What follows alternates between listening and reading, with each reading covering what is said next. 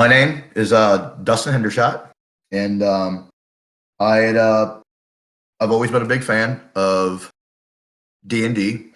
And last May, my friends and I, Matt and Layla, started a podcast, and we've had 30 episodes for the season. We ended like the week before Christmas, and we took a little break. We hashed out what we wanted to do come season 2, and we have a lot of ideas. There's more content coming where it's not just the show from the podcast point of view,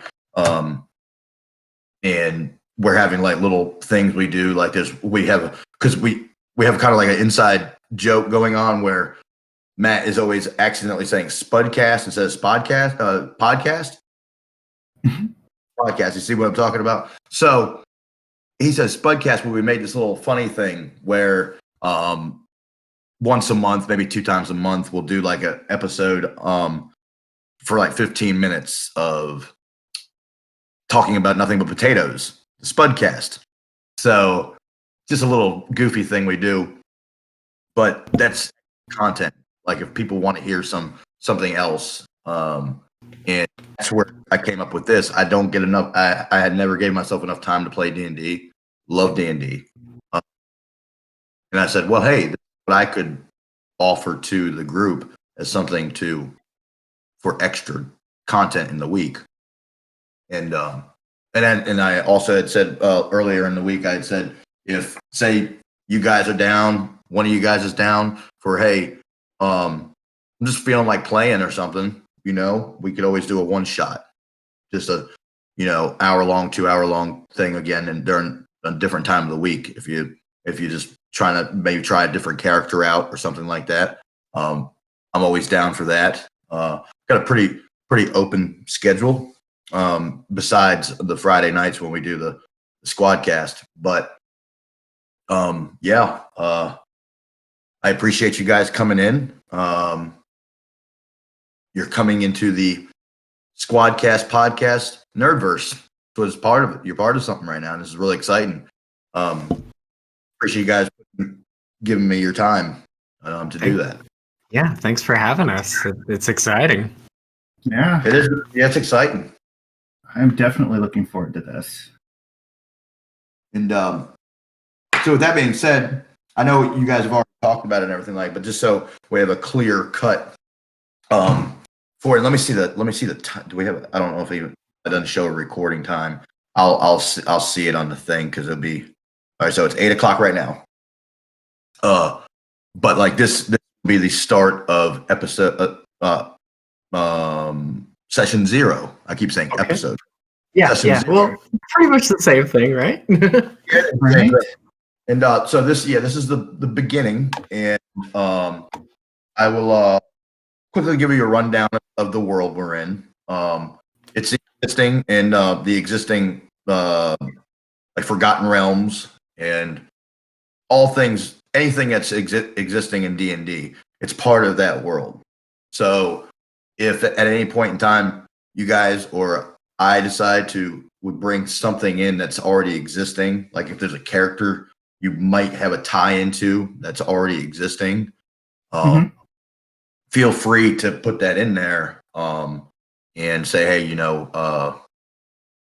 the most famous drow out there pops up somewhere or something like that. There'd be no problem doing that. And that's why I was thinking about doing just like my own world thing, but since this is me getting back into D&D, I thought there's so many characters out there that could just be traveling around, and for people that could be listening, it would probably heighten their excitement over what we're already doing. And then wait, oh look, they ran into this person, we could put it in there, creatively. And so that's why I did that. And where we're at, we're in a mountain range that is there's a mountain range existing, I'm sure, in the east there from the Sword Coast, and I just create this little valley system in there, and that's where this is good.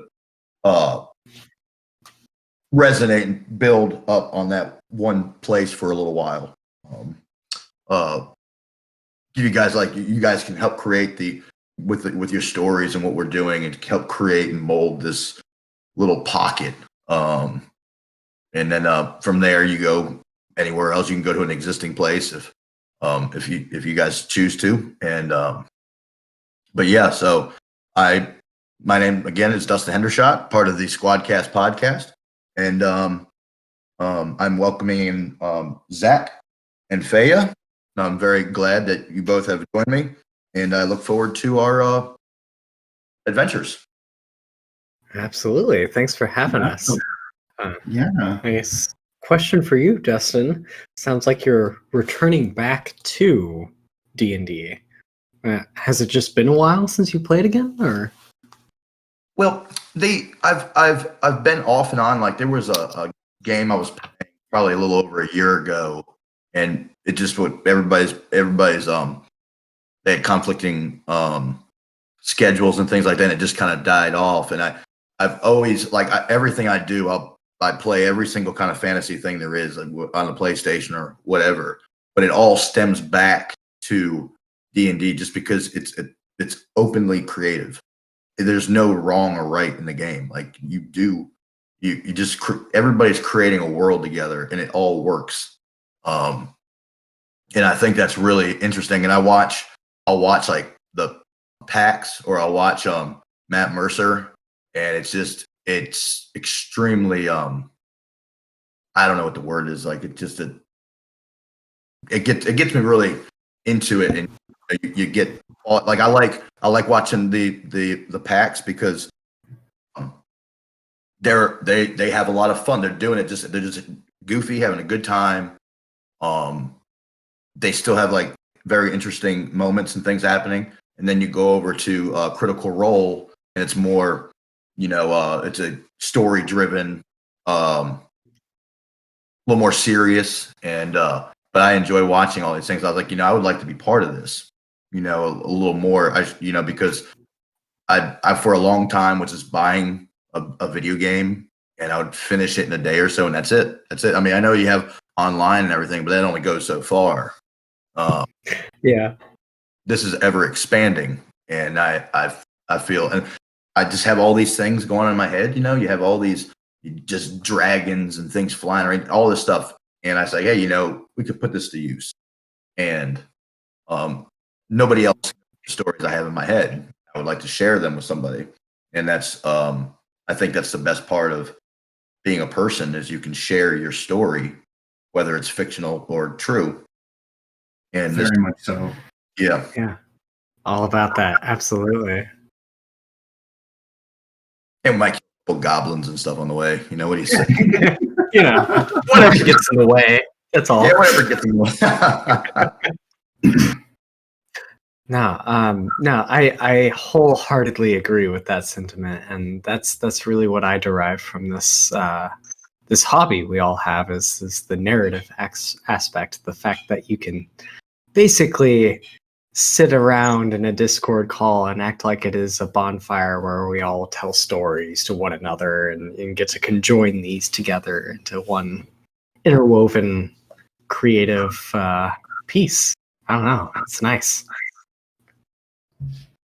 I definitely would agree with that.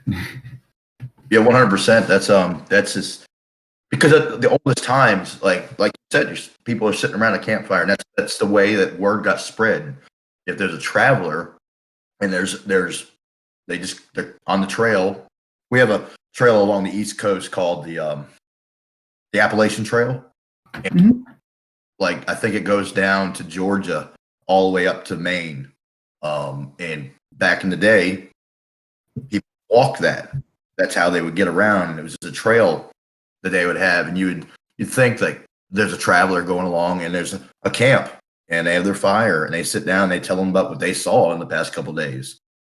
And that's the only way they would have known that. Like I'm telling you the story, and it just carries on like that. And I think that's the soul of humanity.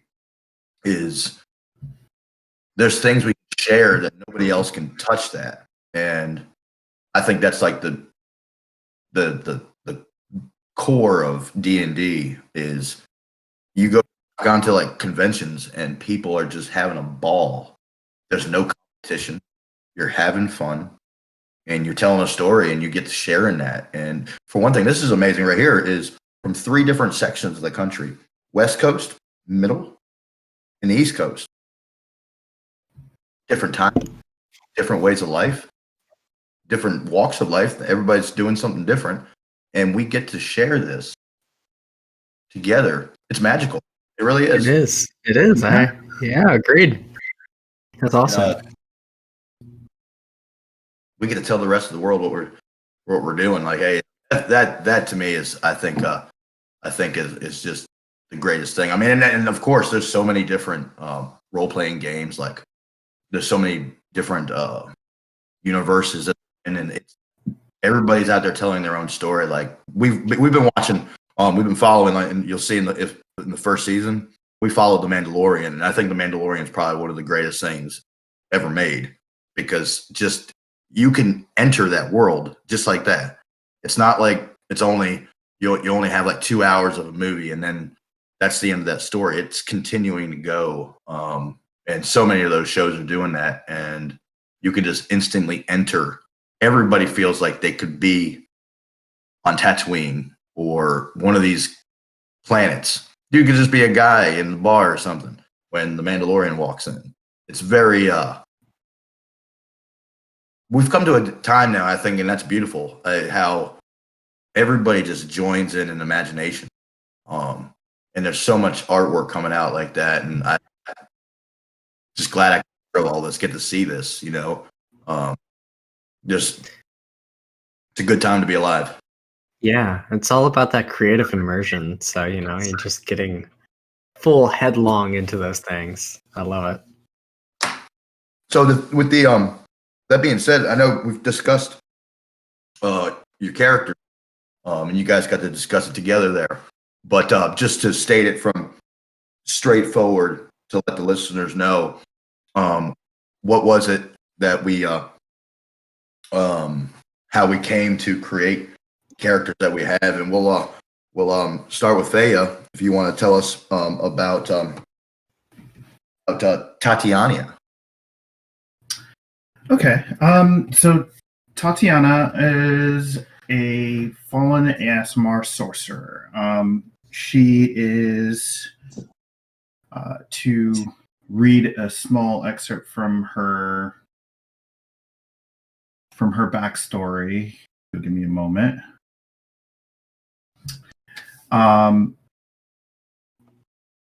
am Tatiana Ophelia Severin, first daughter and crown princess of the Appalachian Kingdom.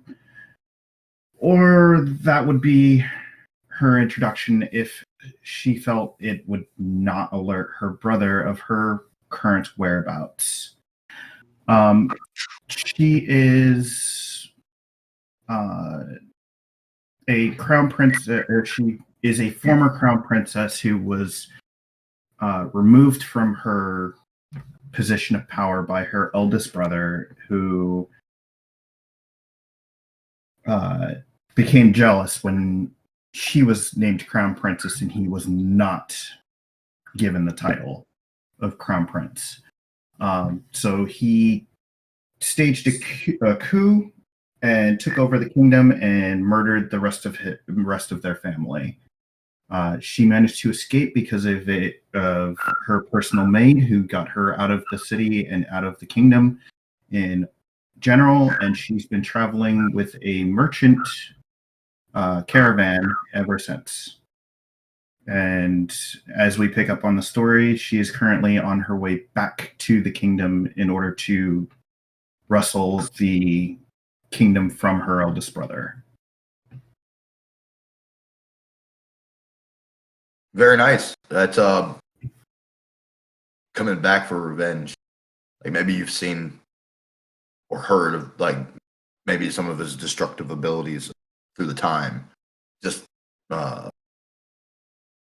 is maybe there was something you had heard, or you have just maybe trained up. You got yourself maybe trained up. You're like, hey, feel it.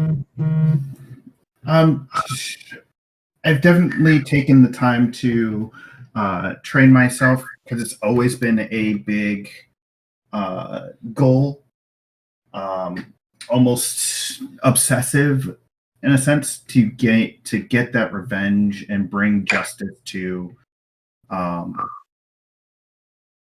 the eldest brother. Perfect.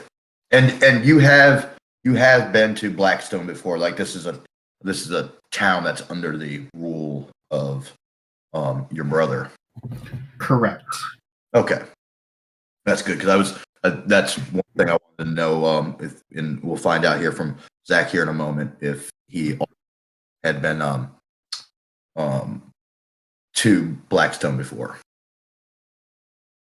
So with that, you want to introduce? Let me make sure I'm saying this correctly. Sola. You got it. Yeah, Sola. How do you say? Is it a satyr? Is that how they say it?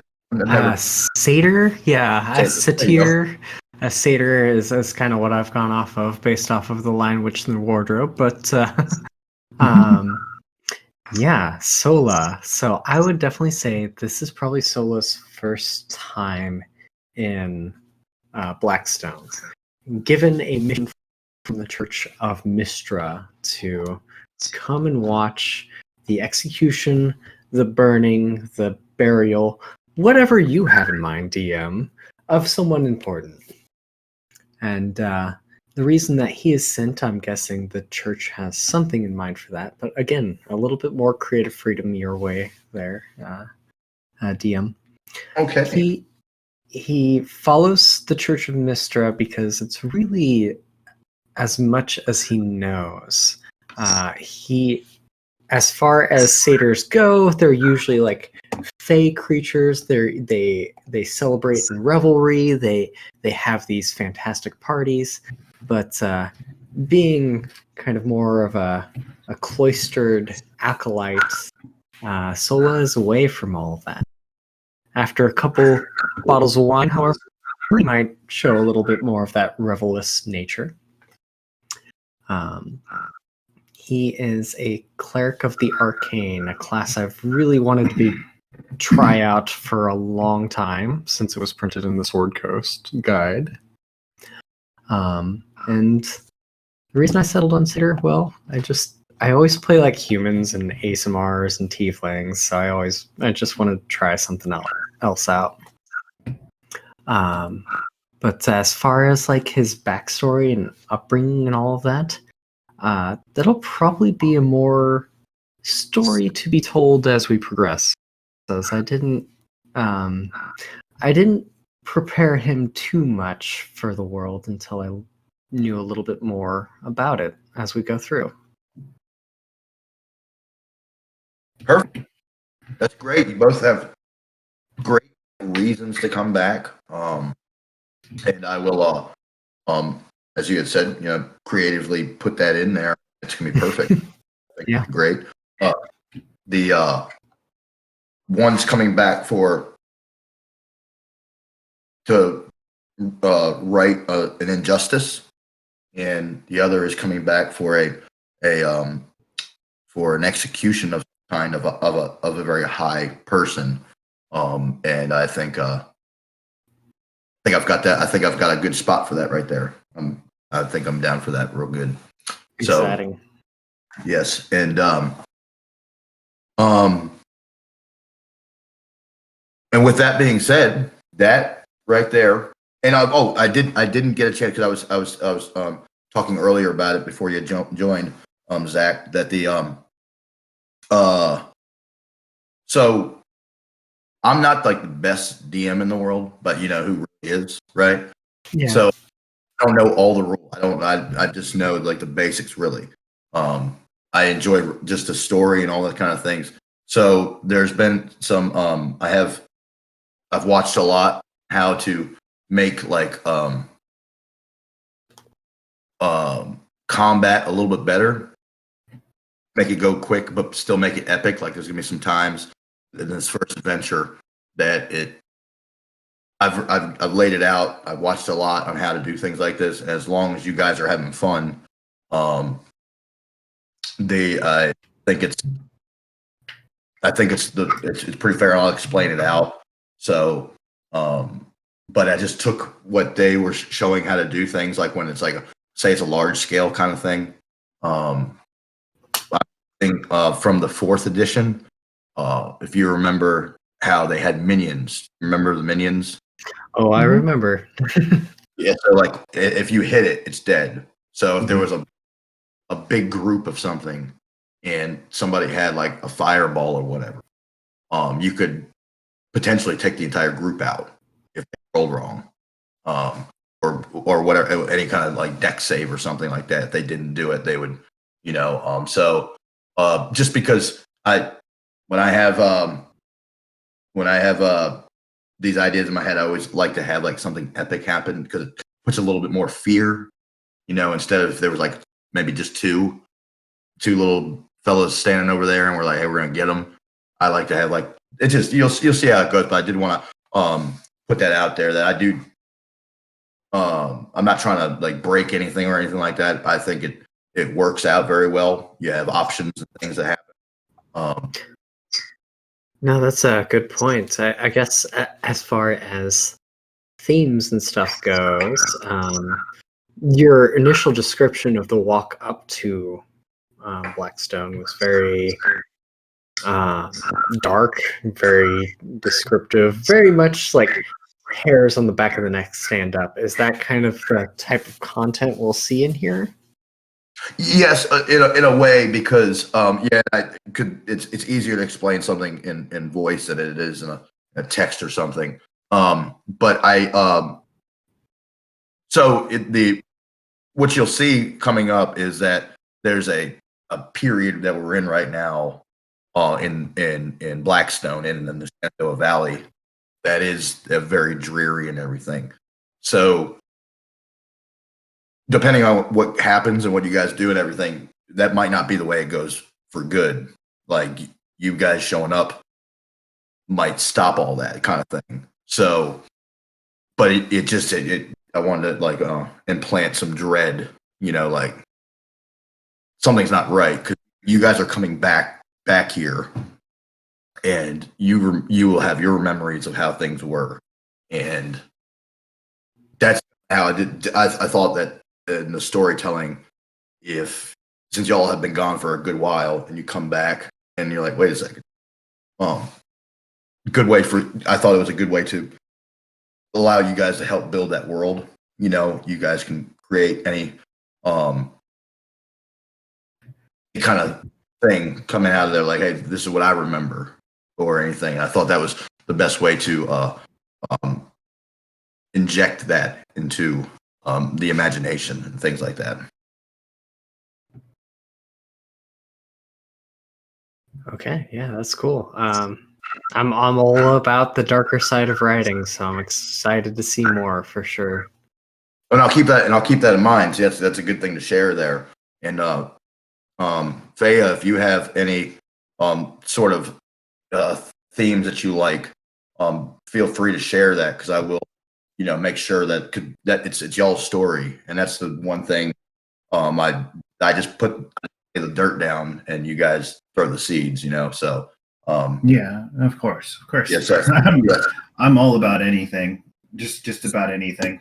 So, but if I have creative ideas, I'll definitely pass them by you. I appreciate that. Thank you. Hey, if you have anything, do you have anything you want to add before we start it up?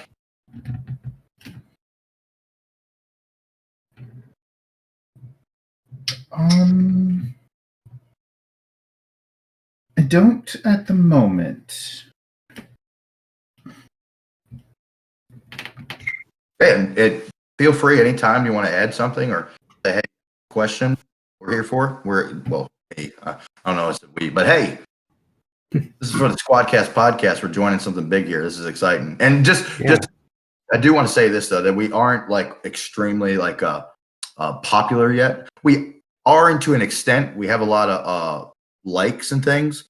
We have, I think it was 850 listens right now, but our audience is very small from what Anchor does. It'll tell you what your audience is. But hopefully we could, with more content coming out, hopefully that'll pop. If you want to listen, I mean, it's every week. We talk about all different kinds of things, so it's exciting. And again, we're going to jump right into the adventure, and this will start session 1 into the world that we are about to create, and I'm extremely excited about it.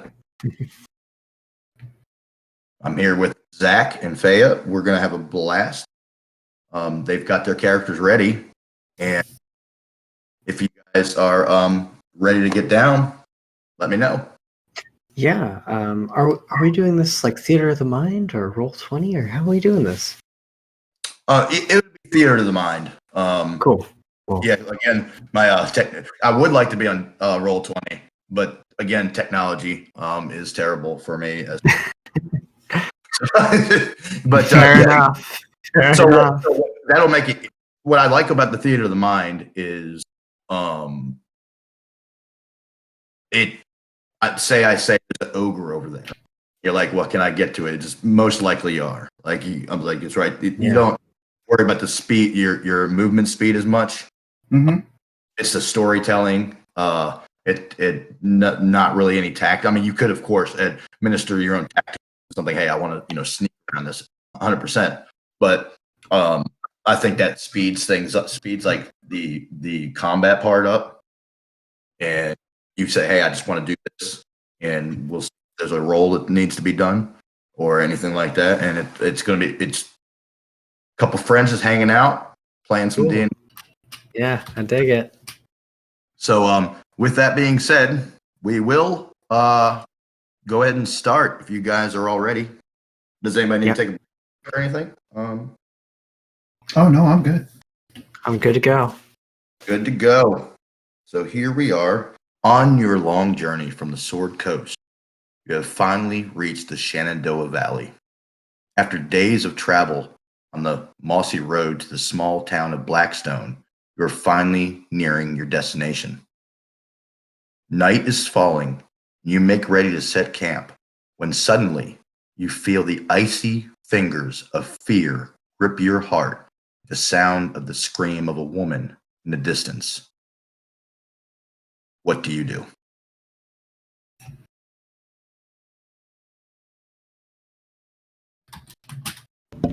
Are we currently together, or are we separated at this point? No, you two are together. You were coming back, and you have a small wagon with just your goods that you have. Nothing of. You're not like a caravan of something. You're just traveling back. You have a small donkey and a small wagon that would only fit like your personal things in. How far away approximately are we from Blackstone? You are confident that. Oh, yes, you are. You are confident that the very morning you will be there. You get yourself rested up, and the very next morning, a couple hours more, you would be in Blackstone. Okay. And can we tell the direction of where this scream came from? You could make a go ahead and make a perception roll or investigation roll, whichever would be best for you. Okay, so that's the other thing that wasn't entirely explained is how are we taking care of rolls? Oh, you're 100%. I did not acknowledge that. So you go to the text channel roles. Mm-hmm. You put an exclamation point and say like 1d6 or 1d20, and you can say you can add your modifier to it. There you go. Okay. Yeah. So solid 3 for the first. The first roll right there. First roll. So let's see here. You said investigation or your perception, either one. or perception. So then we'll do that.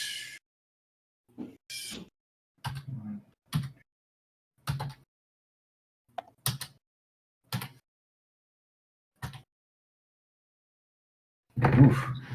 So I should have added the plus. I'm not much better. Yeah, mine's a 5. So So both of you are aware that it was on your right, the road. You cannot point at, but it echoing.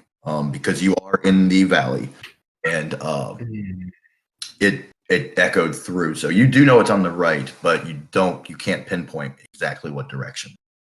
Okay, and it's just the two of us traveling.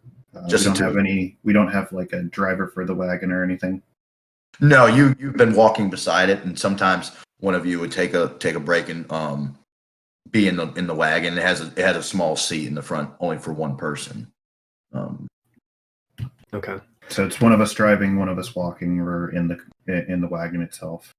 right. That's right. Yeah. Okay.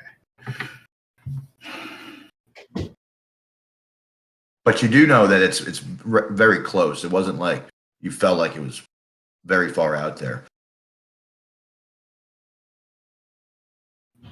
Should we go take a look? Yeah. I'll say Sola stands up, pulls the hood back from his robes, kind of revealing a mess of blonde curls over satyr horns, and turns back to Tatiana and says, yeah,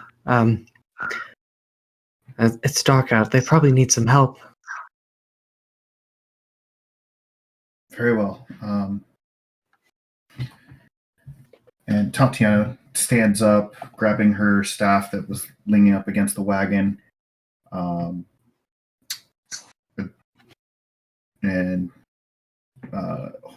hoists herself up completely, and puts a hand on the top of it, which mounts a small crystal, a small jagged crystal, and casts light to give them some extra visibility during these dark hours. Shall we? Yeah. Keep your guard up. Appreciate the light. Of course. And as you guys prepare, you can still it's a continuing scream, so. Oh wow. Yeah, it's continuing. Like you can hear it wasn't like a single scream. There's scream. You're lucky that you're farther away because you're sure it'd be deafening and just sheer terror in the void in the scream. I think that would cast a sense of urgency across Sola, and that sense, obviously, it's something pretty terrible. How's that? Let's make haste. Yeah, we should. Whoever it is, they need help. So the two of you hurry through the bramble and all this kind of thing. The forest that you're entering, wooded on both sides of the road. What you're entering in, there's a lot of underbrush. As you're going and you're lighting the way, you're pushing your way through, and you're getting it's very, very cool in the forest. There's something very eerie about the feel of the forest that you both can remember times before, that even on a cool night there was a warmth to the forest that's missing right now. And as you creep through, the hollow screams are still echoing through. It's guiding you along without any real. You don't really need any effort to find your way. And just over this knoll there, you can tell that it's right on the other side. Her screams are loud and terrifying. You hear like thrashing around, like there must be some bushes or something. What do you do?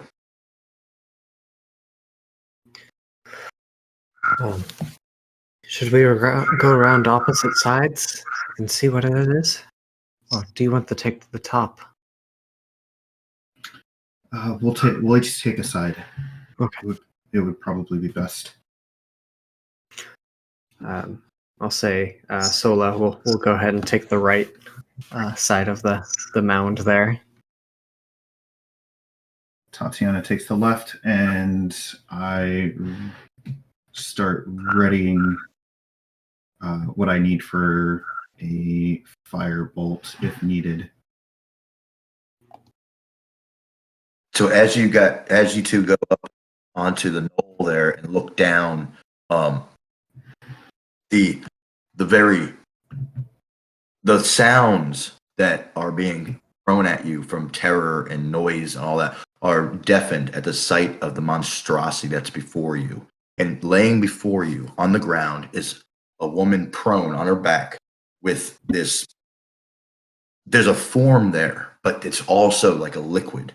It's like just with the failing light in the back, the sun is going down, but it's shining just enough right at the horizon as you can see that the girl has her hands up.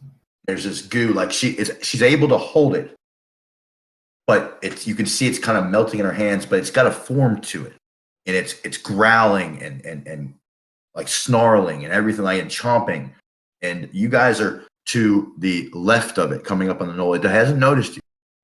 See, there's like there's a solid there, but the liquid, well, it looks like oil or tar, more tar, just like coming. There's like possible tentacles coming down and everything like that. She has her hands on two, what you assume are feet, coming down, trying to scratch at her, and the mouth is chomping down. What do you do? Launch firebolt at it. Okay, and that would you would have at this moment. Actually, go ahead and would you mind rolling a stealth roll? See if you would get Stealth. Would you like both of us to roll? You can both roll stealth.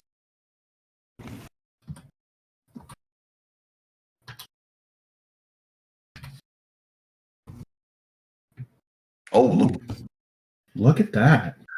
My God. Hey, have the first crit. So you're going to do double damage. No, that's a 19 plus Oh, 1. it's a 19. Mm-hmm. Oh. No, it's 21 there. But but you are hitting it. What is Tatiana? Say again? Tatiana was the one that. Okay, so what were you doing, Tatiana?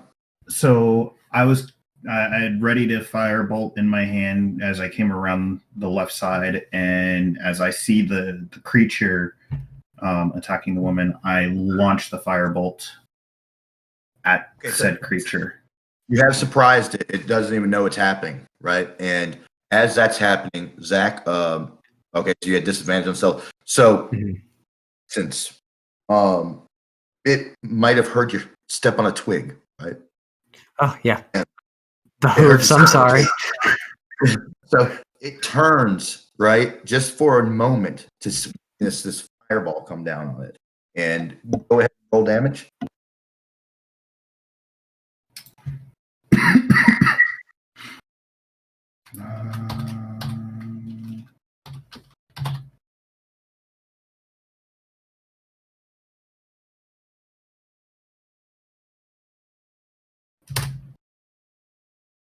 Two points. So you've hit it, and it's now aware, of course.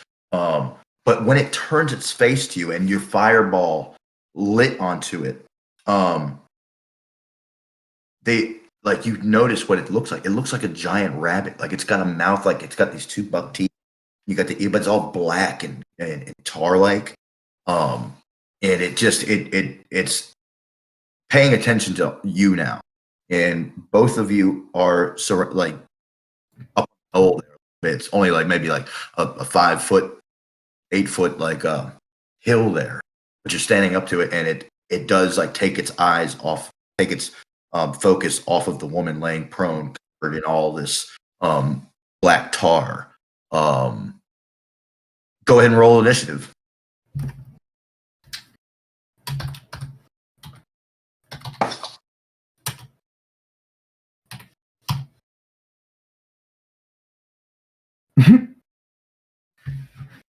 We both rolled 13. So, okay, and let me just roll.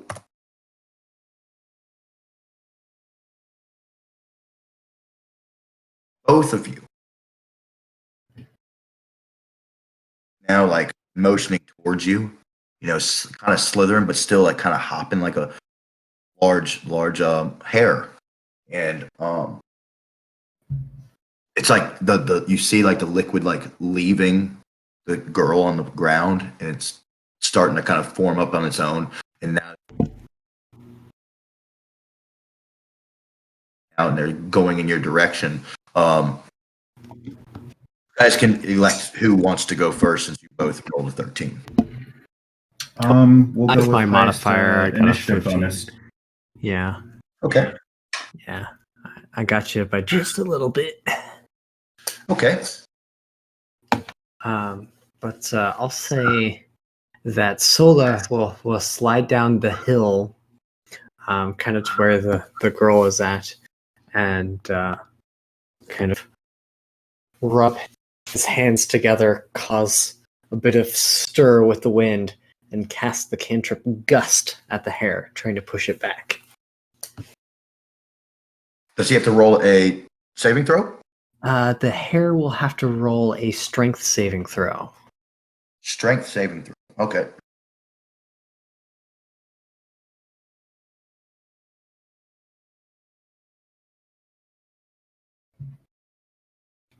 Well, 13? Yeah, it'd be a 13.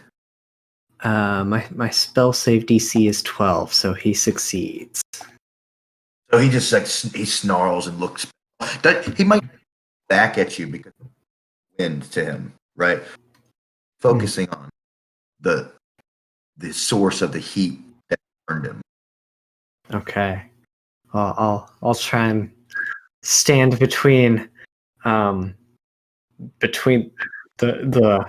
girl and the hare. A keen enough eye would definitely notice a faint bit of shaking in his ankles and knees, and he's definitely nervous at whatever this is. But that's my turn.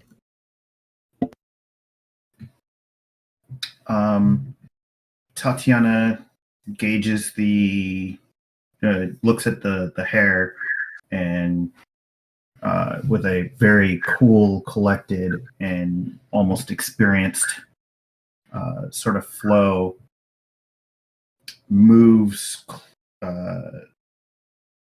takes a small step back as she gathers energy into the palm of her free hand and launches a guiding bolt at it.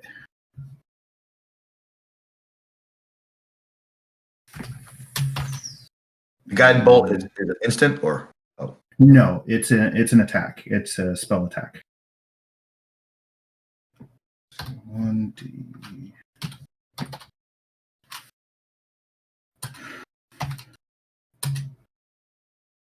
Very nice. Ouch.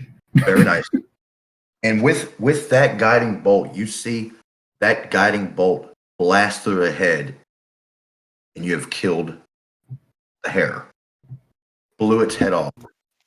But when it dies, it falls down and like becomes still like you see that there is still life there. You notice that where you hit it with the fire, there's still like burning patches of the tar, and it's not quite going out. It's almost like everlasting fire there.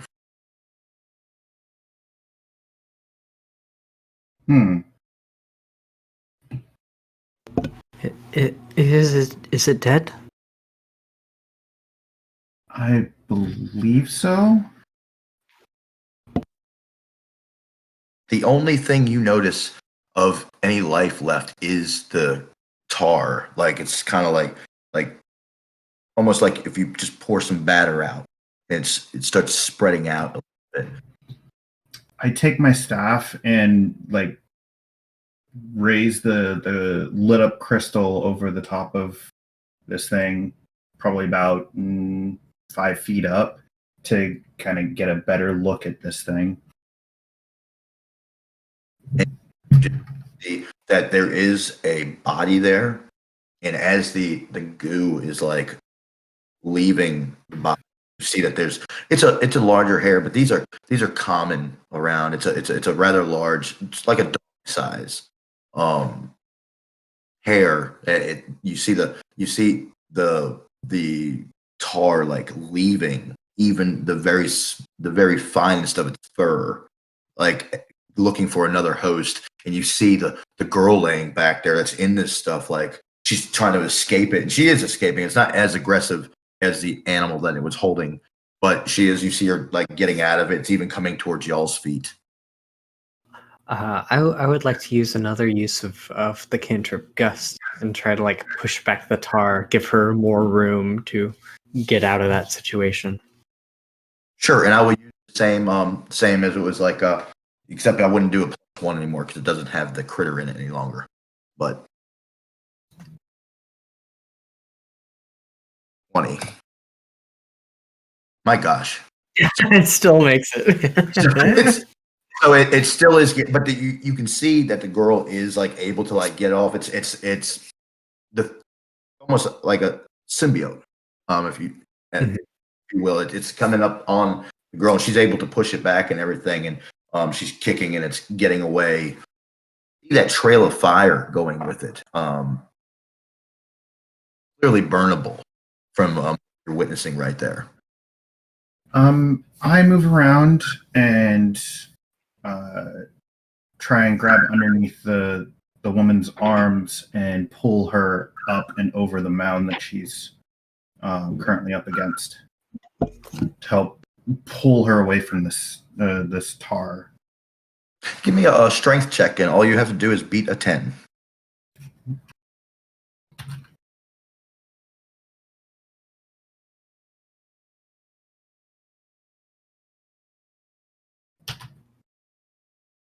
No, So not as quite. not quite. So you're pulling, and you see it like it's on her feet, and she's kicking it away and everything. It's just crawling its way up, but that fire that was on it is spreading, and as it's spreading, you can hear it like sizzling, but it's also screaming. Like it's almost like it has 1,000 mouths on it that are like there's like you could almost see like little mouths open up screaming with the fire burning it. I'm tempted to light it more on fire now. Yes, let's first get her away from this thing. Okay. As she heard you say, as she heard you say you're gonna that you were gonna catch it on fire, you see the fear in her eyes, like not yet. Not around you, of course. It's just we'll get you out first. Thank you, please. And I mean, she is terrified. Like it's not very. I mean, the thing is, it's strong grasp, like almost like if a snake is wrapped around your arm. It's in control, and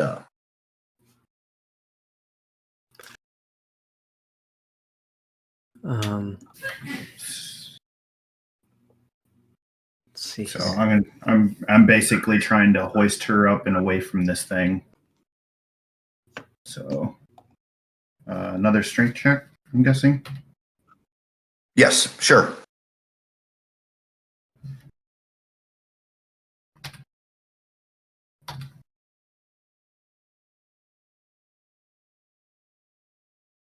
It's better. You are with that. You are able to pull her out of it, and you have her on your shoulder, like she's like she's like a teenager, a young woman. You're up, and like right in your face, there's her leg is right here. There's like just one grasp left. There was a little bit left on her. Is that what I heard? Yes, yeah. There's one like it's still like it's right in Tatiana's face. This goo that's like attached to like up to her knee. I'll try and flap it with the quarterstaff. Just try to like hockey stick it away.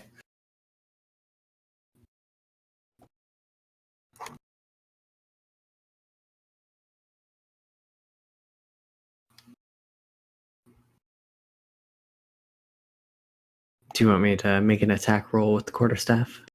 Oh, sure. Yes, I just saw you type in there. I'm sorry. Yeah, it's all good. Oh, there you go. Oh, you smacked that. There you with a clean swipe, you instantly you could hear the suction from it smacked off there, and it you guys are stepping up on the knoll. It rolls down just like a liquid, and it splatters on the ground. And you can hear still the fire is still burning at it, screaming, and the noise is deafening. But it's still reaching towards you guys that are backing up. I instantly get in front of the woman and cast another firebolt at it. And to roll a spell attack, right? Yes.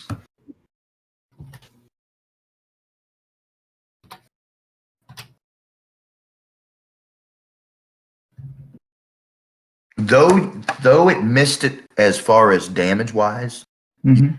it helped the rest of that fire spread to it.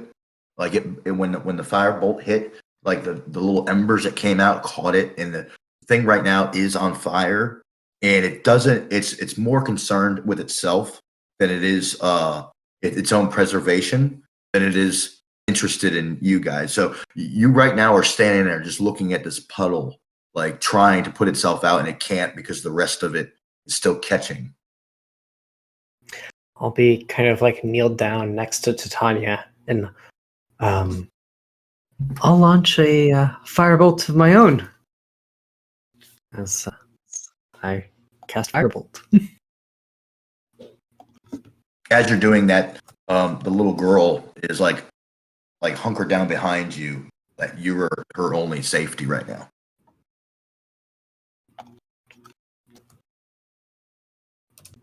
Okay. No, 14. And your bolt Mm-hmm. back in the center of it, like causing it to like splatter and go ahead and roll damage. Is that fire? It is fire. Yeah, it's a firebolt. Well, So when it explodes, you see like pieces of the fire like going up, it's like connected to it, and so you did some damage. It was enough to like obliterate. You just see it like when it falls down, it's sizzling and like burning into the ground. The ground is trying to escape into the ground, but it's not allowing it. It's still burning, and you hear this thing screams. It's so loud, but it diminishes right there. It still burns, but you no longer hear screams, and it lets you know that this parasite is dead. What was that? I am unsure, but that was definitely not something that's native to this area. Are you all right, miss? Is it coming back? Is it coming back? I believe it is gone for good. I only came out because my family, the town is starving, and I know I'm not supposed to come out here by myself, but I needed to find some food to help, and this is what the entire valley's like. It's terrible. There's no wildlife. The only help we have is deep in the forest, but in the valley, I can't get fish. The water gone bad, sour, dead fish. How long ago did this start? I know at least just a few months ago this town should have still been bustling. It should be, but for this past month or so, it's some things came over. People are saying really scary things, and this is the end of days, and the world is all like this.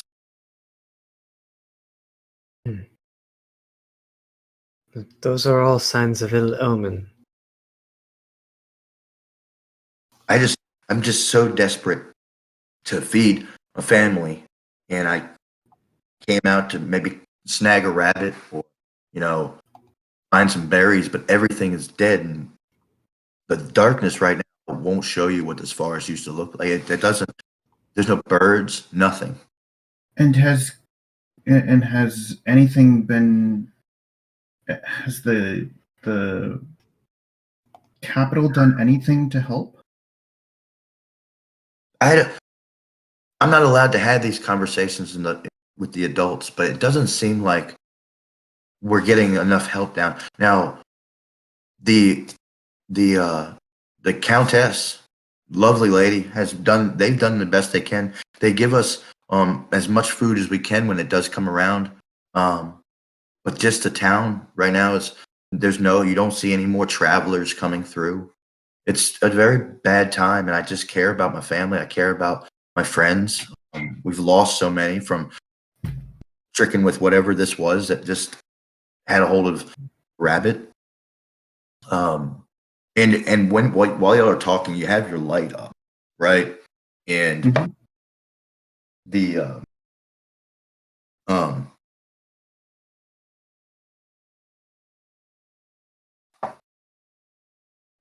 you notice that you're standing in a very spacious forest where you notice the trees are in perfect rows around you. They're in perfect rows. You know where you are, but hardly recognize. An empty feeling enters your stomach when you realize where once a beautiful apple orchard once stood, there was naught but dead, fruitless trees for miles. Like you can see, like there's still that failing light. You could see the line of trees because you remember being right outside of town. The whole place used to be beautiful, beautiful apple orchards. The main thing you remember is getting nice hard apple cider for the adults, of course. Maybe give it to your little buddy. But these orchards have no life in it. You're not hearing cricket. You're not hearing possibly a frog chirp. And that's when you realize like this, there's something truly wrong here. And it instantly, you're right behind what the girl is saying. You're like, yeah, there is something wrong here. She could have just been, there could have been some kind of parasitic thing this animal picked up from the water, but no, you sense it in your heart. There's something wrong. Titania, I think there's dark magic afoot here. I would have to agree, and I have a feeling I know.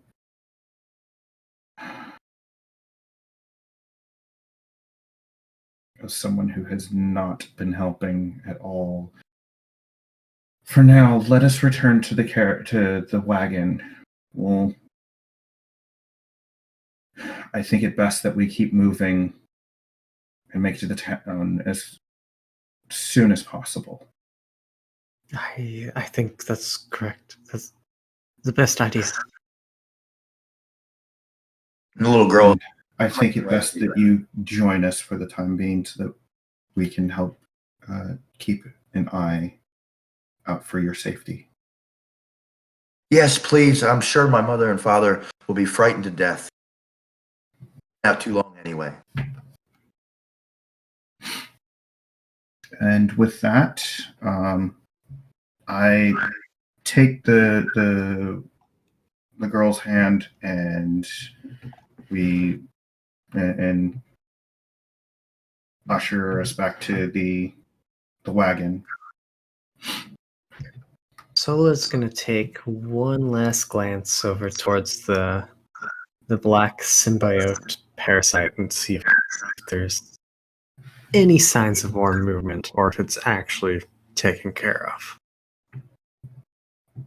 When you look back at it, it's become like it's no longer a goo anymore. It's almost become like an ash. Like it yeah, it's like burned up and almost became like if you left something on the stove, it gets crusty and hard, like burns. That's what it's like. It's almost like a solid now. And you see there's a few little flames still there, but most of it's just smoking now. And it almost rock hard. It's just burned to a crisp.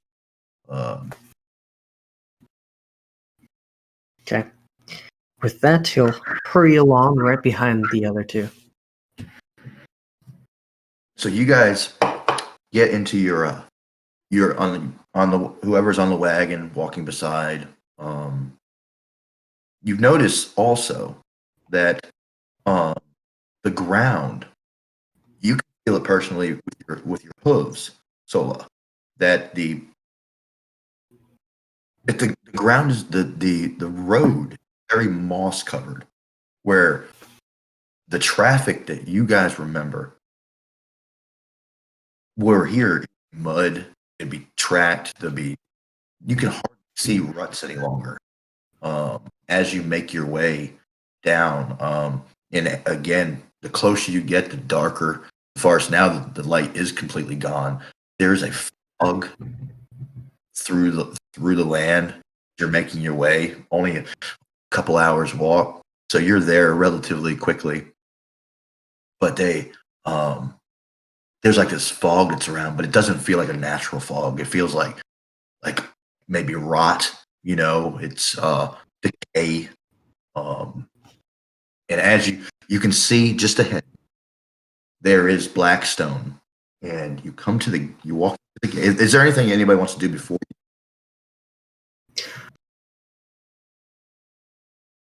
I think Sola's eager to get into the city, so he's probably just focused on that right now.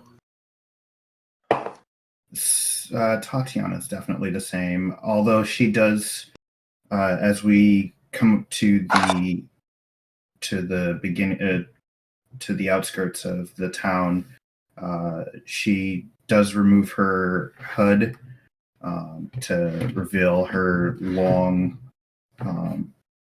red hair in kind of a messy French braid. And you see her almost adopt a more regal step versus her normal adventuring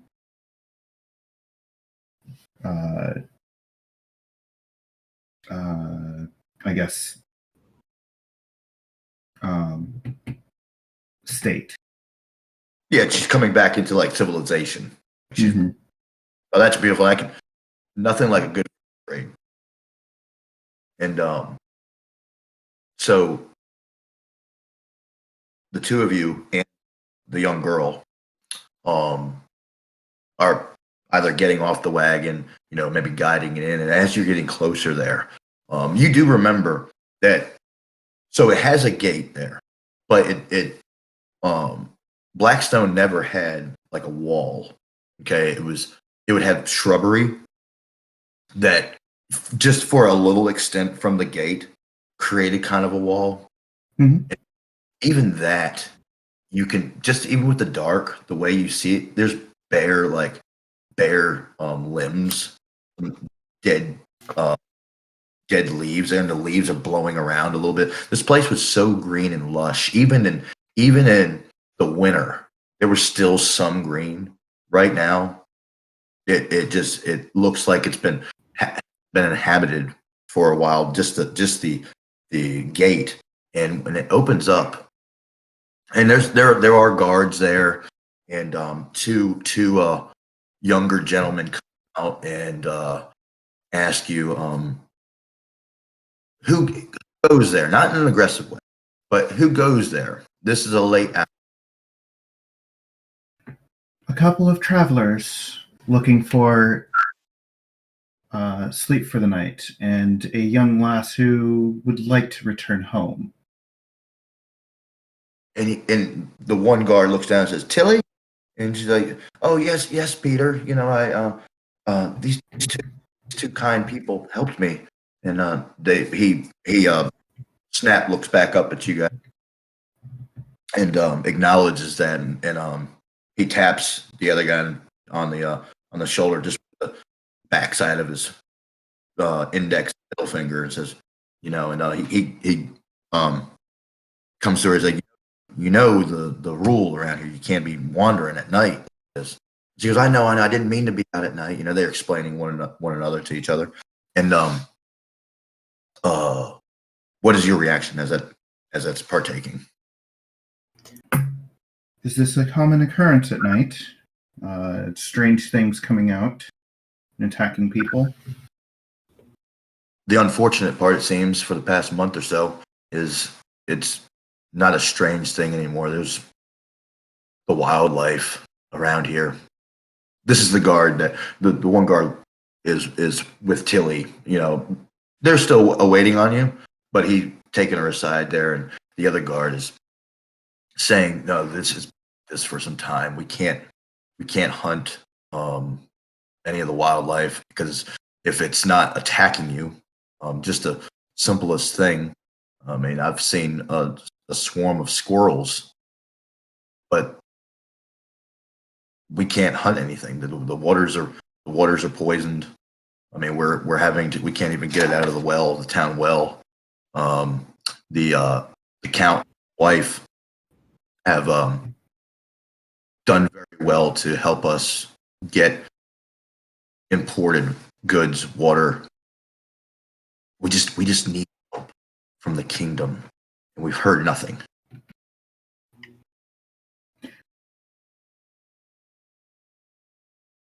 Tatiana's face grows slightly darker, and you hear her almost bite back anger. Absolutely nothing. He goes, "This is true, but this is not my place to say. I did not mean to offend. It just there's a lot going on. We are either sick from being desperate in the water. We've lost some people. Business don't come through anymore. That was our main money. It's just a dark time. But I've said too much. I apologize. The king is still my superior, and I can't speak any longer on that. But please come in. We very appreciate you looking after the young one." And he directs you, just almost like coming in. And the place is still very well lit. The roads have they're like braziers. Is that how you say it? Brazier? No, that's not how you say it. Yeah, I always just default on sconces. You know, you can't go wrong. There it is. So there's a bunch of braziers. Yeah. I mean, anyway, they can be on fire. So yeah. So yes. So it's they're like baskets. Man, like tinder in there, and they're burning all the way down. You can see all the way down to the count's mansion at the end. And what you both remember now, Sola, you have been here before, right? Yeah, we'll say just maybe on like some sort of like church missive or mission or something. Yeah. Okay. And so you both of you remember how the town goes. So it's a single road. It doesn't go through. What it does is it goes up and loops back around and comes right back out. There's one entrance. And in the middle, so it creates an island. Okay, you have rimming the entire town. The perimeter of the town limits is living quarters. The further back you go, the nicer thing. Now, there's no like rough area like poor and everything. The count. You remember when you had been there? There wasn't really it's not big enough to have like a poor region. If there are any poor, they're out in the wilderness, things like that. But so on the outer rims is the living quarters. Of course, they get nicer as you go up, but everything is very well kept and all that. That's you remember by order. It had to be that way, just for sanitary. You can get famine, things like that. So, and it's not that big. It's got like 1,200 people living area. So, but the count's mansion is at the end, but in the middle is where you have shops and place to stay and things like that. But just from where you're looking, the memories you've had, even at night, like this is just the beginning of night. I would say probably like 7 o'clock. at night. The sun had just gone down. There would still be hustling in the streets, people moving around, and it's completely quiet. There's a person that I walk here and there, but not what you remember. And not what you remember of this once beautiful town. There would be candle lit in every window. You would see the colors of morning glory or pansies in the windowsills coming down. Just the illumination from those fires would show you that, and you're not seeing that your first take.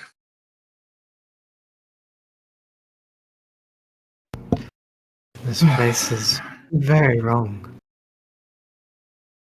Indeed. For now, let us find the inn and get a night's rest. We can figure out what to do in the morning. Great, that's a good idea. And just as you're coming in there, almost one of the first buildings you see, and it's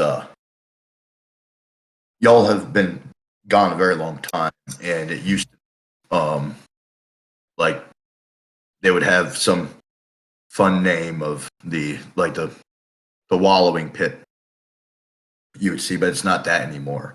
There's a very nice just even for how bad the town feels, the buildings are still in great shape. The people are still taking pride in what they do. And it's a new place called real quick, hold on a second. I'm sorry, I should have had this already up. Let's see.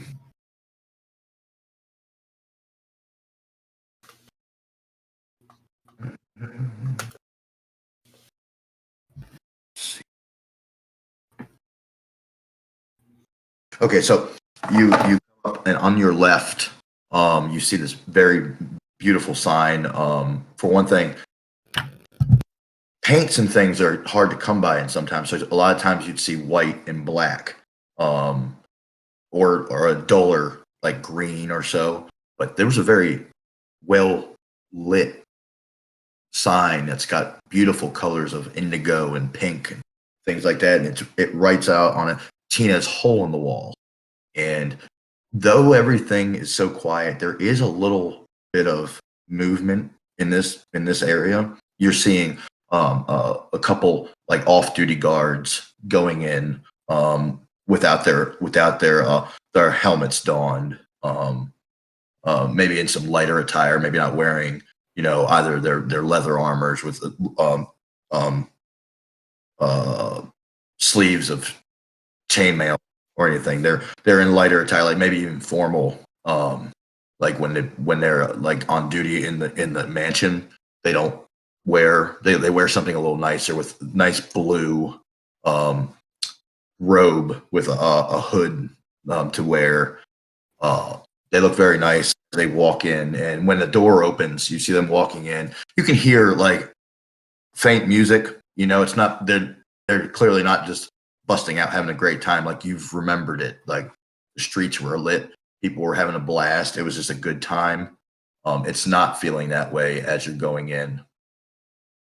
Do you enter or? Yeah, we still need a place to stay, so I'd say Sola still heads in. Same for me. So the two of you, and by now, the little girl is the guard had like taken her. It was Tilly. Tilly was her name. Tilly, yes. He had like they kind of rushed along, like they knew each other personally. She wanted to get home and not be in trouble, as children would be. So they stub their toe or something. Like I don't want to get in trouble for this. So they rushed along out of there, and you guys are entering Tina's hole in the wall. You go in there, and it's very well lit. Like it's a complete change from what you just stepped out of. There's there's people of all sorts of kinds. It's not a full house, but at first glance you see over there's a fireplace of nice round like creek stone that is like bricks, but it's just very nice, stacked up as a fireplace to the chimney that goes out, and to the left you see a bar with an elegantly looking lady behind it, cleaning a mug, and there's people sitting of all different kinds. Like there's a tiefling over sat on the hearth, and he has a lute, playing the lute, and that's what the music you heard. This is very nice little melody, and he had beside him has like some kind of bowl of food or something he's eating there with a mug next to it, and there's the waiters are mainly men, you see, and there's this shorter lady in behind the bar, and the men are coming around, young, elven, very handsome faces, are coming around very quickly, asking, taking a drink from somebody and filling it back up, and one comes up and says, "Oh, welcome to Tina's Hole in the Wall. How may I help you?" A very, very soft voice, makes you feel almost makes you feel very welcome. Well, Solo adjusts his circular glasses on his face a little bit, and at the sudden appearance of light and somewhat cheerfulness, and say, we're looking for a room to stay the night." I will introduce you to Tina. Tina's the owner of the establishment, and she will gladly set you up for a place to stay and possibly something to eat. We have some stew right on the fire over there, and he guides you over to the bar where this she's an older woman, small halfling, and you can see that clearly she's taller than she should be, and that doesn't match right now. You're like, you kind of maybe even look at it trained. But you can see as she approaches, she's very her very nice. She's very well kept. And she says, "Thank you, Teddy. I will take it from here," and acknowledges both of you. How can we have a menu of very fine, as far as right now, some of the things are tough to find. If you guys would like an ale, and she admires, she gives a compliment to Tatiana. It's like, "Oh, very lovely to see a lovely face like that around these parts," because mainly you see a lot of men in the area, and she does take a liking to seeing some very fair faces more than the elvens that she has around. And how can I help both of you?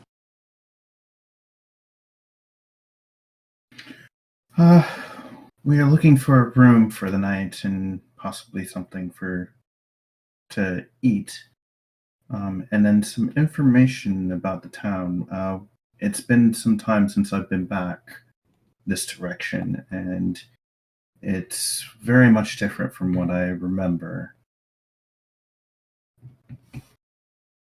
She says, "Well, you're not wrong there. These have very trying times. I personally believe that there's a natural order to this, hopefully. But I could set you up with some rooms. And how long have you been traveling, if you don't mind me asking?"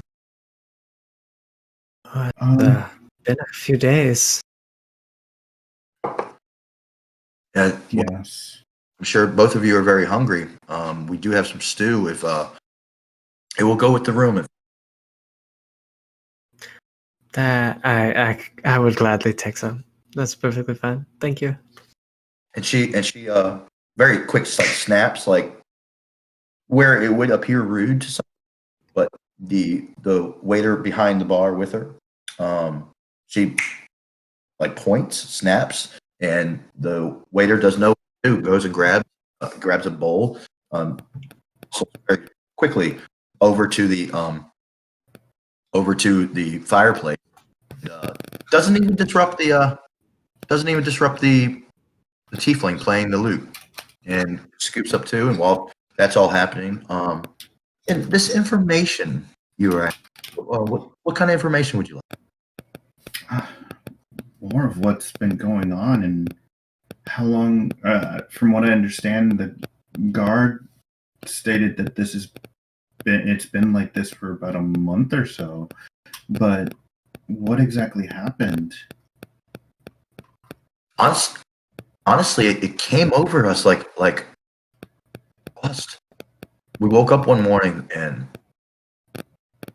the goods that people had been selling. Pause for 1 second. Let's see. I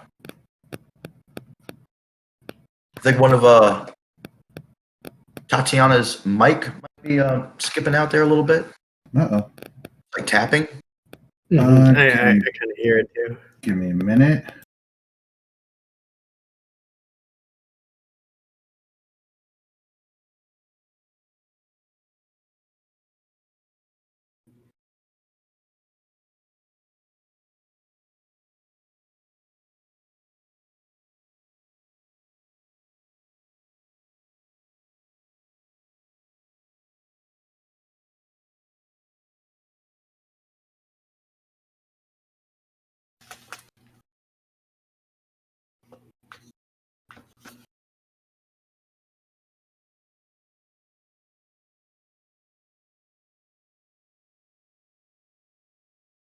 All right. Hopefully that'll help a little bit, but it's picking. It's a fairly sensitive mic, so it's picking up the heater. Oh, Okay. Okay. I got you. No, I think it's good. It's not doing that anymore. That's good. So okay, she said yeah, it came over the town. We woke up one morning and you heard a bustle outside, and I stepped outside and there's like an uproar and people are saying what's going on, and the fingers were being pointed. It got very aggressive. People were thinking people sabotaged each other's things and people's goods, like their produce was rotten. Meats were rotten. The water smelled like sulfur, and all of a sudden this all just happened. I personally believe it's just nature telling us that we should probably take a break for a little bit. Others think there's more of a darker, more sinister thing happening. But I can tell you one thing, guy, that this has affected my business quite a lot. For a long time, we would have for years, and you guys say you're coming back here.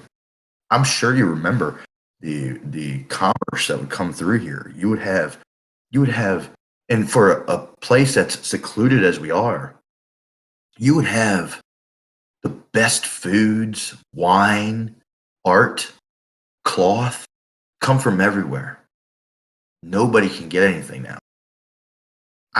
I'm getting by because the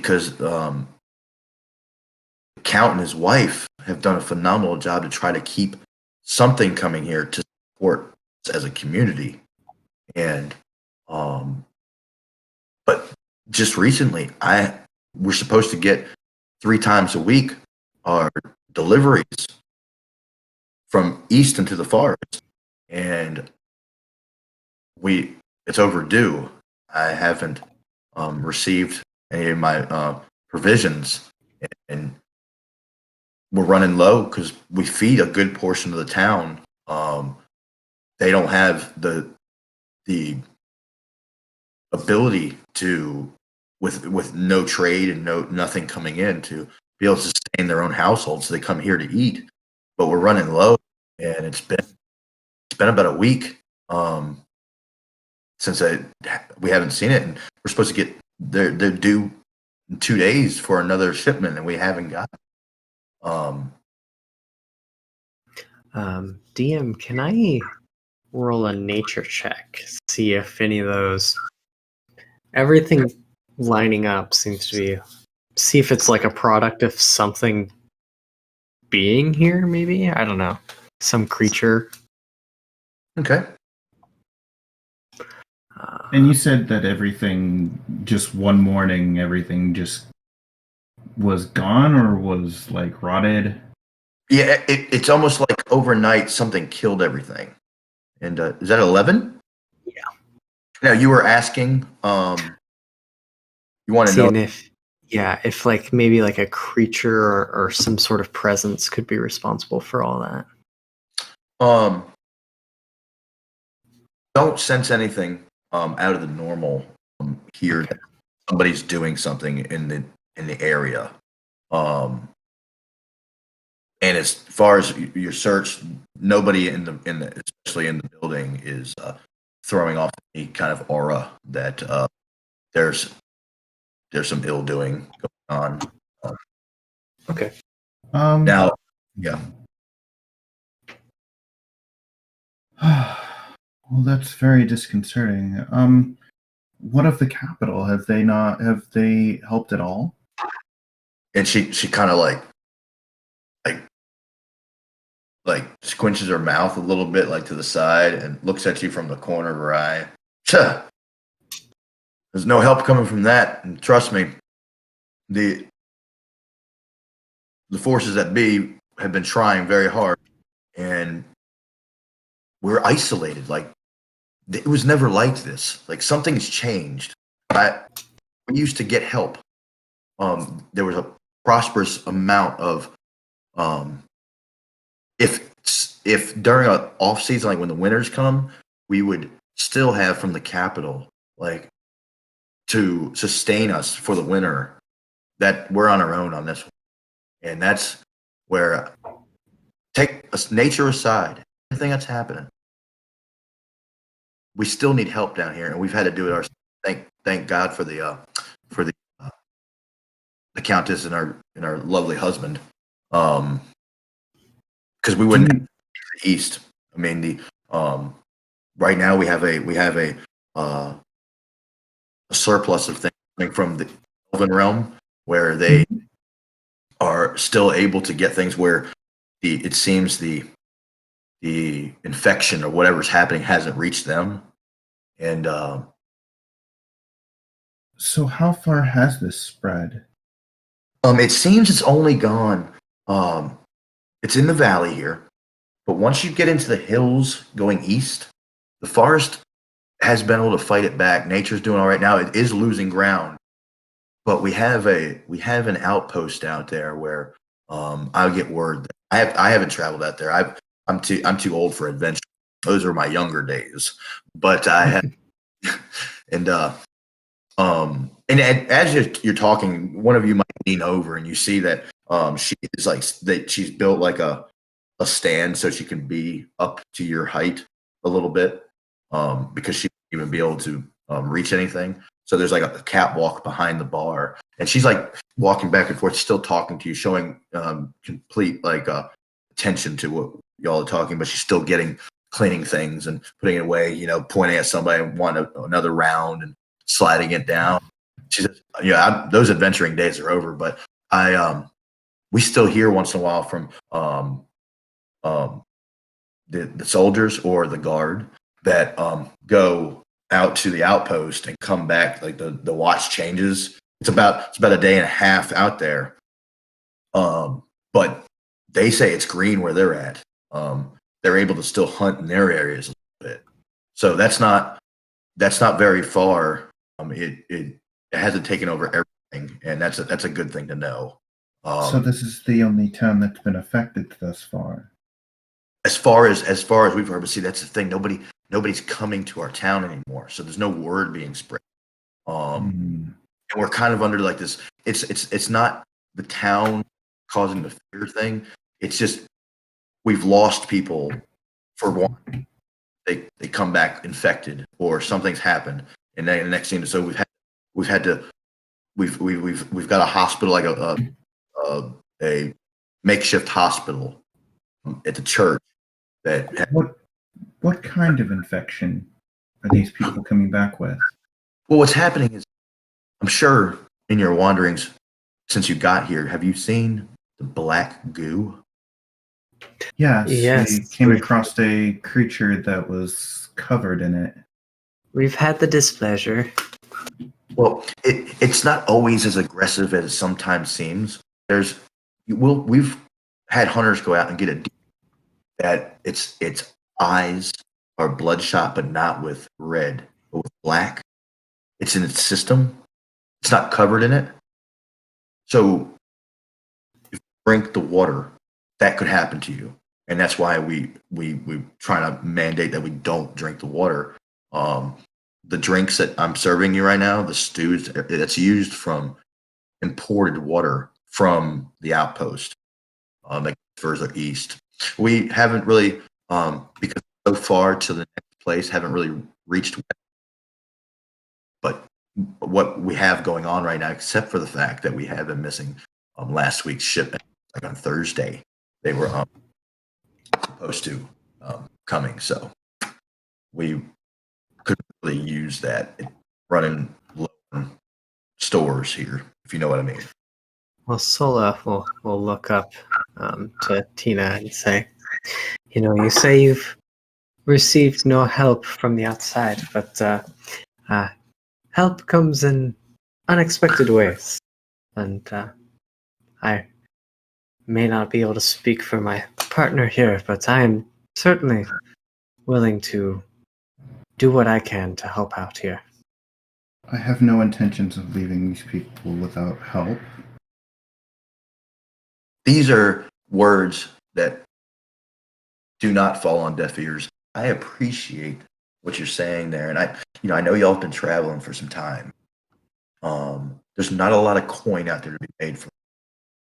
And she looks at you and she's like, "You look like an adventurer. You look like you have an agenda. There is some coin to be made from me, if you wouldn't mind. In your time here, doesn't have to be right away, but we can't afford to send any more troops out until the watch change, and that's for a couple of days. And I would just feel reassured if I knew somebody would go out and see what's happening out there. Like, this hasn't been captured. I mean, there are. Don't get me wrong. Yeah, the nature and everything's bad, but people take advantage sometimes of hard times like this. Bandits out there, and if I lost money, and me paying you to find out that is worth it. It would be better if I get it back, but I can't ask the governor of the town to. They can't afford to send any more people out because they're losing guys from the infection and things like that.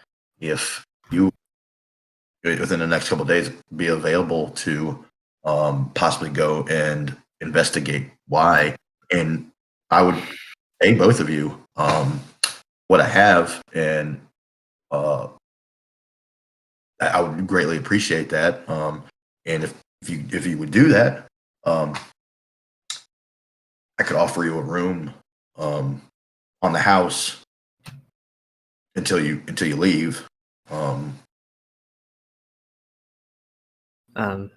Yeah, I'll say so. Kind of a little bit more confident in this situation now, having the prospect to be able to help people, as opposed to like talking to the guards and stuff. He was kind of fidgety, nervous, real quiet. But here, with the idea of being able to help out and make a difference, he's a little bit more confident. And he will say, I graciously accept this offering. Well, I would greatly appreciate the help. This is really a big deal. I mean, it's not just for my business. So I'm able to make it. If I shut this down, I'll still be okay for a while. But like you, it's the helping the people, and we could use everything we can. And this town could use something like that right now. We're not getting anybody. The people that are coming and going are from here. They'll go out and see a loved one and come back or something. Y'all's too. So let me ask you this. Where is the worst of it? Of this infection, as you put it? Oh, I've come up with a theory of my own on this. She's looking around because it's a small town. It almost feels like this is a hotbed. It's like because people have traveled out to check things out. Guard go out. It's almost the same distance every direction. It's weird, and there's still Greenland up in the mountains near the capital. It's not there. It seems to be only around here. And now you have those who like. There's the world there's in the town, So we're hearing this all the time. It's very toxic. We're starting to go after one another because of this. And she's whispering, she's looking around, and somebody will come over and she'll sit back and offer the drink, and wait till they walk away, and then she'll leave. And it's like there's something not right here, and I believe it's nature telling us this. But it's funny though, like why? And she's kind of arguing with herself in her head a little bit. She's like, now that you guys are, because nobody talks about this, they're not going to talk about what keeps on going on. If they're tired of doing that, they're just talking to themselves now. They might have arguments in their household about it, but two outsiders that are coming back from the world that is still great. She's expressing that that she does have her doubts on things. She sticks close to the thought that this could be nature because that's what she wants. Like that means it could get better someday. But there's the menacing thought that's in the back of her head. Wait, this might not be. And it eats away at her. And she shows that in the conversation she had with you. It seems like this is like the center of it. Because again, we have guards that march out, making sure there is no bandits taking advantage of those who can't stay in town anymore, but still use town as their base. They're living out in the middle of this. We're at least in our homes, and it's just strange. Like there's no more fruit. Like we were killing it with the apple. Then it was that season, and it got ruined like instantly. There's no commerce. There's no money coming, no economy. I don't know what's happening. Huh. Well, I thank you for the information. I think we'll go ahead and call it a night and then figure out what the best course of action is in the morning. Please enjoy yourself. You've been on the road. I appreciate you coming here.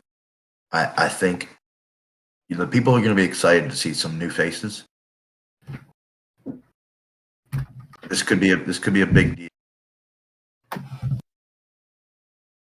And as you guys prepare to walk away, she says one more thing. If you guys do plan on helping me out, just real quick, I don't want to hold you up. If you could take one of our empty wagons to make haste on it so that you can leave it to them, if you do that, that'd be really good. You could take one of our wagons with you, and take it for transportation of the next batch that would hopefully come sooner than this one has. Okay. Just meet up at the desk in the morning if you don't mind. There's no big rush. If it's not tomorrow, it's fine. I'll pay you guys greatly. It would be appreciated. Like Tatiana said, I think we have to go over a few things and discuss what we need to do. Of course. This is all on your time and everything. And if you can't, it's fine. wouldn't. Yeah, she just would like to press the fact that it is important to her, but not overly press it. So you see that happen, and she steps back. I appreciate it. Enjoy the evening, and if you want any more stew, it's still available over there. If you want to enjoy down here where you go to sleep, enjoy your sleep, and I will see you on the morrow. Take care. And I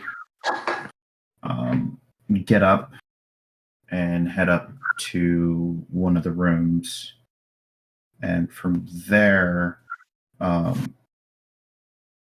whether Solas follows me or not, into the same room, I take some time and I'm going to do an Arcana check. Okay. To see if I can sense any magic in the area. Yeah, I'd definitely say Solo would come along, and I would gladly assist in that. Take the help action for you. Okay.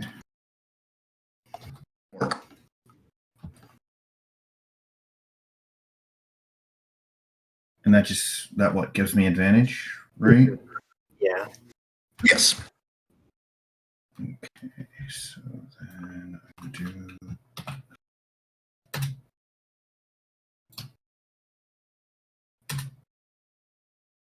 Hey. Ooh, there's the crit. The crit has happened, and so yes. you guys are kind of harmonized in the room there. The lights go dim. Like there's some candles that were lit up there, and it goes dim. Got some instance blocks all set up and everything. Yes. So you're taking time to get yourself prepared and everything. It's not like you just walked in and did it. You know, you had a moment there. You get things prepared. Well, so y'all go into you're checking it out, and you do sense things, right? Well, then you get into this vision, right? It opens up, and you are taken. It's almost like you're flying through, seeing all the dead burnt world and everything, all this stuff. It's like taking you down to the trees, and you're seeing all that decay and everything rot up, and you see that black goo just crawling and everything. It's going so fast, but then it comes to this mount with a castle on it. It's like a tower on top, right? And there's like red fire behind it and everything. It just looks so surreal. And you're both seeing this, okay? You caught in it. You're like, what's going on? Where you go, and it zooms in on the tower at the base of it. It goes to the top, and you see this one figure stand out, and he's holding up, and he's got some object in his hand. It's hard to make it out because it's so surreal that it's almost hurting inside. Like you're trying to fight it because it's almost like darkness is feeling like that dread inside you, and he's holding something in his hand, and he's got like a dark face, doesn't even really have a face, and there's a figure that approaches from the back, a hooded figure, dark, even darker than the guy holding the object in front of his hand, and around them is that black death, green, no light except for the fire that's behind.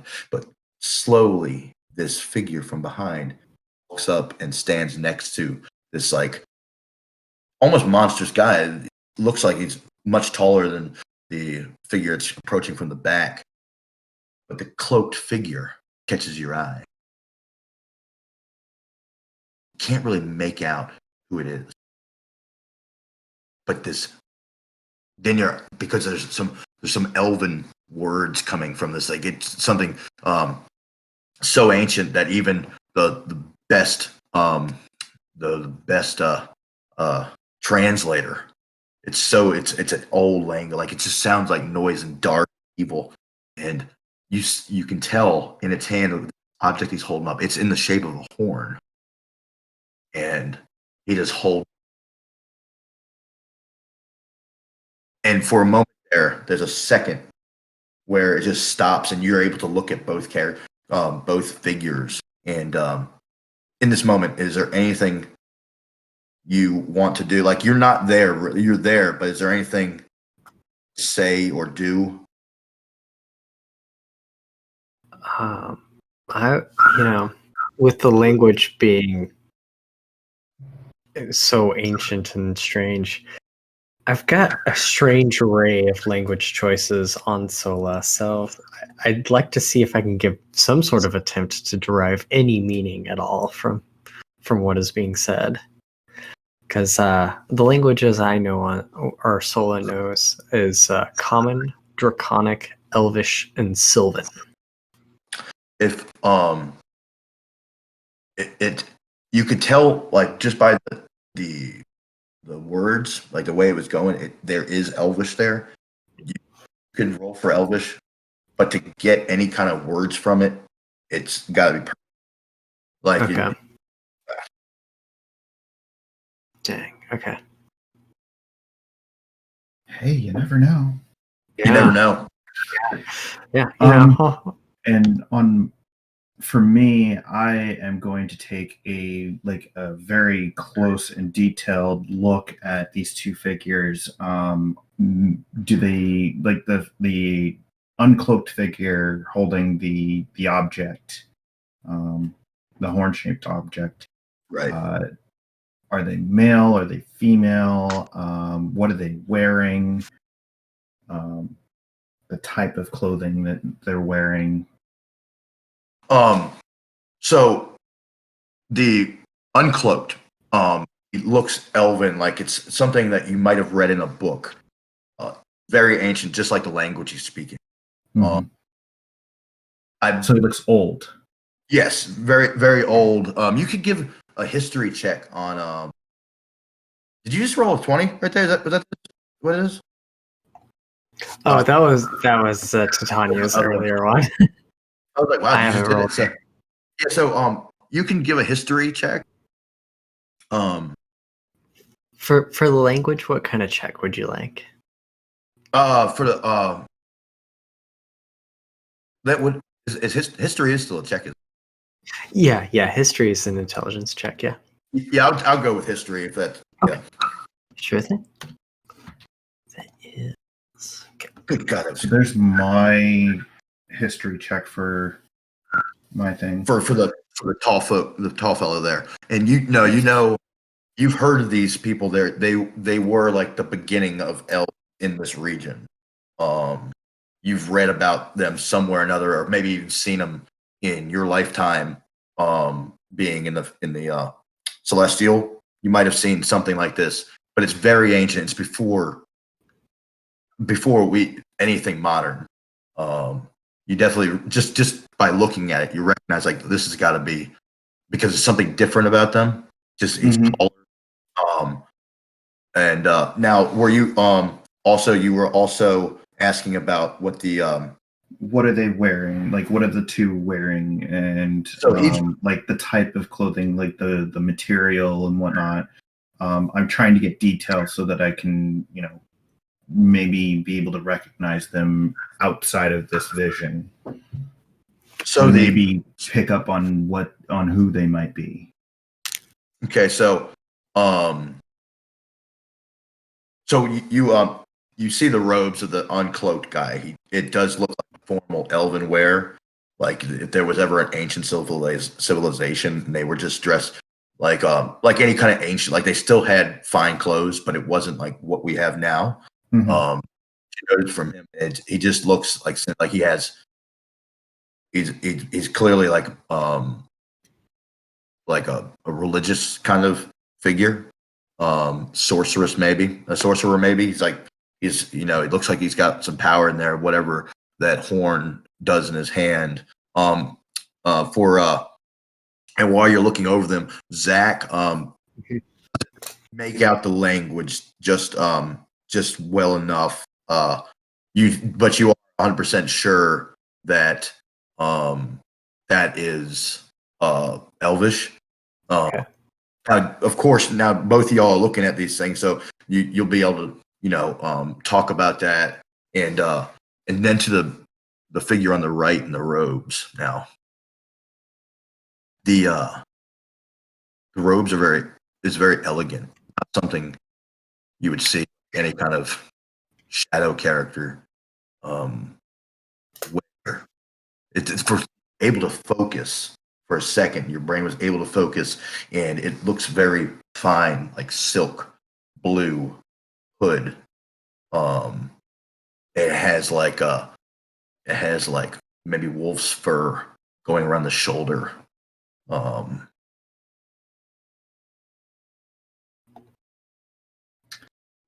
Any emblems on that I can notice on this hooded figure's body? If you could give me an investigation check real quick, because this would be you're looking differently. Mm-hmm.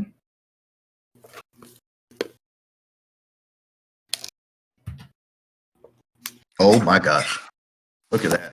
So you're looking at yeah. Man, rolls are hot tonight. Awesome. Yeah, rolls are hot, and this one's a good one. So you're looking, and there's confusion on both of you. You know, you're having moments like, hey, I recognize it. But then something comes out. It's not an emblem, but you see there is a medallion hanging around his neck. Well, you're about to find out he's a he. So around the neck is, and you recognize that only a symbol of your house. Right when that happens, you hear a voice say, "Hello, sister." Yeah. The moment I hear that, I cut the connection entirely. Solas, how do you feel about the fact that it just got cutted back? Both of you guys pop back out. It's like, it's almost like a pow. It was such a powerful, like, that normally doesn't happen. You feel this pow.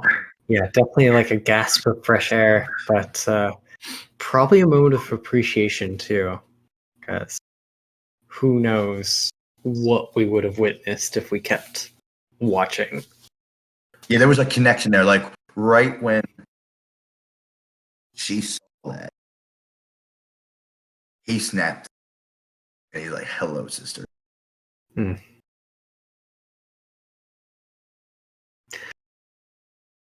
And Solas will look at Tanya and say, "Dear Mistra, what did we just see?"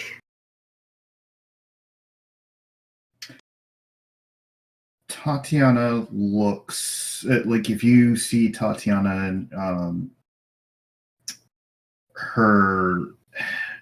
she's facing, like, while she is facing you, her head is down and she's visibly shaking. Her hands are in fists laying on her knees, and they are clenched so tight that they are white.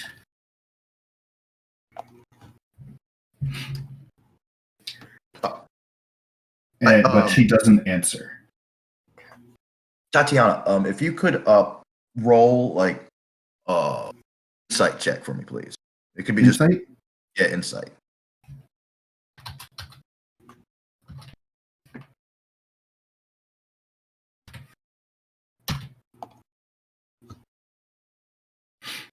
So you have, after having that, there's a moment there of fear of does he know where you are, right? In your arcane abilities, you detect, though, that he does not know precisely where you're at. It's almost like you feel like you could have been doing that anywhere. Like, you're just but he definitely does know that you know. That's if that was even him as like he was connected for real. You don't know that, but you have an ease come about you where if you had rolled lower than that, I would probably have said you've been a little worried. You feel that it's not like it pinpointed where you're at. You just had a connection there. Solo will also offer some aid, just pulling out, well, his own lute and just strumming a super soft, somber cord. And this isn't the actual use of guidance, but just for flavor, cast some guidance, some words of wisdom across to Tanya. But no matter what we may face, there will be magic that guides our way. That's beautiful. As the words pass through her, you can see her visibly, regain her composure. She lets go of her fists and looks up. At least he doesn't know where we are.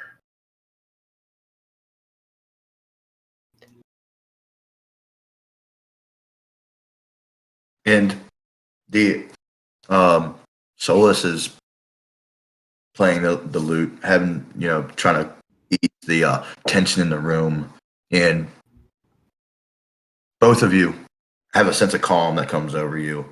And is there anything either would like to do before you both turn in? I look to Solas.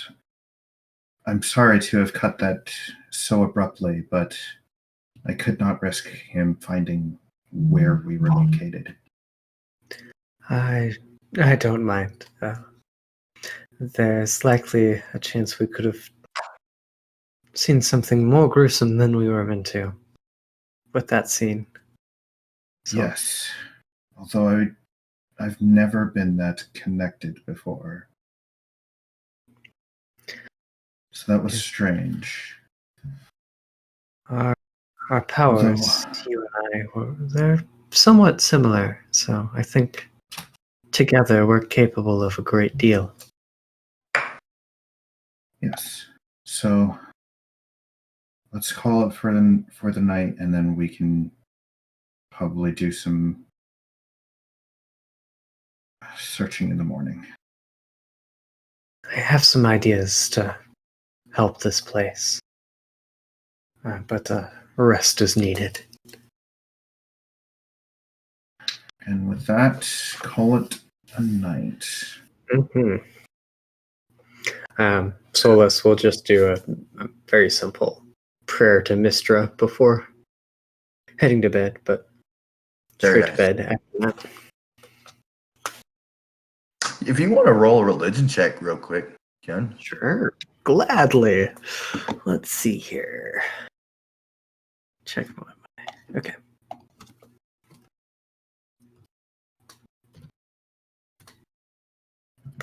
It's a 5. Well, you definitely perform you have a very nice prayer, and you feel. It's been long traveling. We're tired. Very nice. And as you blow the candles out and the light outside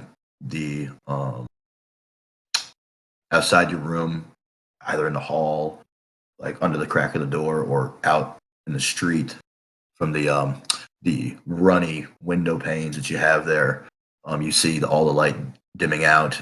There's not even a moon shining tonight. But for a time there, after the travels you've been on, you finally do get to ease into a warm bed, very soft, and it does you good. And both of you fall right asleep. And in the hours of sleep, there is you both dream. Off in distant places, but there's this voice that comes over. And at first it's like speaking just straight Elvish, maybe in some Elvish slang that you wouldn't have picked up just like that. But I have something here. Hold on a second. I should have had this ready already. You're fine.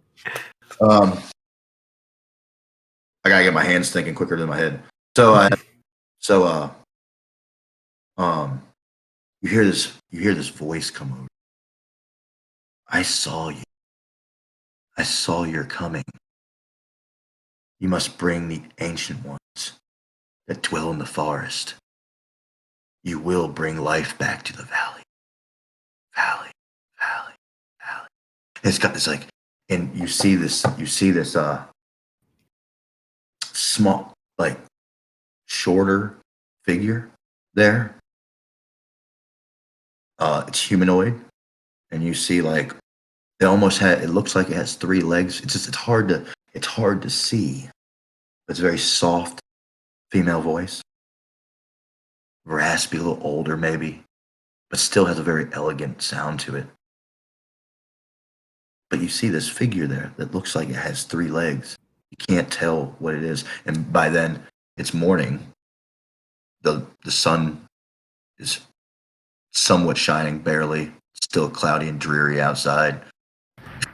It's not really actually cloudy, but it's this place. It's a haze. It's like almost like too much humidity in the thing, but it's chilly outside. And you said both of us had this dream, or?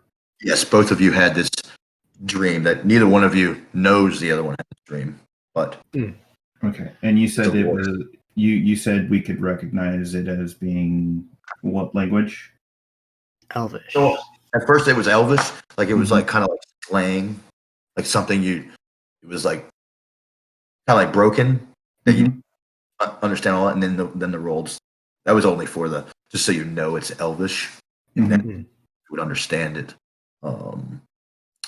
Very very beautiful voice it was, but it was like it seemed aged, raspy a little bit, but So, just a quick question for my character, since my character does not know Elvish. Would this just come across as she know it's Elvish, but she has no idea what it meant or what it said? Yeah, that's you would know it was Elvish. Like you recognize Elvish. It's just because the areas that you've been around, you would have known as a common language what that sounds like. Doesn't mean you know what it means, but yeah. Okay. But as far as when you wake up, like it doesn't even. We all know how. So you actually both of y'all can roll a go ahead and roll a like a what would it be guess a wisdom check, or like to see if you even remember that it was even said, because both of you might forget that. Okay. Just straight wisdom. Straight wisdom beat a 10. Okay. Sounds good.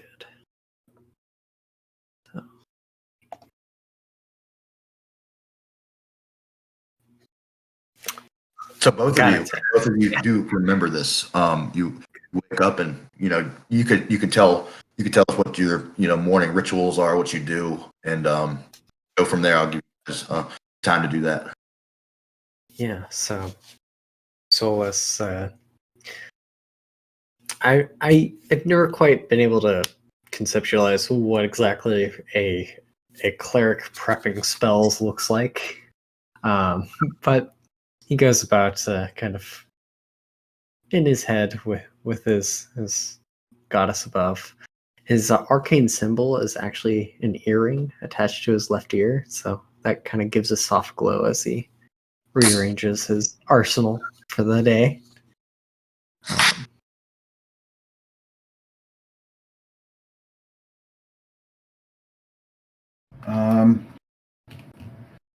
Tanya just gets up, gets dressed, grabs her staff,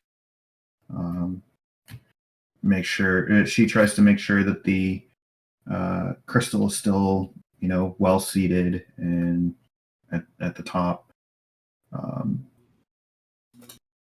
Make sure that she has everything that she needs, and then heads down to maybe get some breakfast and hear what the talk is in the inn at the time. Before we go down, should we decide what we want to do for the day? Well,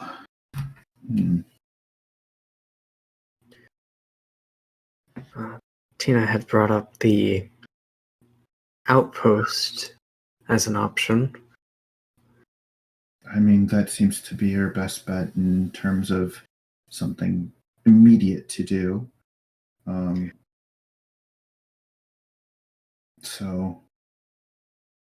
And getting supplies to the town would probably give them some extra time to find alternatives and give us the ability to maybe ask around a little bit more freely. Well, before we head out of town, I actually have something I'd like to try. If you're for it. Their well is tainted and they can't get any water. However, I have some magic that may be able to help with that. It's worth a try. So if we could stop by there before we leave, at least give it a try. Of course. And then he'll nod and join Titania downstairs for whatever breakfast is served. So the two of you leave your room. You've made preparations, and you leave your room. You head downstairs. In the way I didn't explain it last time. So you come downstairs, and it kind of is behind the bar, like the steps down, and it comes down, and you have like a little flat there, and it down right beside the bar. Like if you were to turn left, you'd be right in the bar. Behind the bar, like where you see Tina down there this morning, and she is to a before she realizes you guys are down there, she's talking to a elven gentleman there that has a little on him, but he's talking has youth there, but you can see that he long black dark hair that's tucked, his pointy ears that are hanging down, and he's upright posture, but he still is leaning forward with his elbows on the table in a deep conversation with Tina. And once your shoes, whatever you're wearing, hit that floor, Tina snaps up and leaves. Just almost interrupts the conversation and looks over. Good morning to both of you. I hope you both enjoyed your night there. Excuse me for a second, if you wouldn't mind. She says to the gentleman there, and he nods, and he goes to, drinking some steaming cup that he has there. You get to see the town in the daylight. What there is of it. Did both of you enjoy your rest? It was, it was the first time I've been in bed for a good long while, so that part was appreciated at least. Well, I'm happy for you. You both deserve that, I'm sure.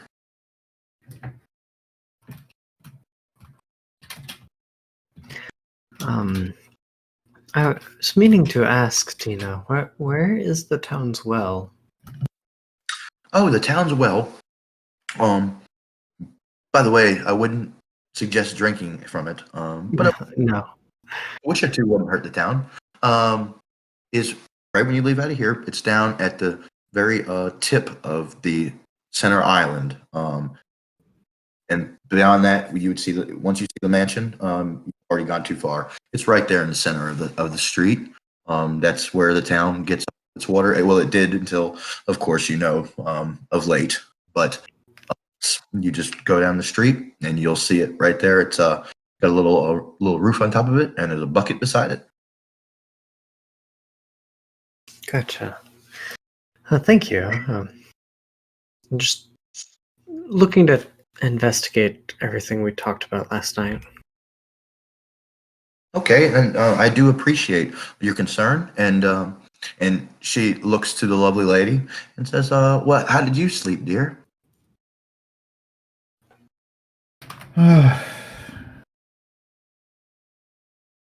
Interesting, to say the least. It's more than likely due to being on the road for so long. Oh, of course, I can understand that. Um, you're both of you are more than welcome to stay as long as you wish. Um, what we talked about before, you can stay for free if that's the case. If not, then I'll definitely make a discount for both of you, being as you're out of towners and returning. Um, I just know these are tight times right now, and I wouldn't want to appear to take advantage. Well, at this current moment, we were planning on taking you up on that offer, as it seems our best bet would be to start there. Get the townsfolk, or get you more of your supplies, and then we can work out what is causing this affliction. The people of Blackstone would greatly appreciate that. I hope it's not too much of an inconvenience. No, not at all. I was sent here by the church to be a form of observance and aid, and I should do that more than they ever expected me to. And she says, "Oh, I bid you both a great day and look forward to seeing you soon." Thank you. After breakfast, make our way to that well. And you both do enjoy a nice bowl of porridge, or they still have some stew from the night before that they had kept on low simmer. Um, either or, and you enjoy it. And there's just as many people that are in there. As you guys finish up and walking out, you still see the same folks that were in there. A few guards that are coming off a watch. That tiefling is actually entering as you're leaving. He's got a not such a bright red hue to him, but he walks past and looks like he's calling for the waiter to get him a drink and things. You guys are leaving the inn, and you go out, and it's still not much going on out there, and you see a few little stands on the side opening up with. They have bare shelves. They're mainly now like maybe doing some what's it called? Like when you like it's almost like they're just selling goods they have or something, like somebody's trying to sell like almost like at an antique shop or something. What's it called? What's that word? It's you put your stuff up for consignment, right? Oh, okay, yeah.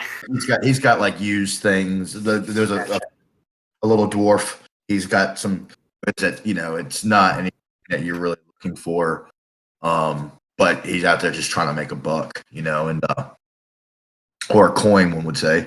But you're seeing a little bit of that kind of stuff, but not nearly what it should be. Like there's no goods out there like wise. It almost looks like the inn and a few little like restaurant kind of things that are around. That looks like the soul of the town as far as food wise.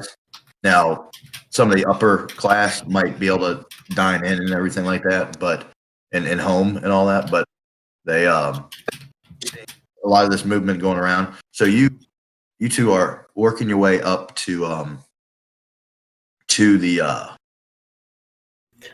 To the well, to the yes. center of town.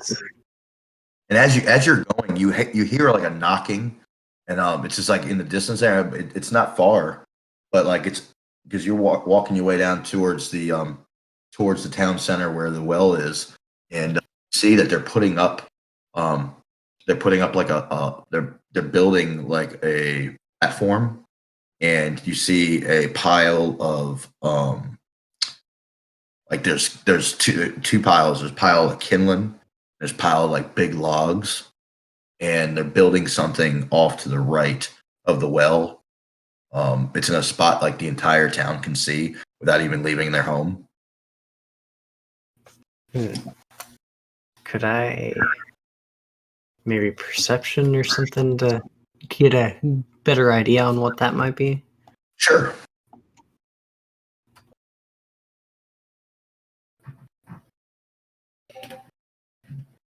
A 9. It looks like you recognize it as you've seen stuff like this being done before, but you're not quite sure what it is. Okay.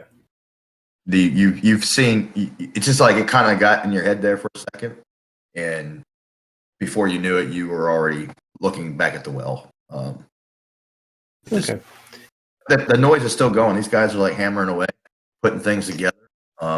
It's brand new. They've been working on it like since that morning, early morning. And you see some people crossing the street with more bundles of kindling and things like that. And as you make your way to the well, and you get to the well, it's a stone well. It looks like it's been there for ages. And honestly, you guys might have a memory of tossing a coin in there or something like that when you've been there, and also getting a drink.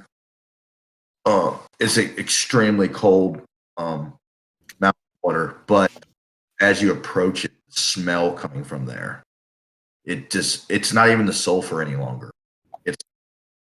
There's fish that were down that have died, or something's died, and it's just rotten. It's all it used to be beautiful stone that was around it. And it's still there, but it's covered in like this algae, blackness, and all this stuff. It's like growing out of it, and the bucket halfway covered in that's sitting next to it. This is whatever contamination this is. It's really tainted everything here. Yes, very much so. As Tatiana just kind of covers her nose. Okay. This is going to be a little gross. As Solas kind of sits near the well and as he begins to ritual cast, so it takes an extra long bit of time. 10 minutes, I believe. But he will... Oh yeah, go for it. No, while you're preparing it, you are. So where you're standing there, across the in the living buildings, there is a temple there. It's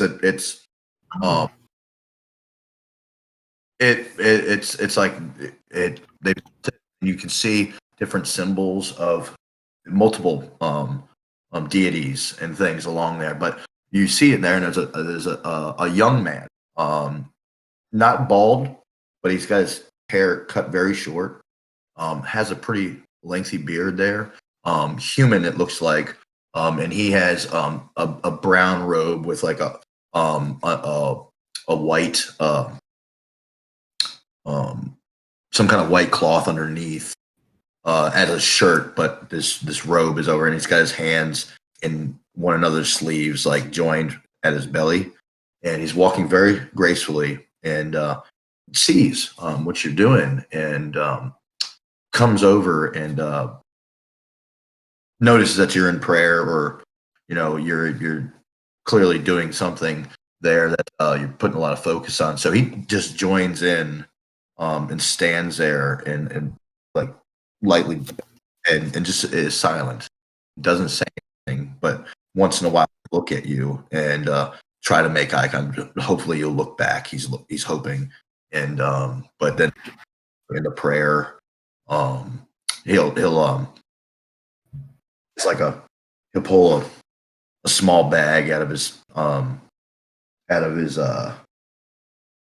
his robe there, and take a few, and it's coins, and he'll just like toss them in there. And I mean, you can see that some of them might actually be a pretty good pretty good coin there, but he's just throwing it, like he'll put it in there and he'll whisper some words to himself and he'll go back to being silent while you're waiting for the This whole time I am watching this gentleman.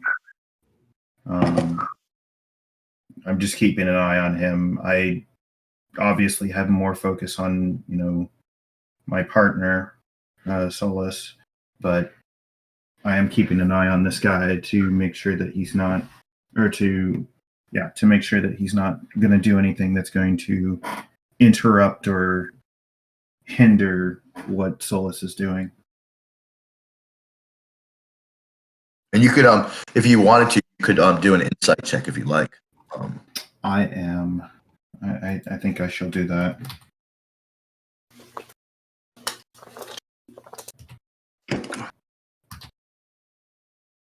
Ooh, nice. Not bad. Yeah, that's very nice. And so you can tell just from the body language and everything like that, and the aura around him, he is solely there just to for spiritual support. And you can tell by him not saying anything. He is only there to not interrupt but a lot of beliefs are like the more that are around, it creates kind of a like a teamwork kind of thing on something. And it you see him like stand there for the moments that it takes for the prayer to work, and he looks at both of you in the face. I'm not sure if you make eye contact with him or not or anything, but he does, and then he bows his head very, very all graciously.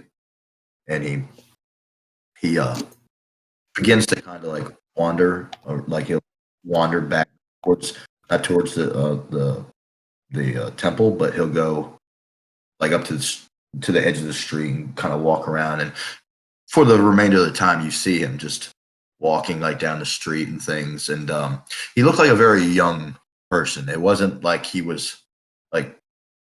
And Solas would know, like, he didn't look like he was a ranking person. Like he wasn't like the head priest or anything. More along the line of a monk, Gotcha. And he just came out, witnessed, and went around. So yes. Solo would just kind of like exchange that same wordless glance, kind of peeking between closed, slitted eyes, between kind of like the different aspects of this prayer. But as he finishes up, he will kind of reach out a fingertip and touch the blackened water of the well as he casts purify food and drink. Oh wow, that's very nice. And you see, as you do that, like you can hear the crunching of whatever that energy and nastiness is, and you can kind of see it like start to wither away. Is there a length of time, or is that for good? Let's see here. So, all non-magical food and drink within a 5-foot radius sphere centered on a point of your choice is purified and rendered free of poison and disease. Okay, so every time they bring a bucket up, that little sphere there would cleanse it. Yeah. And so you do that, and that's actually very gracious. And because of that, I would say you get a point of what is that? What the heck? Inspiration. Inspiration. Awesome. Thank you. Inspiration die. Always a good thing. Yeah, it is a good thing, and that's really good of you to do that there. And there's people that are walking around that are looking at you guys very curious about, maybe concerned that you're drinking, and someone come over and say, "Don't do that," And they and you might just like, hey, you push them over like we know, and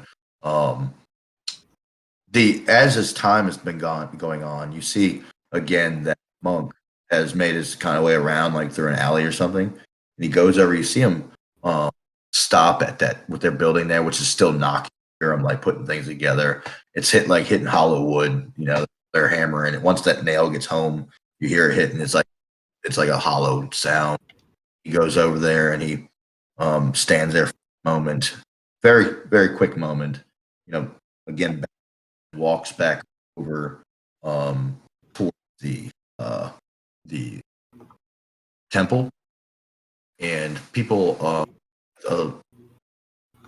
coming around, and they can feel there's an aura that you have created with that almost gives a fresh air time like this where everything seems so damp and they like you feel like it's like moldy, you know. In that little area, that little 5-foot area, it shines a little bit where darkness can't come in, and people are noticing that. You start seeing, you know, people kind of walk around. They're curious and things like that. What's your reaction to all that, both of you? I'd say Sola feels very much accomplished, seeing that people are reacting, and then but there's a sense of humility about it. There's no like look at what I'm capable of from him. Right. It's all a sense of like I'm doing this because it needs to happen. Like people are coming around and they're getting in that sphere. Like people like congregating around a little, not a big group, but a few people coming around, and they're standing there, and you can see like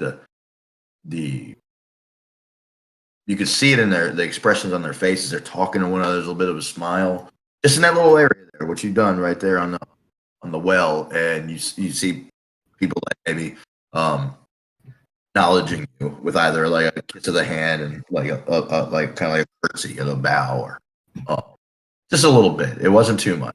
People were just, they could definitely sense something different in that spot where the rest of their world isn't feeling that way. And if people get curious enough, it's like I will kind of mention that portion should be safe to gather water from. And you see like one kid real quick just go in and get a gulp, and people are like, no, and then they witness it right there before them that it's fine, and people like they're like splashing it on themselves, like they don't have anything like that, and it's a big moment there, and the people are feeling good. And as the crowd starts going, people are starting to kind of move around. What would be both of y'all's next action? I look to Solas. How long will this last? I don't imagine the magic will last forever. Well, it's purified. It's less of a continual effect and more so a permanence. That portion of water is just no longer poisoned. I see. If it is, if nothing else, this will buy us time. If it is being pulled from somewhere, if the well is pulling it from somewhere, there may be a chance of it being poisoned again, but it doesn't cost me much to be able to do that. Very well. Then I guess we might want to make way to figure out where these supplies have gone. Yeah, I think so.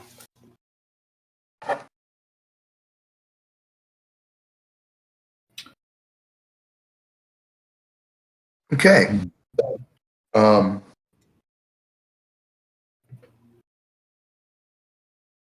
just wanted to bring real quick. Hold on a second.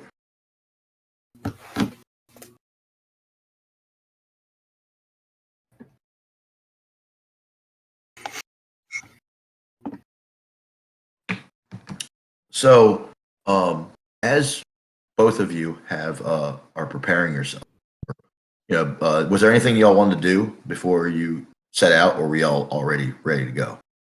I want to head back to the inn to get a more detailed route to get to where Tilly wants us, Tina wants us to go. And to pick up that quicker wagon as well. Yes. Oh, of course. So you guys make your way back down there, and it's the town is coming to life a little bit. People are coming out. You see a lot of activity down at the well now. Of course, that's probably a portion of the people. You might even see somebody jumping and then realize, wait a second, it's only here. So it may have encouraged the wrong kind of behavior. Yeah, we didn't really give them any directions. They're like, No. we're just jumping in. Don't worry about it. You go back to the inn. You make your way back in there, and again, like this has only been 15, 20 minutes or something, like maybe 30 minutes. So you're back in, and you go in and inquire about the you guys. Okay, so you enter back in, and there's that same tune you heard last night. The tiefling over by the fire. He just sits there, and you see he'll even bring his tail up, like holding his tail will come up and strum it, and he's just really enjoying himself. There's work, so people have to find some way to enjoy themselves. And the as you're entering there, the gentleman that was sitting at the table, sitting at the bar, the elven sir, he is getting up and bids his farewell to Tina. And what do you say as you're coming in there to Tina? Like right then, like she's noticed you and she's approaching you. Say, well, actually, I'll just let Titania take the lead here. We came to inquire about the actual location or a route that is usually taken to get to this outpost, as well as that wagon you offered before. And she says, "Oh yes, you've taken up on. I didn't think you'd go so quickly, but I do appreciate the haste. That is very nice. And by the way," and she's like, "Hey, let me get the name right here.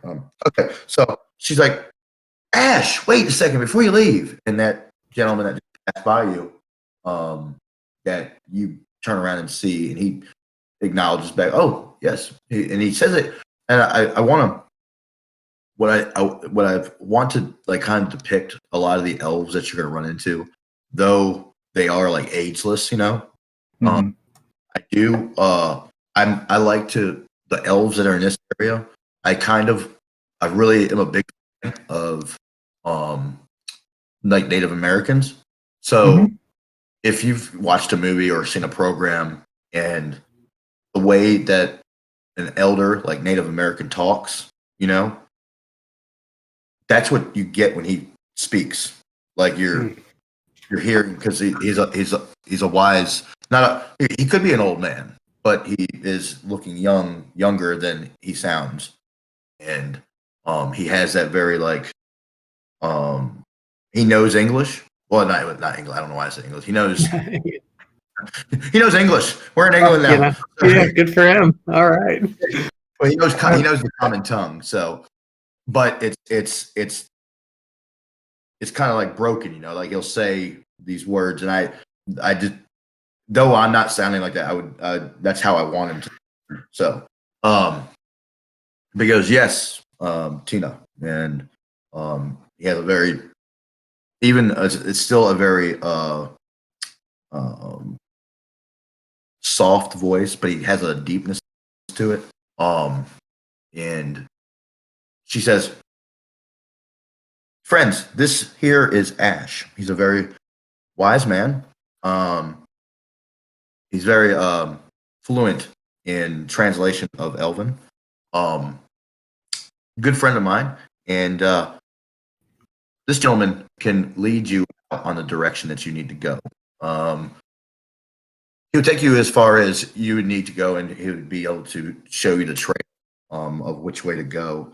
And um, and he doesn't have the clothing. You notice he's not from what the elves you see most of the time and back in Waterdeep and things like that. Very elegant. He's got more of that like what the wilderness kind of wear, a ranger maybe. It's leather. There is cloth in there, like he'll have a shirt over some maybe a chainmail shirt or something like that. Not right now. He'll have leather under there, but and he says yes. I will. I have no problem escorting them to the edge of the. But he would call it the edge of the blight. And he'd say, I will take them as far as they need to go, and I will point them in the right direction. And he's got a very solid tone to it, but it still has that elven elegance to it. I turn to Ash and give a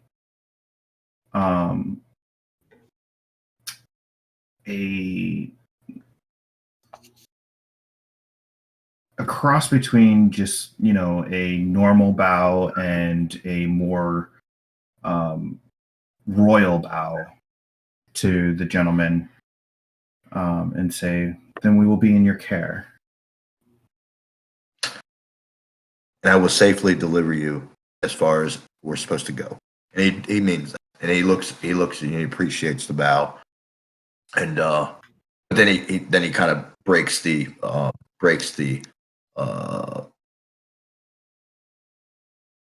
that little ice thing there, like makes you feel that, and makes you feel welcomed.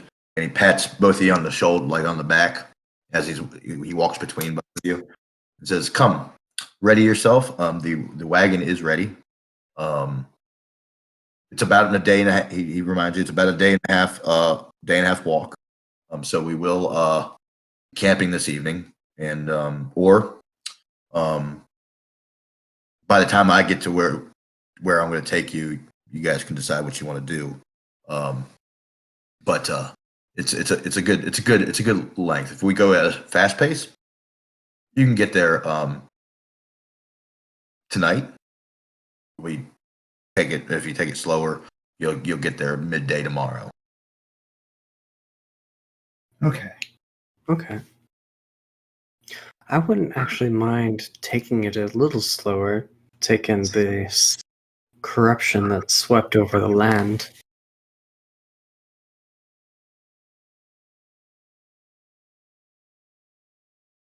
I'm fine with that. And it is settled. And he says, very, very kindly, he goes, I will show you along. And though there is a darkness that has taken this land, it still holds a certain beauty to it. And it's because it's just him, he looks at things that way. The older of the elven still find there's like a burned down forest and there's a butterfly that lands on a branch. So the three of you embark on this trip that you're going through the hills that you remember.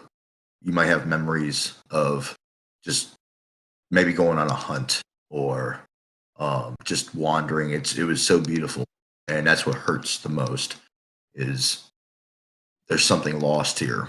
It's almost like innocence, and you can't get it back. You feel that way. There's a bit of despair comes over you, but his words talking to you as he goes on, he'll tell you a tale of something that's happened in this area, or it brings that back. It brings that beauty that once was there back, and it gives you a warm feeling inside where not everything is as bad as it looks.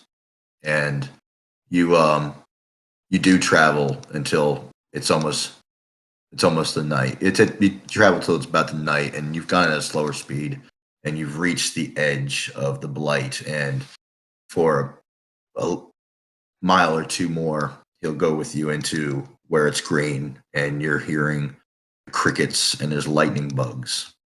And it's such a strange feel. The feeling coming out of all the dismal feeling that's there. You can feel it come over you like differently. And he doesn't ask you what your plans are right there, but he says, "This is as far as this 900-year-old elf could be. He's probably thousands of years old, but he's like, this is as far as I can carry." It's been greatly appreciated. We can take the rest from here. And he says, I bid you both farewell. I do not know what's ahead.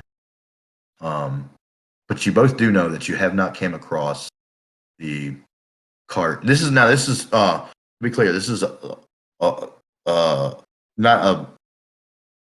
a common road you would see, but it is a road. Where it has been traveled, or like more and more from coming back and forth. Now, this before all this, you've never seen that before.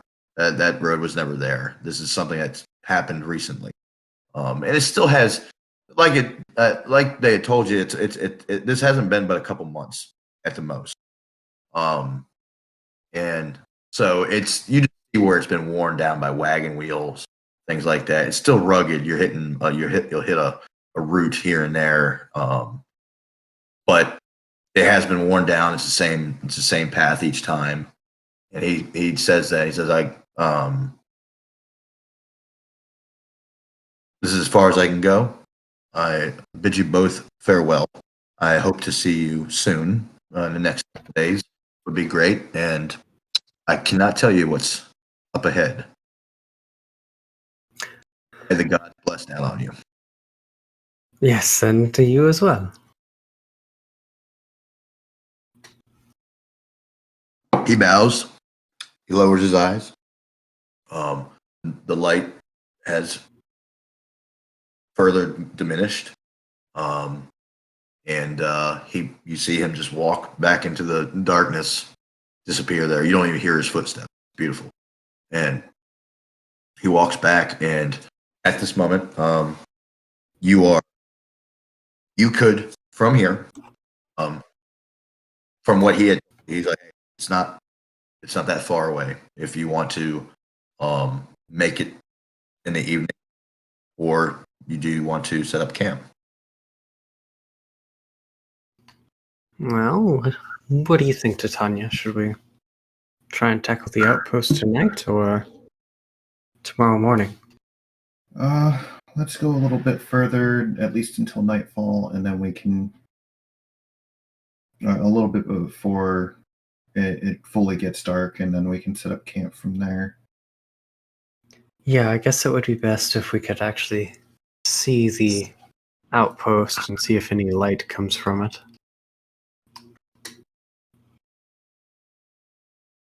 So the both of you travel for maybe another hour or so, and he scraped up a small map just to show you how far, given distance, and if you leave in the morning, you'll be getting there maybe an hour or so. And I apologize if my timing's a little off there. Because I did say a day and a half, but you guys were going along. You didn't run into anything. It was good. He shows you. So you are confident that if you wake up in the morning, right? That was good. Oh my! When you guys wake up in the morning, you won't be very far away from from landing on the fort. So go for another hour. Get yourself a little closer. The pathway's really nice. you're hearing animals.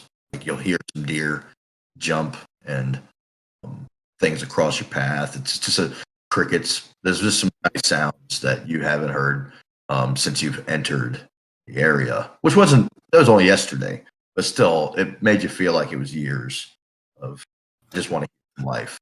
So you have, and it's a beautiful sound, and you get to a spot and you prepare camp. What do you do during camp? So during our travels, and once we hit the edge of the blight,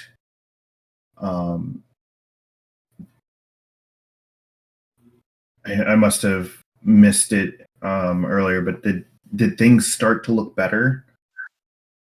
Or I didn't really specify on it much. When you were going, you felt it, like as you were starting to see some things growing, like it was gradually getting that way. If there was anything you want to do while that was happening, you can. So the other thing that I was looking for was like as we pass that threshold, like the edge of the blight, is it like do we feel like any sort of weight lift off of our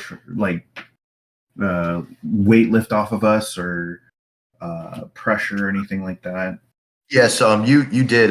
You felt like somebody let the air back in the room. It was very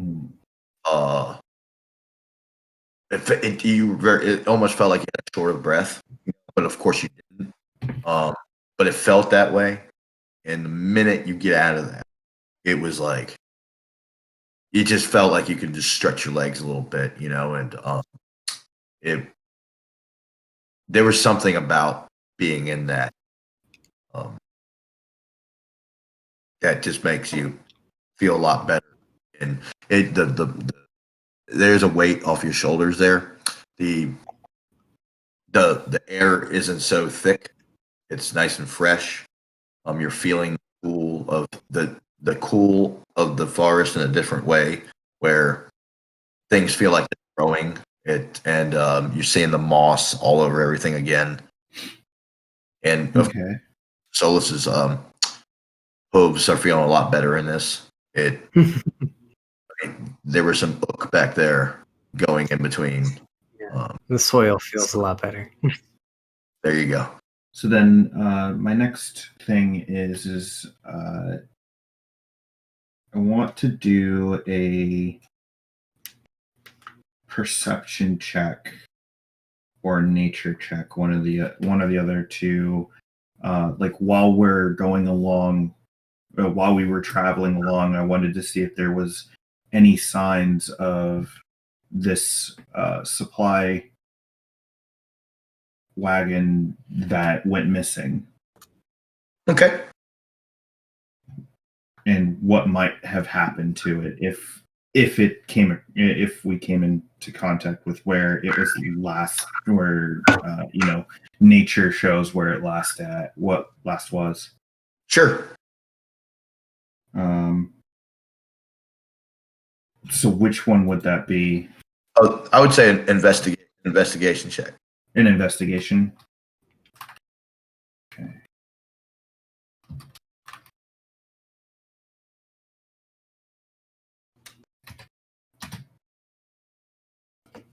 Okay then. So another crit. Look at that.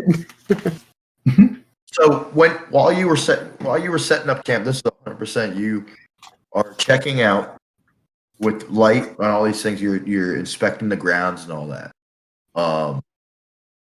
In the time, you might even walk back a little bit and looking around.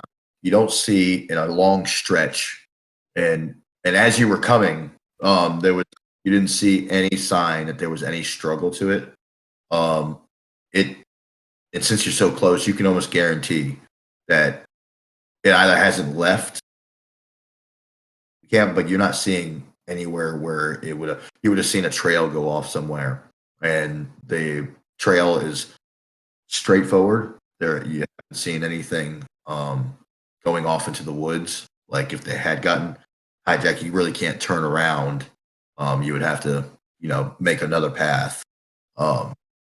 You haven't seen that. No, you can almost 100% feel that most likely hasn't left. Okay. Well, seems like our wagon or our missing wagon has either not left or it was routed shortly after leaving its starting point. I guess we'll find out more when we get to the outpost. Yeah, there's something. They mentioned possible bandits, and I wonder how likely that is. In times like these, a lot more likely than would be appreciated. It's a shame that people take advantage of people in moments like this. They do. Those bandits.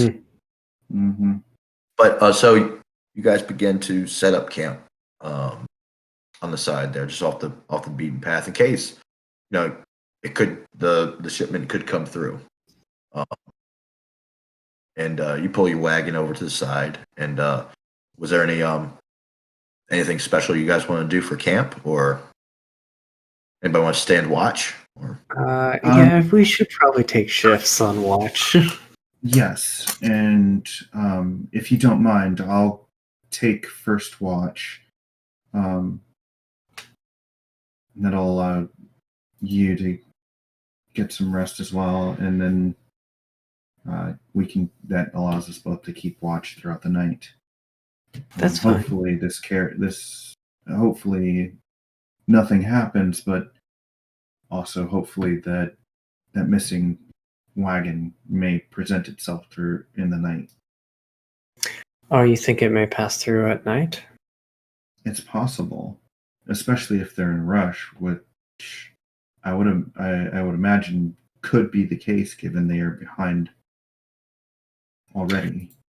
If that's the case, I'll just use my bedroll. I'm not going to set up a whole tent or anything. I just absolute minimum. If I need to get up and go quickly, I will be able to do so. That's what I was thinking as well. So Solas is going to take the first sleep, and Anna is going to take the first watch. Yes. Okay. So hours pass, right? Tatiana's, it's such a glorious sound hearing crickets. It's so silent. It's so silent out there, and hearing critters moving around. Just the sound of life is a breath of fresh air for you. And you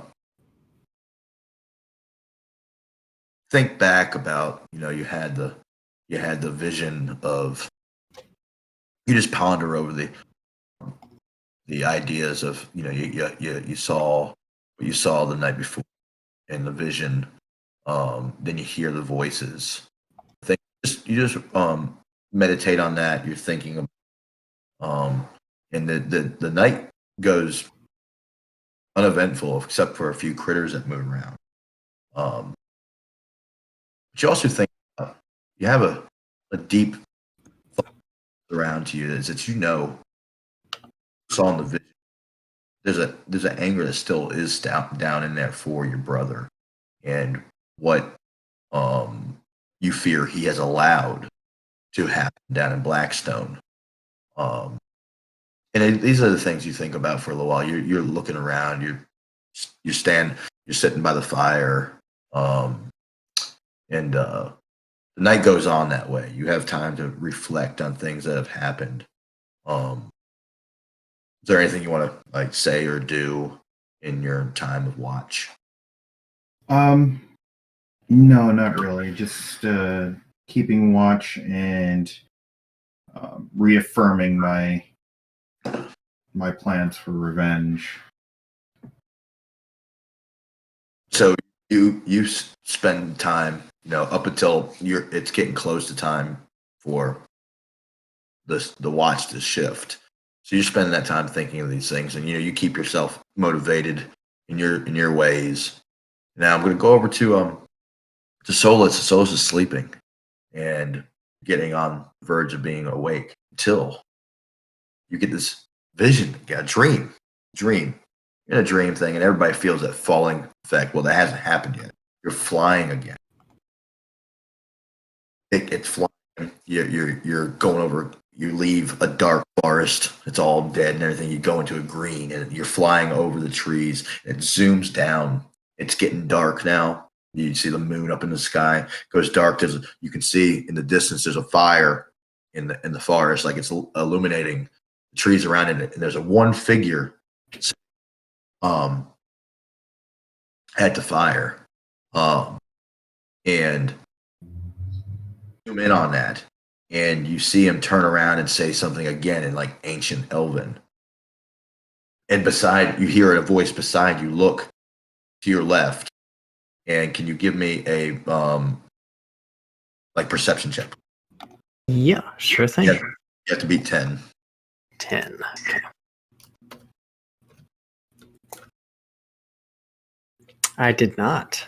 So when you look to the left, like there's another figure there, but you can't get out. But you hear it's speaking in Elvish, and then you hear a voice that's like your voice, or say something that you can't make out.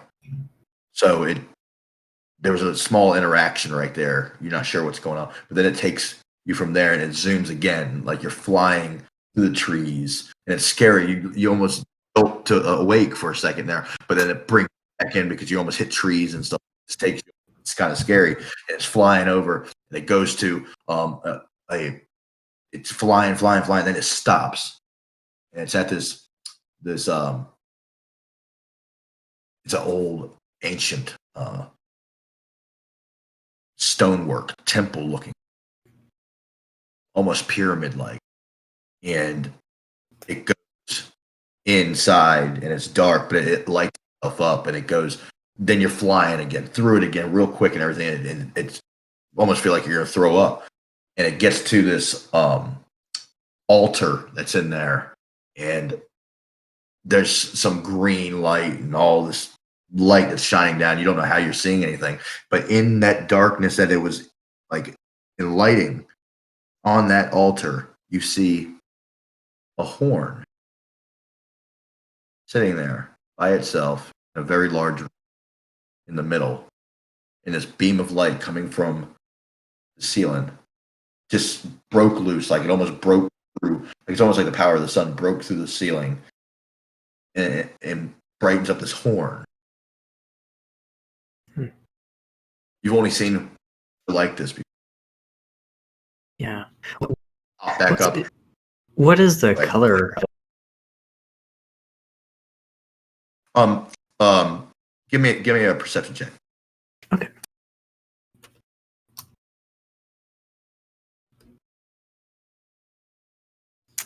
10. This one is green. It's got a glimmer to it. Doesn't feel at all like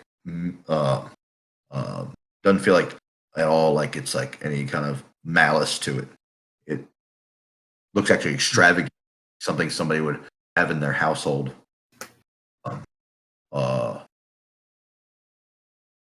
And just like that, you feel a shake, and it's scary. You're like thinking you go fly again, but you get waking up, Tatiana, because it's your time for watch. It's that time already, huh?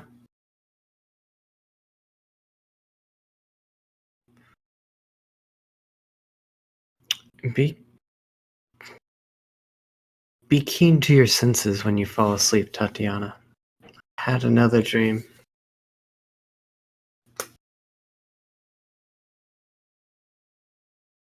Have we lost Tatiana? Oh. Mute boss got me.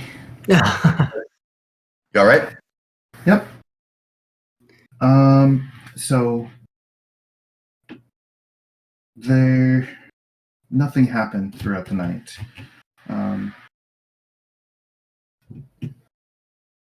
Well, I hope far, it.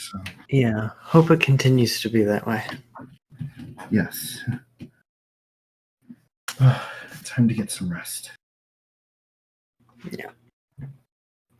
Solo will go ahead and stand up and take his watch around, trying to be as quiet as he can for the sake of Titania. The hooves not really doing him favors in that. So while you are walking, you're walking around. You notice certain things like the trickle of water. Again, fireflies. There's little bright things that just brighten up, and it's actually very. They're pretty big. They're almost the size of your hand sometimes, and and when they flash, it's very bright. And they're up in the trees, and it just gives off very, very lovely light. And as the night goes on, you walk your way around, seeing certain things, enjoying the soil that goes in between your hooves and everything. Because I'm not sure exactly how they feel, but I know they got under the hoof itself, the pad, and they feel things, and I would you can feel that, and very nature oriented, so I figured that would probably be like a small little pleasure. oh sure, and there's some mud and things you're walking through. It feels good. You're walking through for the last day or so. Didn't feel all that. And dawn is approaching. Like you can see that there's that time of night where the sky is no longer black. Like there's a hint of light coming, and that's what you're seeing there as you're walking around. It's almost getting a little darker in the forest just because that light is getting ready to shine. And it was uneventful. Your watch. So you walk around and maybe go tend to the fire if there's still one is there. I'm not sure if you kept that going or not, but you tend to the camp. Maybe perhaps have a breakfast or something, getting ready for when Tatiana wakes up. You guys can have something quick to eat and then move out.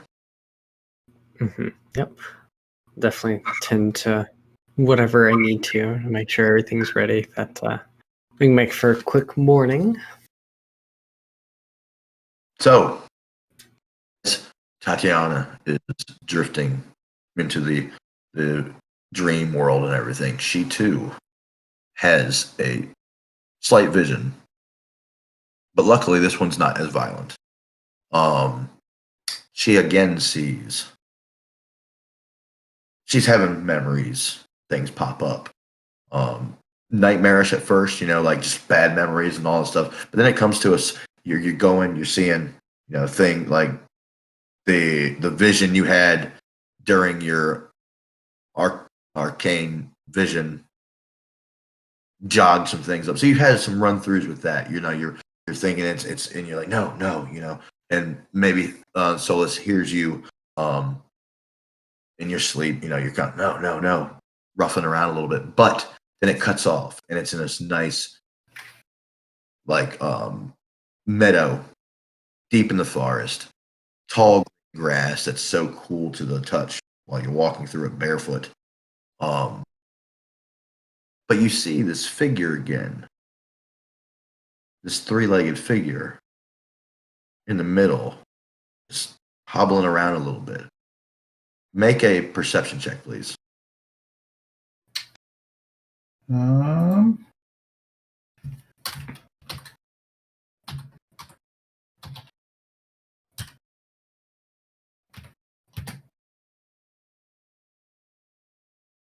as you try to reach out and get closer, as you get closer, the image seems to get like more blurry, as almost you're getting ready to come out. You're like, no. And you hear, just as you're getting ready to wake. That's what it feels like. You're fighting it. You hear, oh, I did it again. You hear, I saw you. I saw you're coming. Must find the ancient ones. Will save the valley. Bring life. Same as you had heard the night before. And this, you see this figure. Is it still in the same language? Yes. Yes, you're hearing Elven. Now, right there, if you want to do a wisdom check, whatever would work best for you. You could try to decipher what it's saying because it's at a slower pace now. You're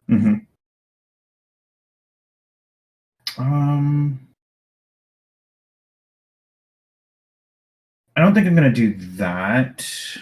Okay. However, I am going to try and, keep note of what the words sound like. And then maybe bring it up to somebody who does speak Elven. Sure. So you do memorize those words. It's been said to you twice now, and you're gonna work. You even if it's a dream, you can still have a part of it you remember. And as that happens, you're like, no, you're trying to get it. You are woken by Solas and the dawn has came, and it's still early. Like, it's not dark anymore, but the light isn't shining into the forest all that much yet. And there's a fire, and Solas can describe to you everything that's going on. There hasn't been much activity on my end either, but you were kind of stirring a lot. Are you all right? Just unpleasant dreams. I had one too.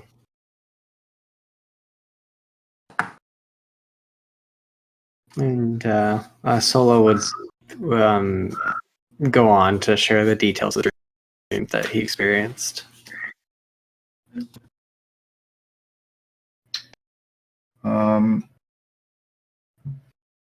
Tatiana will skip over the first half of the dream and just describe the second half. So basically from the point where she slipped into a more peaceful sleep, and you can kind of tell that she's doing this or that she's kind of doing this deliberately, and she really doesn't seem to want to talk about it. It's not very good breakfast conversation. Yeah, so it doesn't seem to mind. He just nods along. Well, the morning has broken, and go ahead. Anything is ready. We'll have a quick meal, then be ready for whatever awaits us. Yes. So you ready yourselves. You put your fire out. You get your cart in order, ready to go. And as you're traveling, did somebody have something to say? Yeah. Were we able to see the outpost from where we made camp at? Not from where you made camp at. Okay. But very shortly after you guys, I would say probably about 45 minutes to your departure from camp, long after the smell of your own campfire, you can smell burning. You smell burning, and can both of you roll a perception check? Yep.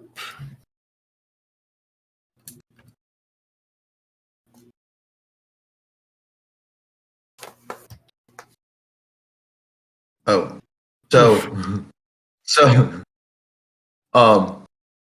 so Tatiana is oblivious to anything. She's enjoying the beauty of the forest as you're walking along. But she's more. I think she's more preoccupied with that dream from last night. yeah. Well, there you go. That would even make more sense. You're pondering over what you saw and what you're saying. You're trying to remember those words, and so you're lost in thought. But Solas is am I saying it right? Solas, right? Or Solas? It is actually Sola. Yeah, without the S at the end. Yeah, Solia. It's all good. It's fine. I was gonna update the nickname in Discord, like, just so you have something to read. Sola. That's cool. Yeah, Sola. So Sola takes notice to the smell of the smoke. Okay. You're smelling smoke. You're hearing in the distance like a lot of shouting, not screams, but there's a lot of noise coming from the direction you're going in. As y'all are creeping in, you can definitely see smoke rising through the trees and be an opening. You could see it, and in the distance, like you come up on a hill, and you're above it a little bit. You see way down in there, amongst the trees and everything, there is a clearing down there. You can see there is a like a structure, and all along the lines of it, you see all this movement and things happening down there.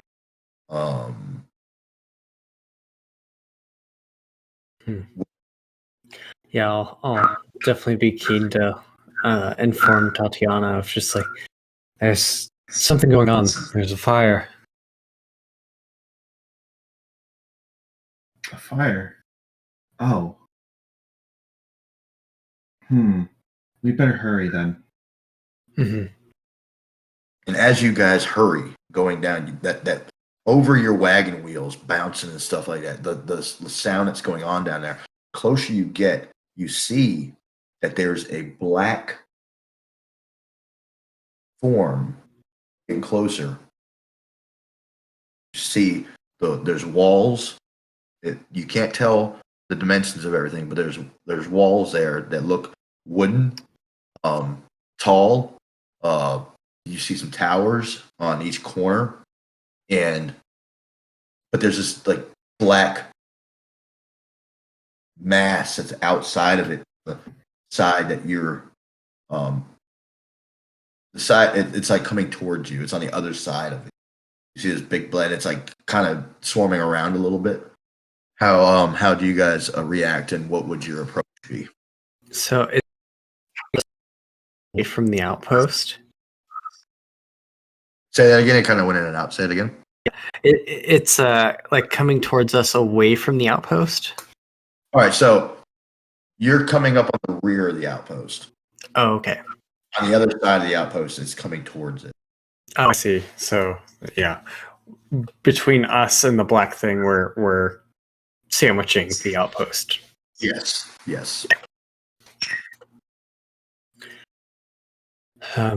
Yeah, let's just get there as soon as possible.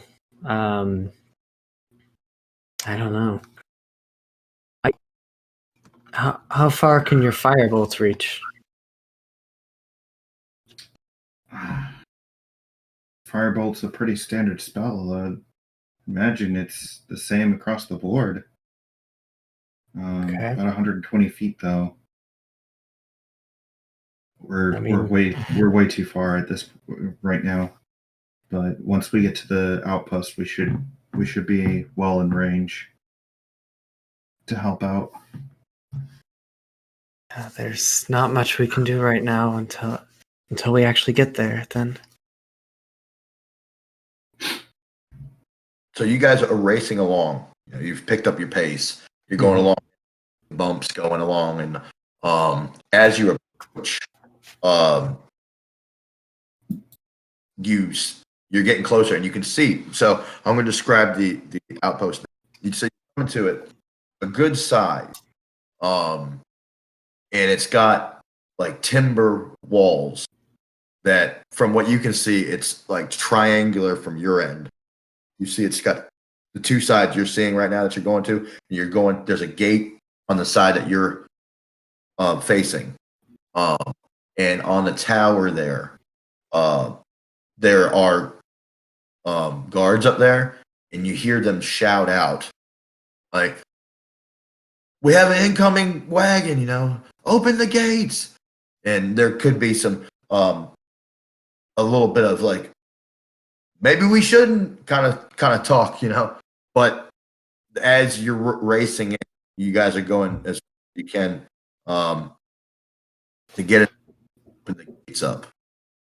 And quickly they're like pulling you in. They're like, come on. And they're recognizing you, and is there anything you want to do before you went in?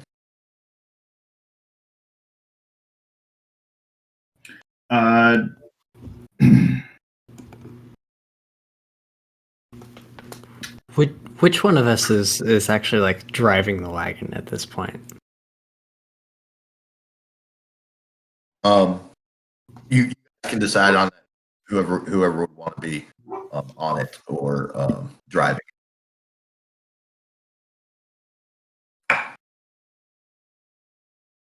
I'll go ahead and be driving the wagon. I wait a little bit before saying anything. I won't. I'm looking for confirmation that they are going to open up the gates or not. If we get close enough, and they still haven't opened up the gates, I'll say, we're friendly. Please let us in. We might be able to help. They do acknowledge that you said that, like, they were already prepared to do it, because they recognized the cart and all that. But you're acknowledging that they're like, yes, and then they're like speeding up. It's friendly because there is a voice on the other side of the wall, like you hear over all the clinging of metal and things like that. You do hear a voice back there and said, the gates must remain closed. And then you shout out that we're friendly and all that. And you hear him report it back down. And immediately when that happens, the gates are opening even quicker. Like they're trying to get you in. Then there's two guards that come out as it's opening. And they're waving you real quick, and they've got spears or swords or anything that might be coming behind you. As the gates open, I'm keeping an eye out for anything that might come up to try and attack or enter in with us. As you're going in, you see on that the wall block your view.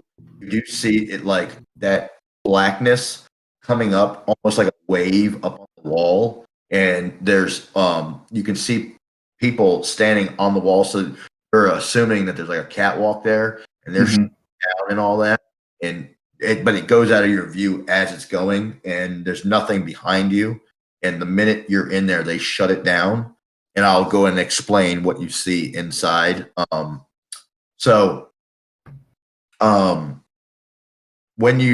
As you come in, it's almost like a small town in this camp. Like you read this real quick. I got it right here.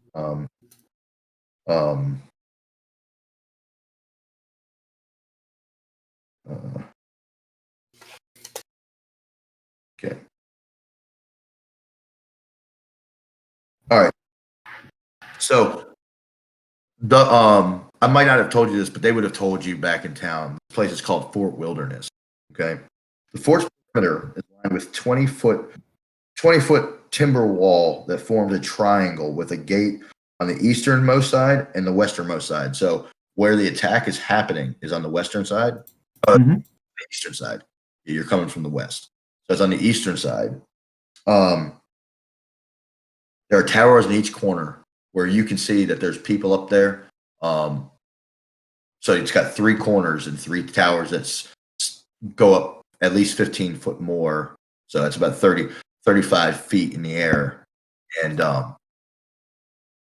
the inside, when you go in there, you see that there's like little huts, tents. There's a smith, a small stable, about 12 tents, a mess hall, a small hospital. You can see guys are being carted in there as you speak. Like there's so much movement going on in there.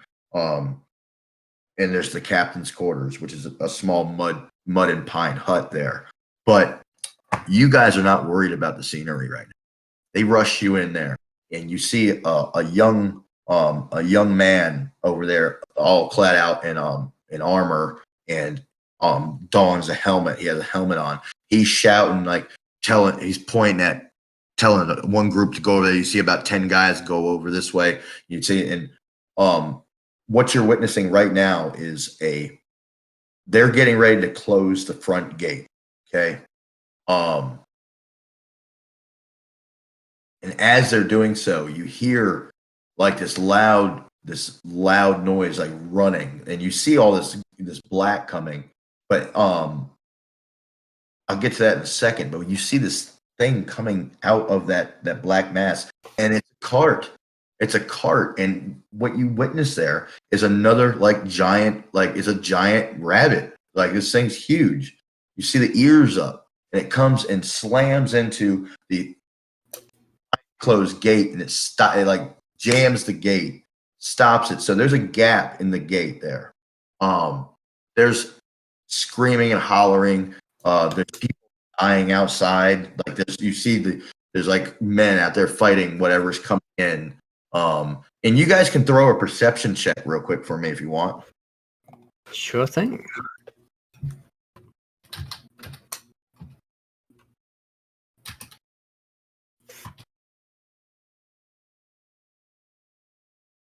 Alrighty then. Yeah, when one of us slacks, the other one picks up. That's how we keep each other in check. That's how this is going. Yeah. Tatiana sees clearly that. All right, so as that gate is still open, it's a good wide open too. It's not like it's like barely open. You can see out there that in that blob, you see and you can hear what you recognize as goblin, like jammer and yelling and all that, and they're covered in the black. It's like they're rolling in like a wave, and there's so many of them. Now, see, we're gonna get into this encounter here, all right? And this is what I was talking about, where you're gonna have like these groups, okay? So let's see, yeah. All right.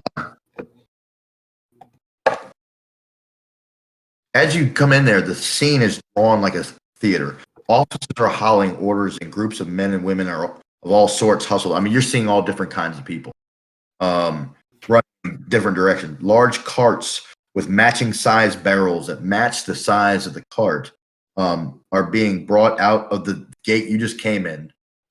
See him running out there. This officer, who looks to be in his mid-30s, shouting out orders. His attention is snared, though, as he's yelling. As he's caught a glimpse of you, he starts marching hard in your direction. And he yells out, "Are you here to help?" As his quick pace stops right in front of you. Of course, yes. My response isn't so.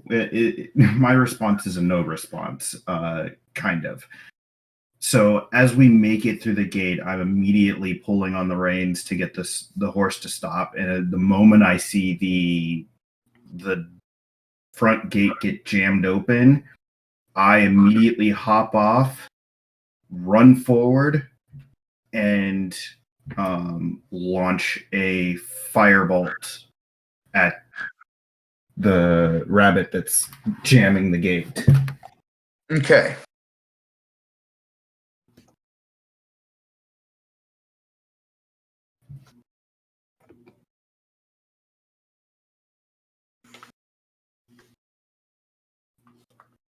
So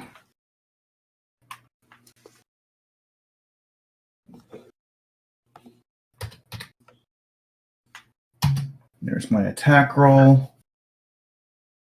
Oh, perfect. Good hit right there. Nice.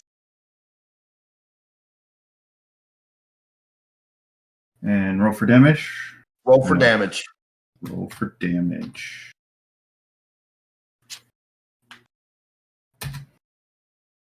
Two points.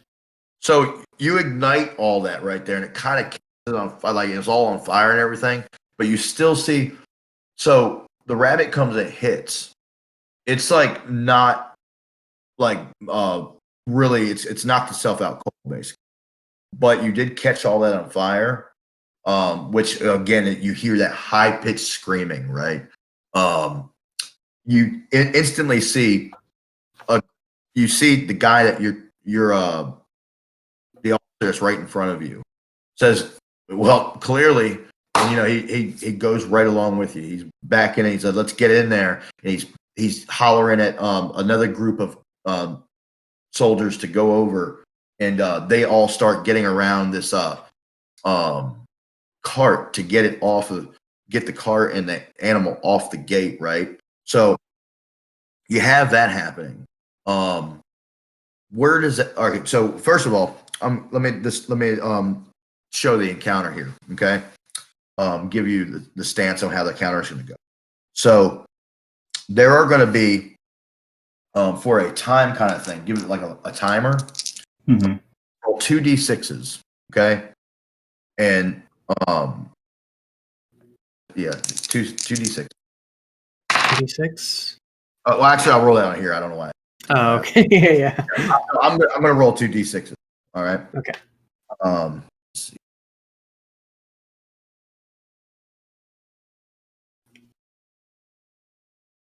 That comes to be 11. So it's gonna be 11 rounds. Okay.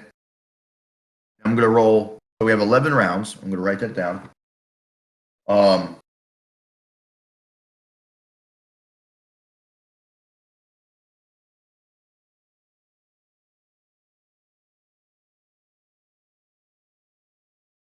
Also 2d6. This represents the waves of goblins that are going to be coming. Okay. Okay.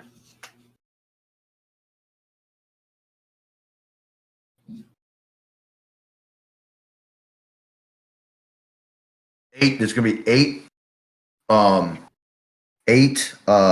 waves.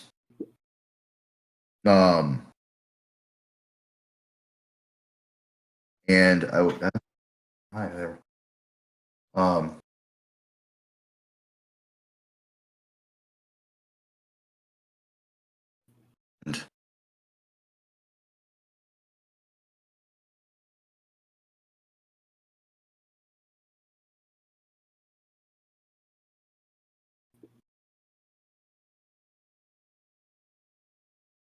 And in each wave, there are 10 goblins. Okay. Now these are minions though, and they're going to be in a tight group. It's just be a pack of them coming, right? So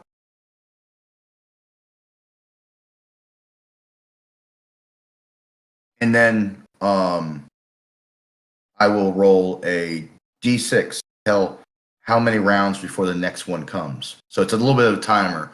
You're gonna have some time before the next one comes. So you could, again, with the fireball, you could kill all of them at one time, just because all it takes is a hit. And so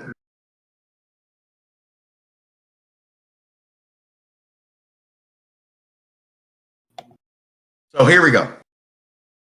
There is some. So you're seeing that they're coming really quickly. All right. So we can go ahead and roll initiative. Okay. I'm going to roll for, there's an existing army that's already here. You have your soldiers, okay? Then you have your goblins. And then there's you two. So. Got it. Our initiatives are always like right next to each other.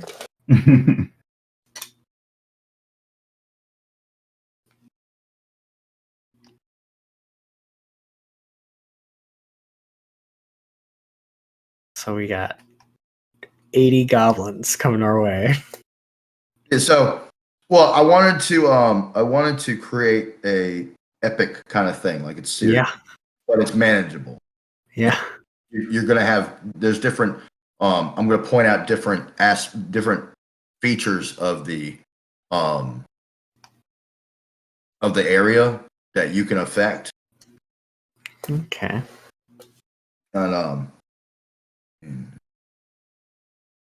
And see, I will go ahead and roll for the good guys. And now I'm going to tell you how I represent that also, because they're going to be fighting also. So, just so they are going in between you guys, and these are the bad guys, and it looks like they are going to go first. Okay.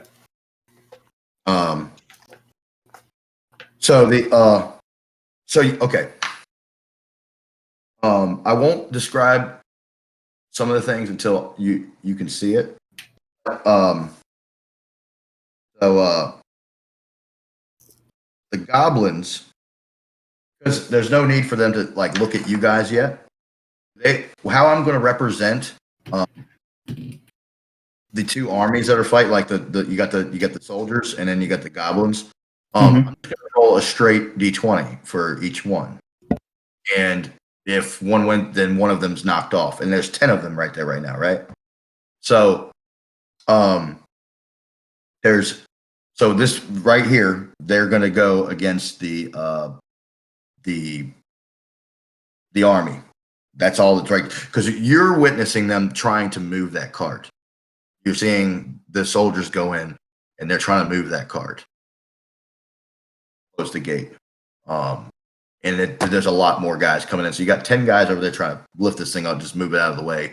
And at the same time, you have this horde, and it looks like a wave. Like really, it's like a wave of the tar. I will roll for them. This is their.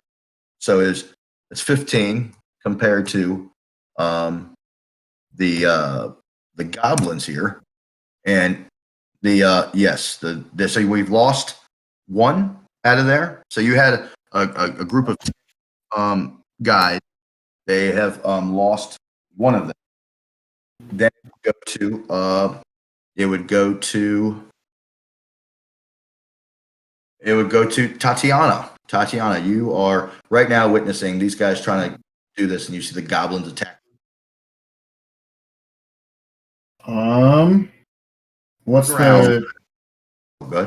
What's the status of the black tar around that rabbit? It is still catching, and within this next round, those goblins will have to do because it's still on fire. Mm-hmm. They're going to have to do a saving throw of some sort. I haven't. What do you think that would be if it was for fire? Would that be a Constitution saving throw, or Usually Dex with fire spells? Yeah, we'll do the dexterity saving throw for the goblin, and it could possibly get caught on fire by that. It was actually a good move. Throw it right in the midst of that. It was pretty good. Is it like trying to grab at anything, or is it still firmly attached to this rabbit? It is still firmly attached to the rabbit, because the rabbit is technically still alive, just like knocked out, laying there. Okay. For the time being, I look around at what's going on at the moment, and as much as I want to get rid of this thing as quickly as possible, it's giving us an advantage. So I look over behind it to see if there are any goblins within range. Yes, that group that's attacking the guys, like they're trying to get over the cart and everything like that. And there's like the one guy that got taken out, he was like on one side of the cart trying to pick it up, and they took him out. But yeah, right there. It's all relatively close. Okay, so we're gonna go with another firebolt.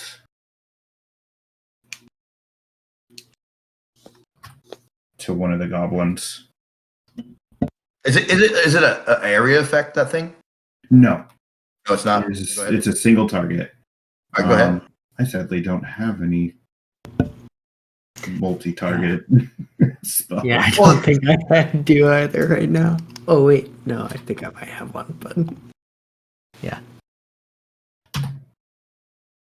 Oh, yeah. So you smack that thing right in the face with that, and it kills him. And so let's see. Let me get a couple markers out here for. So they're down. This little group is down to 9, and little group here. But when that happens again, it blasts on fire. Like there's fire going everywhere. So, when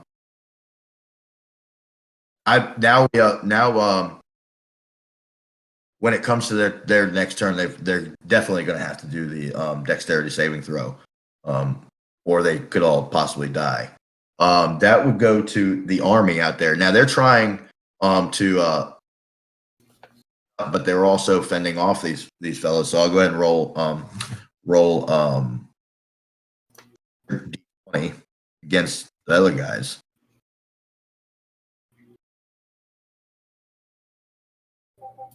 Their roll for 10.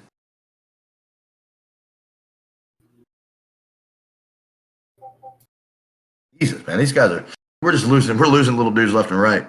So yeah, that's all happening. Now, this goes to Sola, and as this is all happening, you hear you see these guys come running back in with these carts of this tar that like you see it dripping from the back. They come back in, and you hear the captain say, "Ignite!" Right, just before now it's your go, and you can see guys up top like rearing back, and there's like some flame arrows they're using.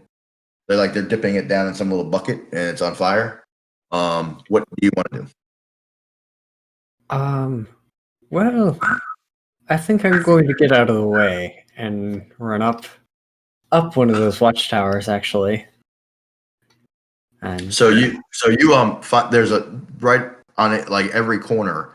There's a stairwell that goes up onto the catwalk. Yeah. On your one, it's a good ways up. So you would be at the base of the tower if you were to run up one.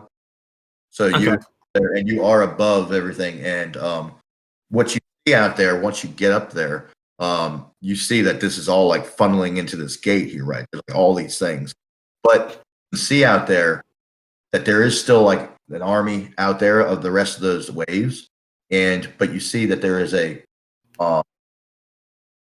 trench that was dug, and you see that black tar like out there that the guys had just brought back in with the barrels. But it hasn't been lit yet, and you see all these guys next to you with these flaming arrows. What do you want to do?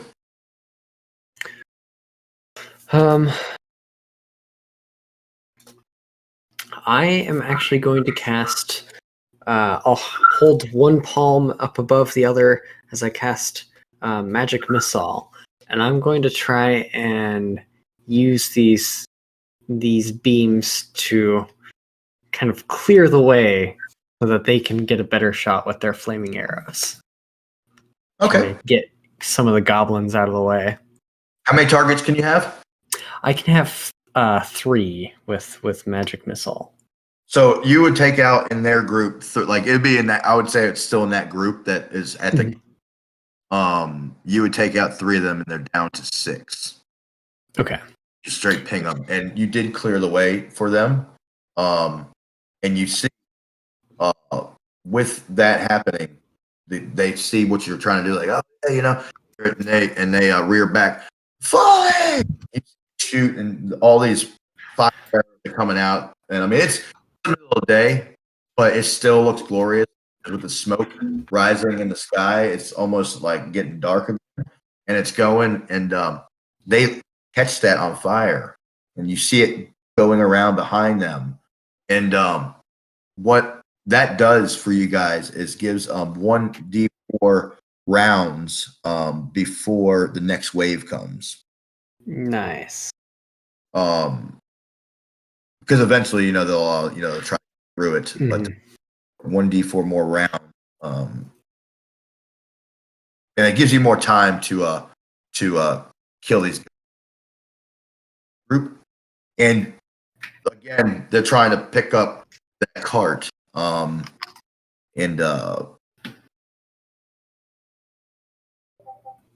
that's sad. But it's one more round, so we'll take it.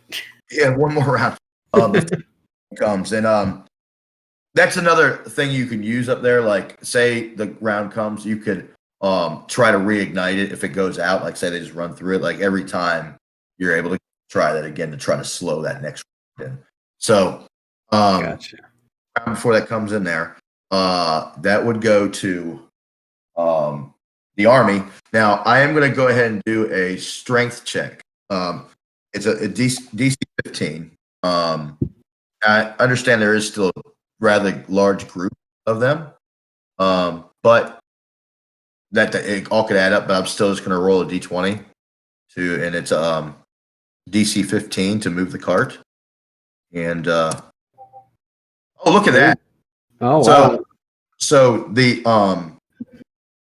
they are able to get this thing up and move the cart. And that would give it most likely an opportunity attack for some of our guys right there. So because they are right in the midst of getting smacked in the face like a bunch of. So they back there against their.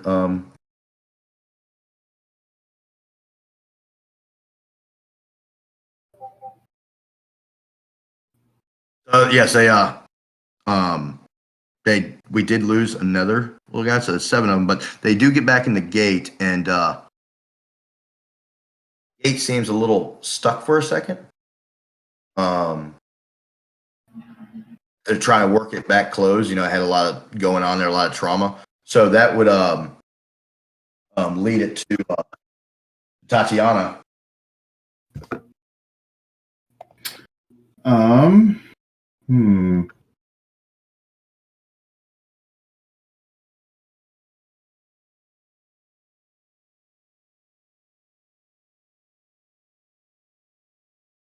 Let's see here. By the way, I think I mixed up the order there.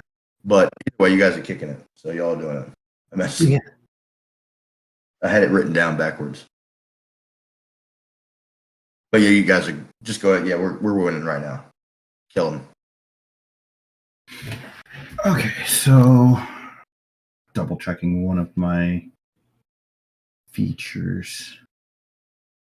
Right quick.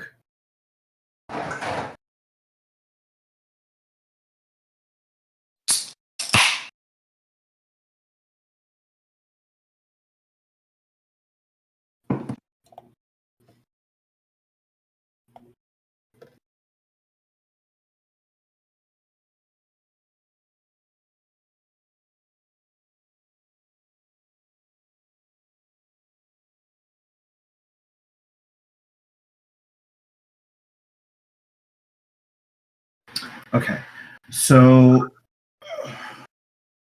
for now, we're just gonna keep firing firebolts at the goblins. Keep pushing. Keep trying to push them out. Sounds good. For the time being, I'm also moving forward to try and get to the front, or as close to the front as I can. Okay. So let's go ahead and roll that beautiful D20. Look at that. So you have hit, and again, this big fire comes out, and now that's just only one, right? Again, or yes? Right? Yes, it only hits one. So you have taken out, but again, that burst of fire that comes out. Was there anything else you wanted to do? Did you have another action there, or? No, this is the only action I get. Okay, so now it goes to the goblins, right? And the goblins have to do a dexterity saving throw. All right. But they all have to do it. So it's going to be. I think when I do this, it'll show every one of them. So let's see. I think if Okay. how many we got? That'd be 5d20. Yeah, 5d20.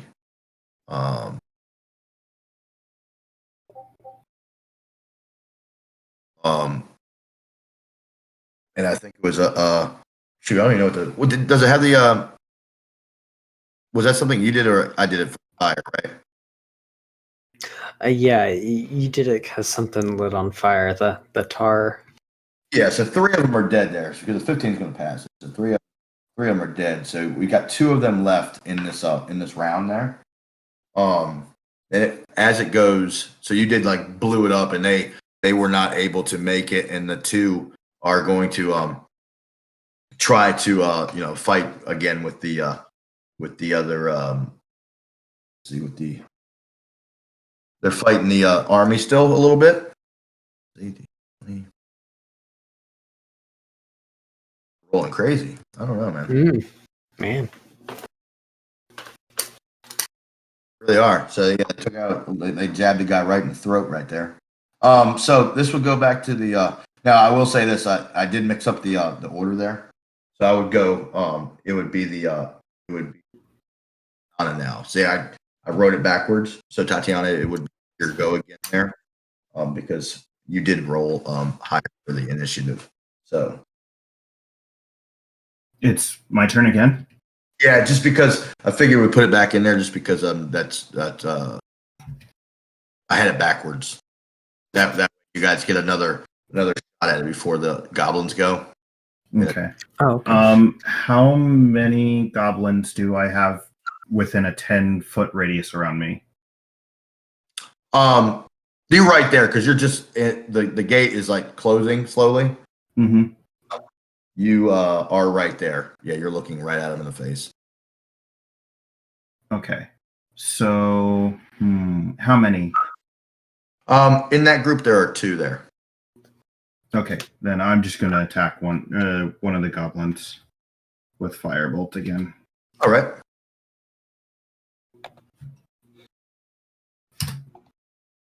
Oh yeah, you hit him. So he's down, and there's again more fire. You guys have actually built a pretty good fire out there. So to come that route, it wouldn't be very wise for them.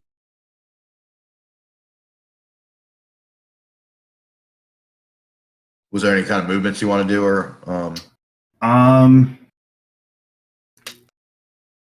No, I think at this point I'm just gonna help the guards close the gate.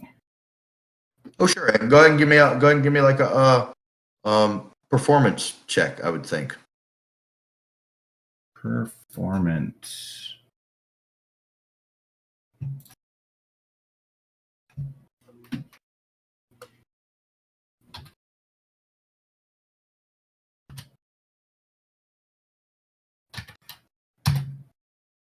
Oh, beautiful. So you're able to get your hands in there and shut this.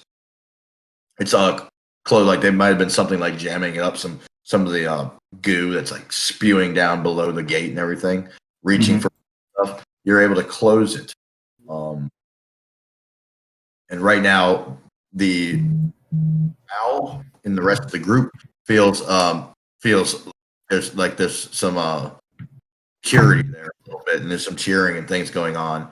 But they are you captain still calling to get everybody up on the ramparts and all that. And that would bring us over to Sola. Okay. Sola, kind of using the vantage point of this catwalk, I'm actually gonna focus again on that trench of now flaming oil that's going on there. Sure.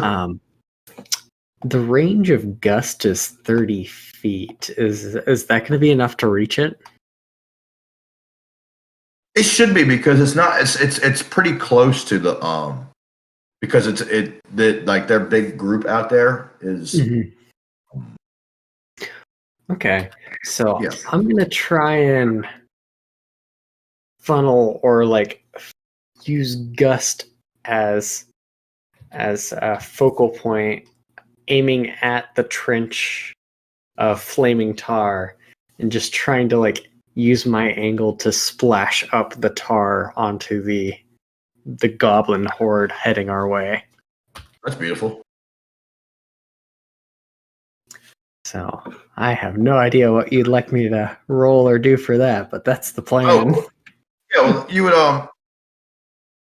What would that be? I mean, if it's that would be your intelligence check. Intelligence check. Okay. Intelligence check.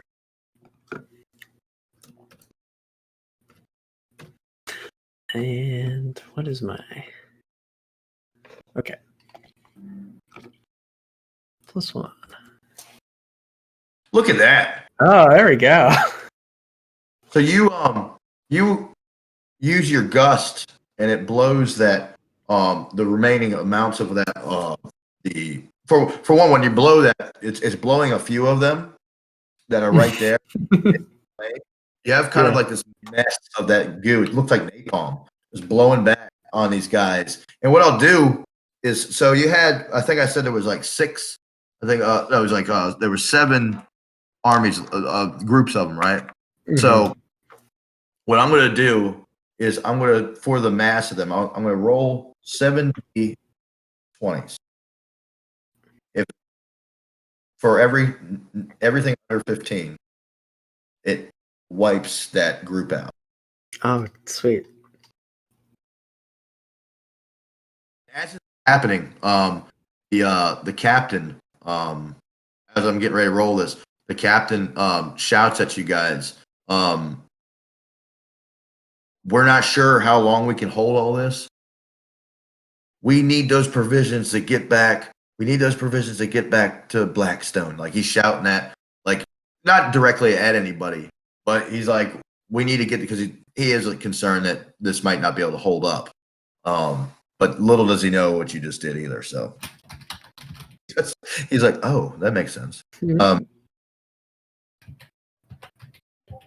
you have, oh, wow, that's rough. But we did lose. Yeah. There's 3 right. of them. So we lost.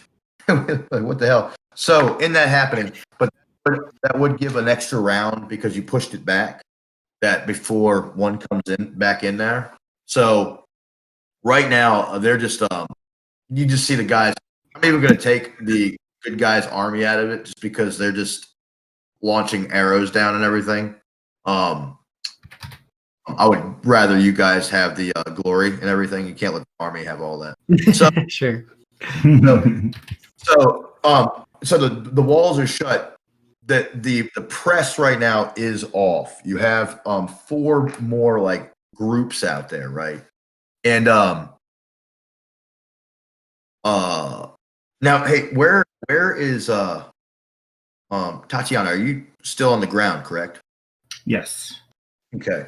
Go ahead and well, it would be your go now because they're still back behind that fire right now. You heard it say we need to get he was just throwing an order out there. Anybody can grab it, or with that, we ain't gonna worry about that right now. But he's like, we need to get the provisions back. There's a lot of shouting. They're still cheering and everything. People are excited because they have, for the time, took out a good amount of the groups of goblins that are coming. So what would you like to do? I shout out, where are the provisions? And he directly comes over and he like puts his hand on your shoulder just to show that he's calmed down a little bit. He goes and he points over towards the stable. That's just a small stable. It's not like a big structure or anything, but you see that there is a packed cart there with a lot of boxes and things like that in it. And beside it is the. It's not like they were waiting and ready for somebody to take it.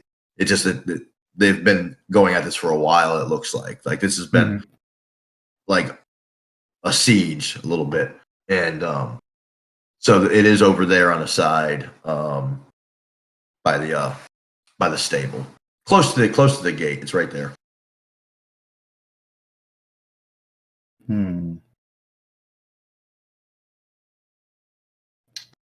So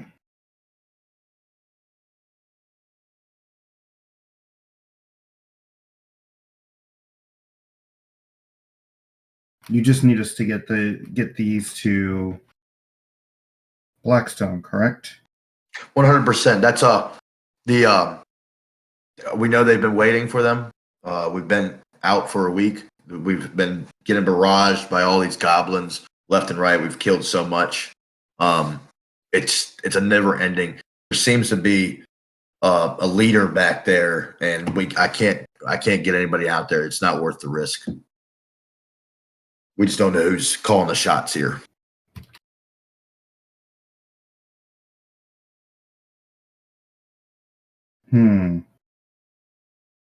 Then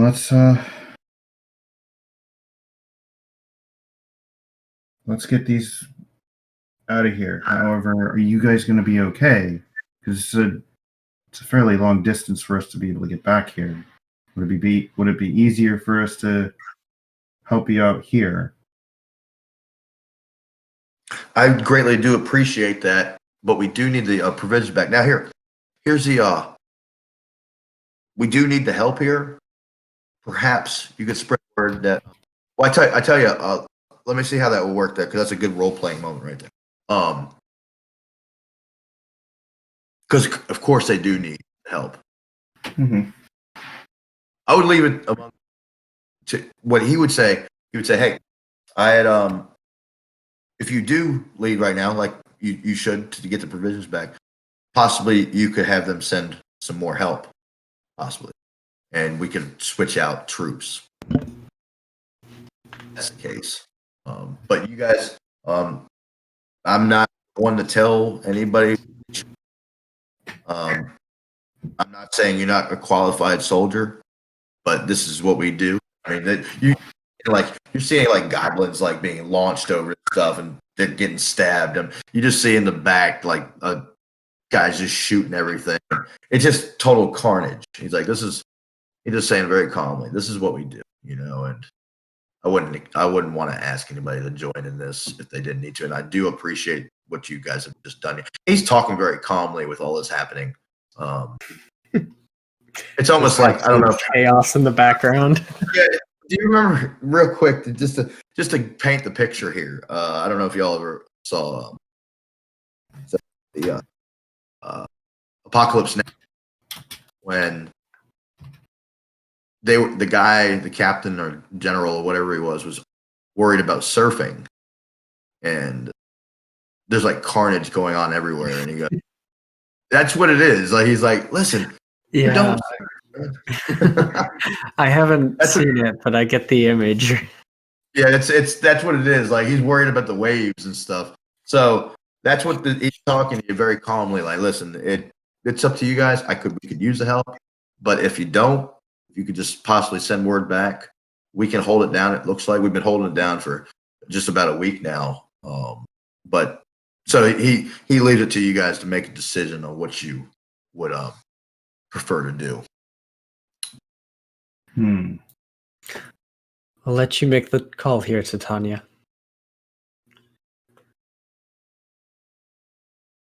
If you guys feel that you will be all right, then let's get these supplies back as soon as possible.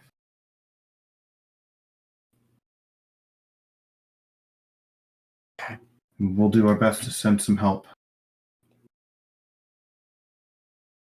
He goes, that would be greatly appreciated. Let them know our situation is dire. I understand they're shortchanged up there, but we will be sending help back.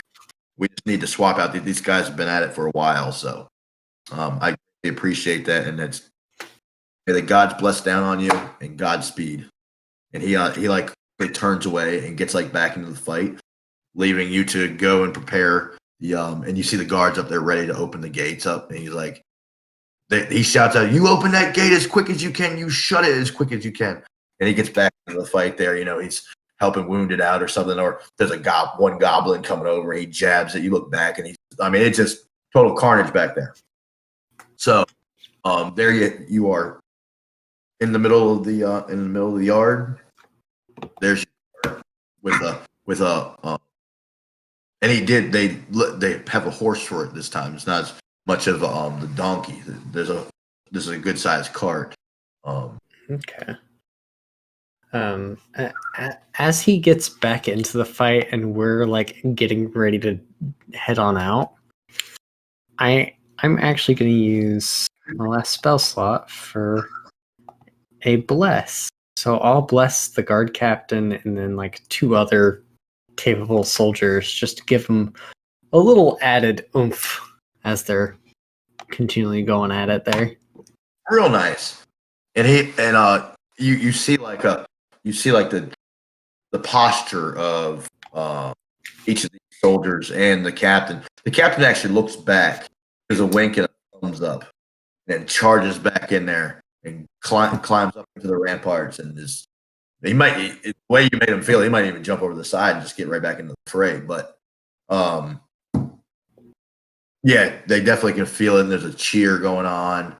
And you guys hop into saddle it up, and the guards motion for it to open the gate. Open the gates! And you hear it's like just creaking wood. As see the outside world beyond go, and how do you take off out of there? Oh, what was that? Yeah, how do you guys want to take off out of there? Are you steady trot or fairly quick? You guys whip that thing, and they're like, "Godspeed, heroes!" And you guys are out. The gate closes, and you see like this black wave, like as like the next group comes in, because it's just a big black wave it's crawling around on it, and they're shooting arrows on it. It just looks up there as you're going, and as you're leaving out, you hear a whistle, and you look back, and you see one goblin. And looking back, he's pointing at you, and he goes, "Release the wogs!" Right? And you hear yelp, yelp, yelp, and there's 2 that come around. One comes around from the left side of the fort, and the one comes from the right. And it's just 2. There's 2, nasty looking wolves. They look like they're like kind of disease, and it's big mouths, and there's just one goblin on each, like coming up behind you, and you're cracking that whip like as fast as you can. You guys roll, and you might even be losing some things flopping out of there. Now, who's driving and who's in the back? I'll be in the back. Yeah, you take it. I'm out of spell slots. I'll take the reins. So what we're gonna do here? This is the next leg of the marathon. Let's see. Like, this is too much. What the hell are we doing? So, what the hell's going on? We earn in that level 1. Yeah. 100%. Let's see. So you take out of there, and you hear after them, and the wargs are coming, and all right, so there's 5 rounds, all right? And each round, either one of y'all could use a skill that could help you guys get away. 2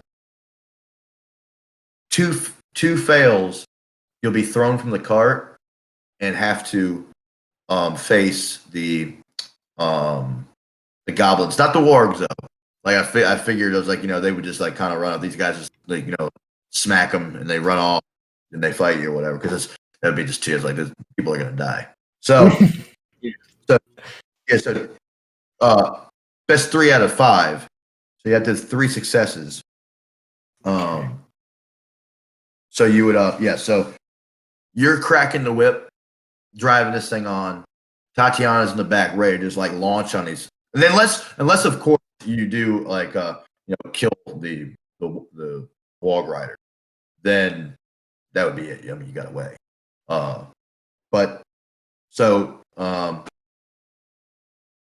would let you guys like kind of figure out what you want to do for that. And you can help one another out. Like, well, no. So say you succeed on it. That's going to help the next one. It will give it an advantage on that next roll. Oh, cool. Okay. I don't know if it does that in 5e, but I remember that in 4e. Every time you succeeded, it helped out the next one. It would just like compound. Yeah, it just gives you advantage, so it helps you. It rolls with it. So cool. But so we have how many goblins and wargs on us? Just two. There's or two chasing us. Yeah, two. There's two wargs with the goblins on the back, just right on your tail, and they have like crossbows. Mm-hmm. Actually, we probably go ahead and do a how would it? No, we'll do it like this. Like you guys decide what you want to do for your side, and then one of them would act. They would have a chance to act. Oh, I know what I'm going to do. Yeah. What are you going to do? I'll leave them to I'm you. going to aim for the warg's face and cast Guiding Bolt. Oof. Right in the warg's face. Right there. The idea is to knock the warg over. If the warg gets knocked over and or stunned and or killed by the attack, that's a goblin down. They're not going to be able to catch a cart. Yeah. They're not going to be able to catch it. So that is the plan. So let's roll our attack. Ooh, that's a good one. Look at that. And the warg. Oh, it's a hit. 100%. I should have already known that. But yes, so What does he have to do something? Or Oh no, it's damage. Okay, straight damage. Yep. So it's a big one too, I think, on Guiding Bolt. Yeah, fairly. And it's radiant damage at that. Yeah. So we're looking at 6, 9, 10 points of damage in total. 10 points of damage. You've hurt him really badly. Like it shrugged him off. That he dropped back a little bit and might even be out of range of taking a shot just because of the difficulty. So that one is possibly out of commission for the moment. That would bring up so the one behind you, right behind you, is going to take a shot with his crossbow, and so he's going to take a shot with his crossbow.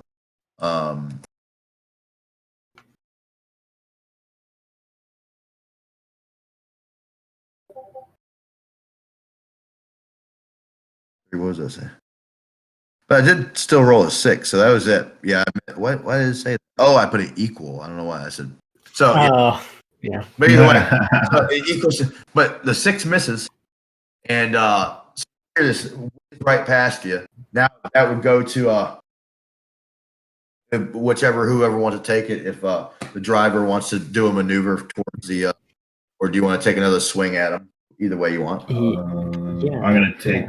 I'm gonna take another swing since I've got the ranged attack and he's got to heavily focus on I'm keeping pretty much the cart upright. Yep. Yeah. Gotcha. I'm just keeping the course. We're gonna take another guiding bolt and we're gonna hit the one that's closest to us. There you go. Again, right in the face. All right.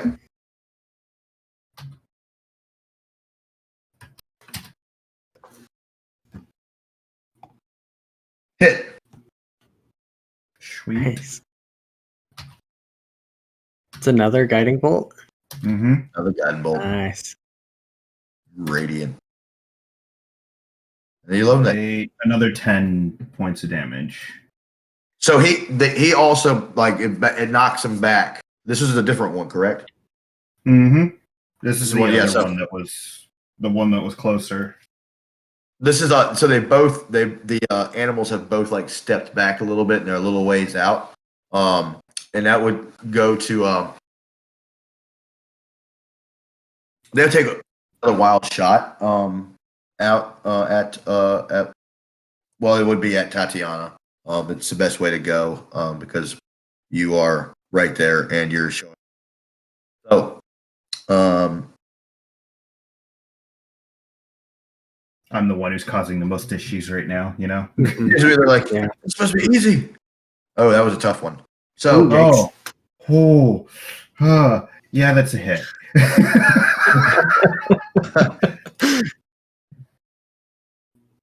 1d6 damage. And you take 5. Oh no. Oh. Yeah, So you took that one one hits hard. That hits hard. I got 1 HP left. You're at 1, right? Oh no. Oh no. Okay. Yeah, so yeah. I'm gonna say that probably hits right in the gut. Now, you do know you could there's a lot of boxes and stuff like that. You could hide down if you want. Mm-hmm. Yeah, you have places around that you could hide. While Sola, so he could possibly try outmaneuver them.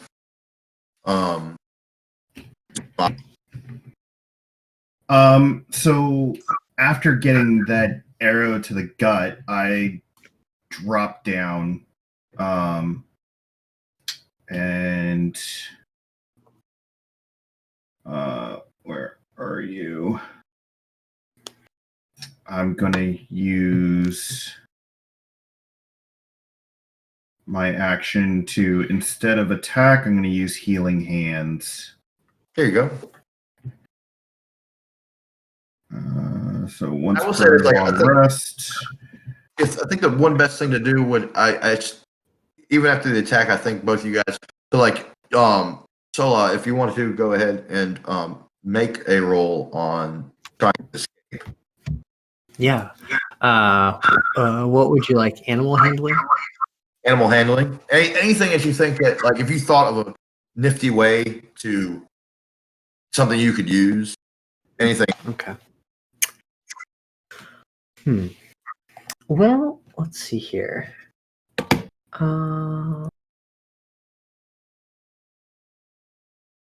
Now, as far as, unless I've got like a random piece of equipment that might be fun to use here. Nah, not really. I'll just kind of like mutter under my breath, saying, oh, may the weave watch over us, and kind of like snap the reins and make sure the horses are, or the horse is going at full pace. So I'll just do an animal handling check. Yeah, it should be beat 10. Oh boy. It's okay. I might go ahead and just use that inspiration. Oh yeah, go use it wouldn't be a fail if you use the inspiration. Yeah, let's do that.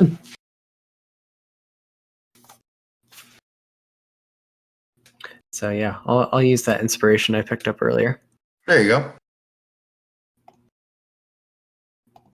Boop. Okay, it's gone. Want me to reroll or? That means it's an instant pass, right? Instant pass. There you go. Okay. So you have four more rounds of that. Cool. It would go back to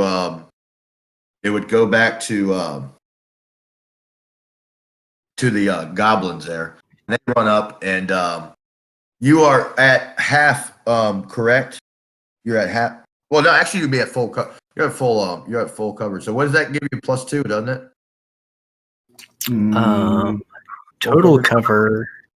It gives them they'll be at disadvantage. Like I'm still peeking out, keeping an eye on them, but I'm ducked down. 3/4 cover, probably, right? Yeah, 3/4 cover. So that gives you a +5 disadvantage on their attacks. Yeah, gets disadvantage. So I would do that because they're going to continue to shoot at you because the other guys, it's not, they don't have a good clean shot at it, and they're not smart either. So if it was, I would shoot the driver. And Solas can probably heard the yelp that I gave.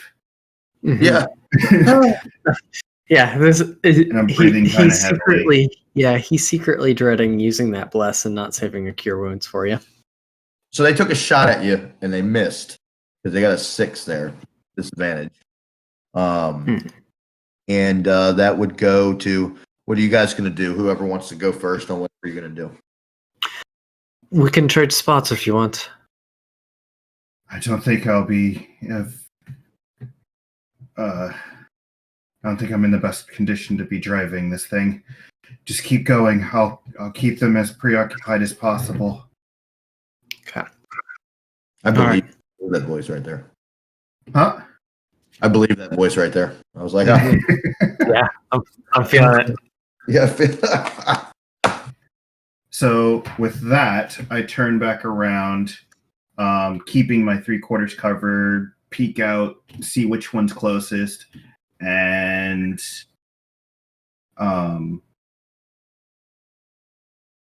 you know what? Instead, this is what I'm gonna do. I'm gonna look to see which one's closest, and how far away are they? They're like 20 foot behind you. They're like, between 20 and real close right there. They're So I'm gonna do something a little unorthodox. Oh, here we go. I'm going to cast message to the goblin that is the closest. What? And literally all the message says is it's a giant scream in their head. Nice. And the idea is to disorient the goblin to get them to stop.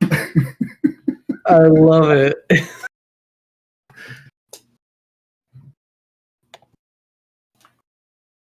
So that's just an action you do, right? Yeah, that's just an action. It's an automatic thing. It transfers the message to them, and they are technically capable of sending a message back to me. However, I think they would have to do a wisdom, what would that be? Like you could probably get them to do a Constitution, maybe. Let's see here.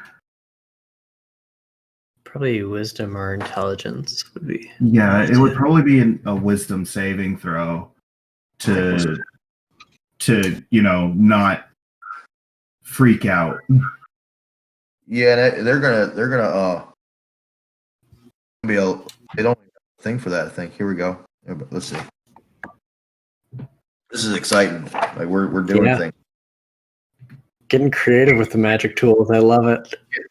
Yeah, here we go. So their intelligence is 0. I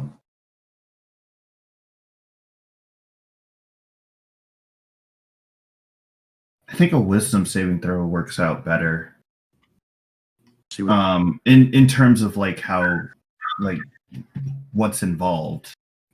Yeah, usually like fear. That's great too. Cause that's -1 too. That's nice. Oh, so even better. Just -1 for both, and they got to beat 15 for this.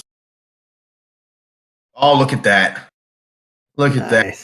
So it's a 6 and a 7, and like you see them, like they fall off the damn thing. Like they're like, oh my god! You put this loud shriek in their ears, and you see the 2 fall off, and the warg's kind of back with them, and it's almost like when the Tyrannosaur was chasing the Jeep. And you just see them like kind of give up, and they're back there, and you guys do make it out of and you're trotting on down the road there and into the darkness. Well, actually it's pure day here, So you're going right into the thing, and you can clearly see where everything's at. And go ahead. So now my question is considering we've been, having the horses run or sprint is a better way of putting it, down the road.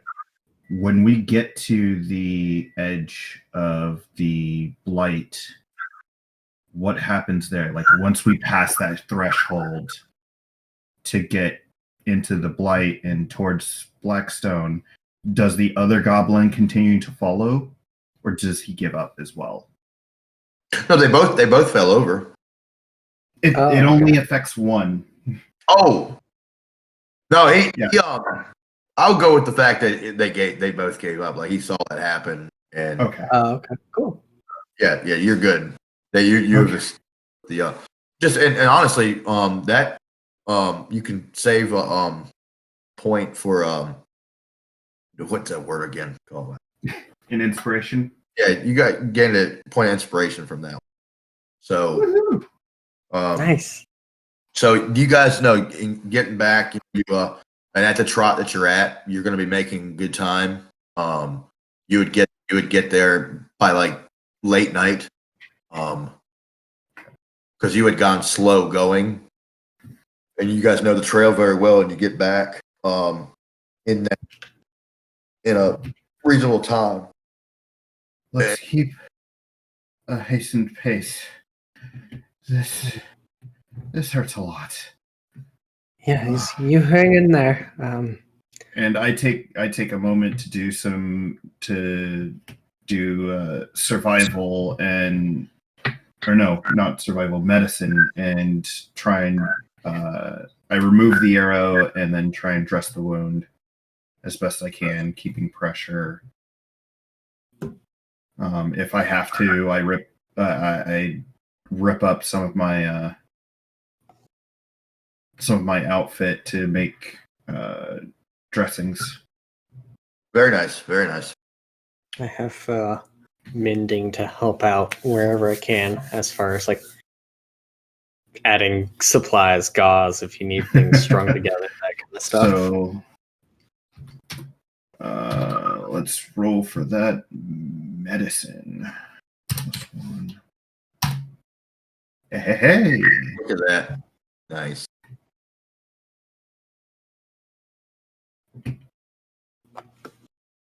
So, able to dress the wound fairly well. No major issues. Right?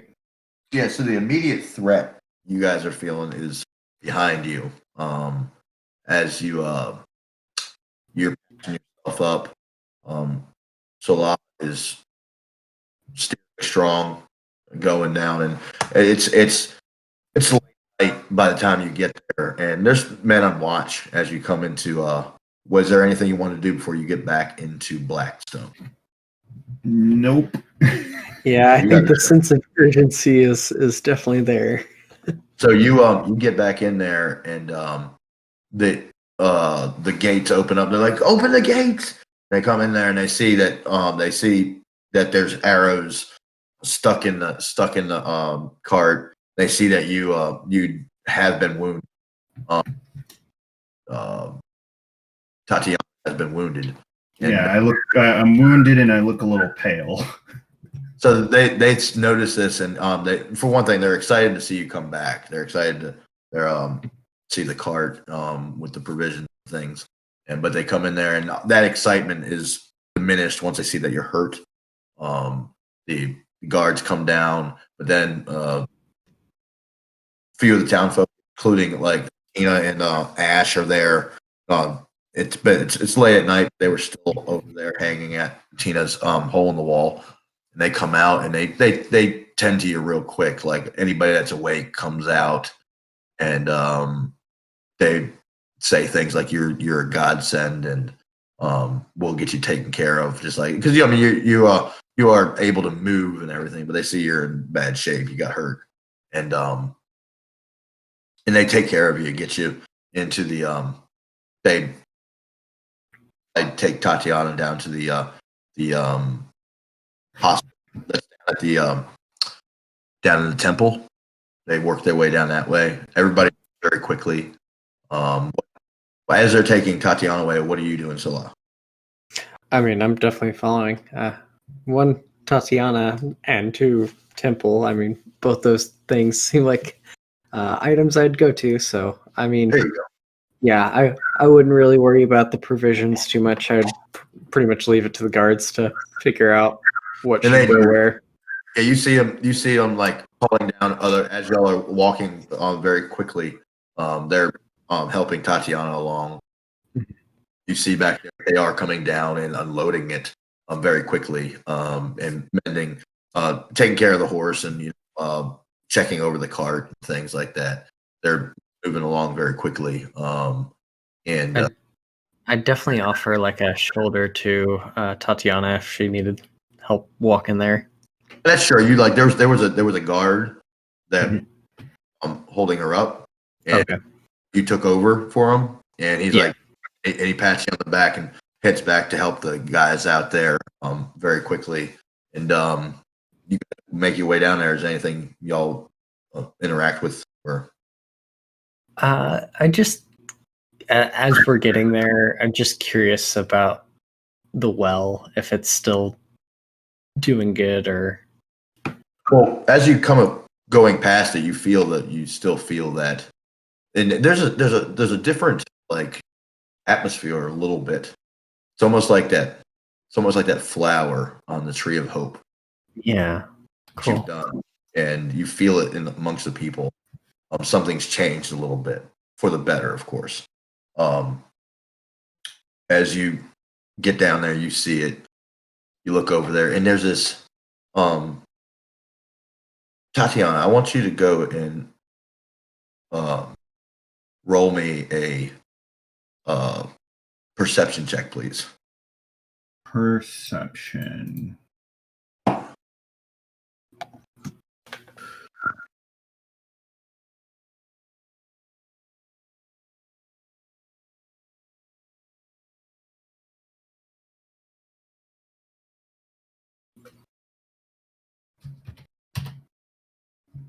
So you are walking past, and you're out of it though. So there's not really, you can't really tell, but like you're kind of dozing a little bit.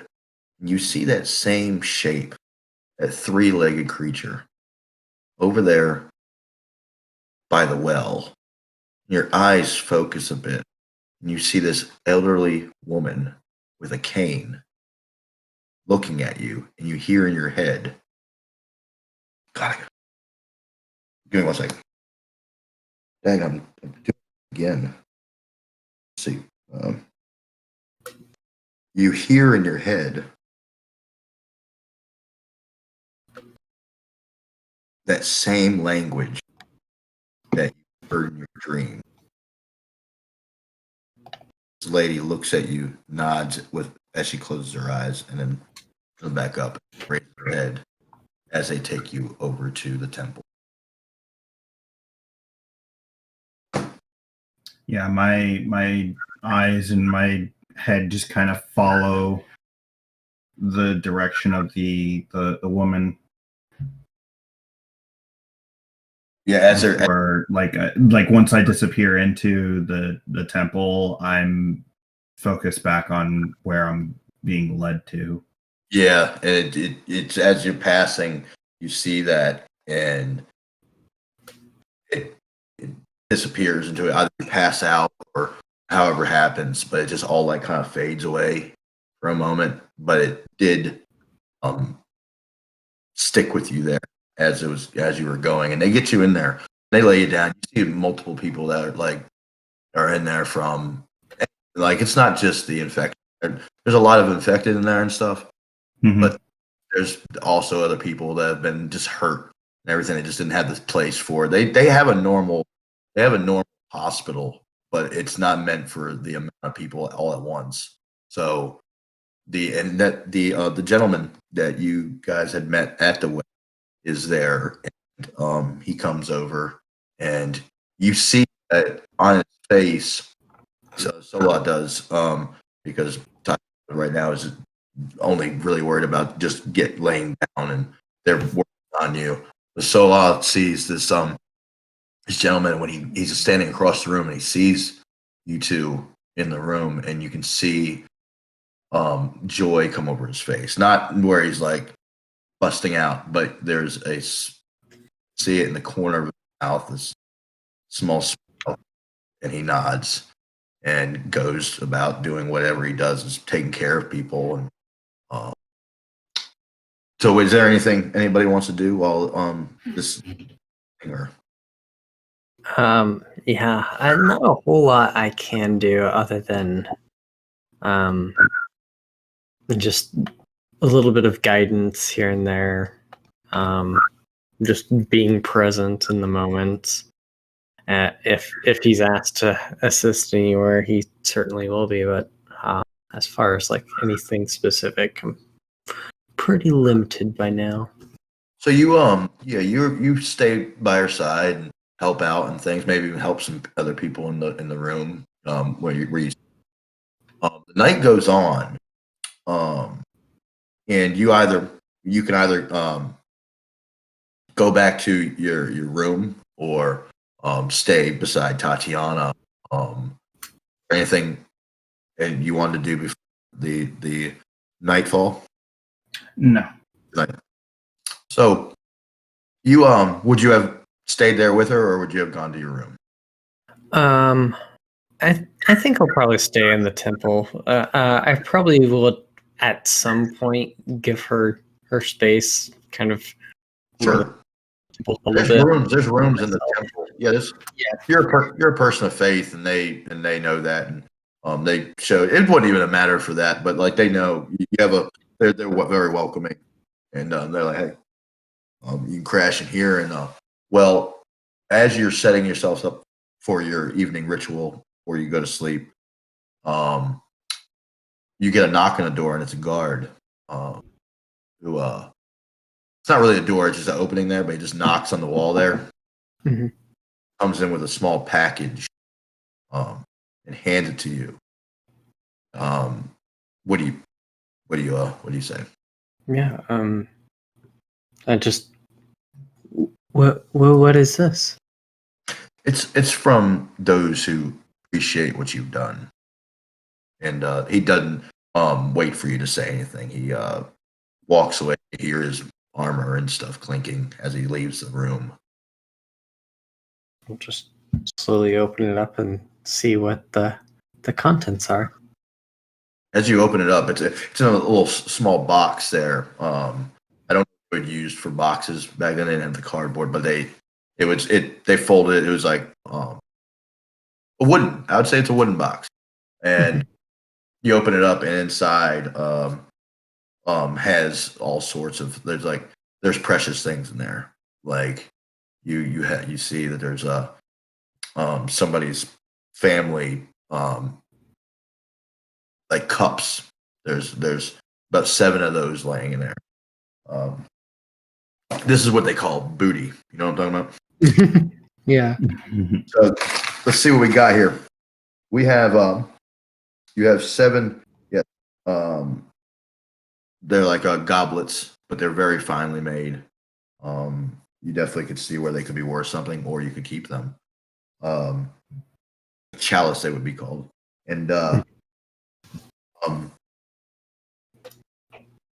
there's a small figurine made of silver, and it's a bird. Close you look at it, looks a lot like a raven. Let me adjust this. I mean, it's big enough. It's a good sized box, and you have a pair of boots are in there. They're the finest material that you've ever seen in your walks, anyway. The things you guys do, very fine material, and there is some sort of weapon which you guys can choose, whoever it's going to be, but you do have a +1 magical weapon. Ooh, okay. The boots are called the boots of Elvenkind. Okay. If you wear those, you move silently. It helps you on. You can look it up. It's in the. You can look it up. It has the. It gives you bonus to dexterity saving throws. Yeah. And the figure is the figurine of wondrous power.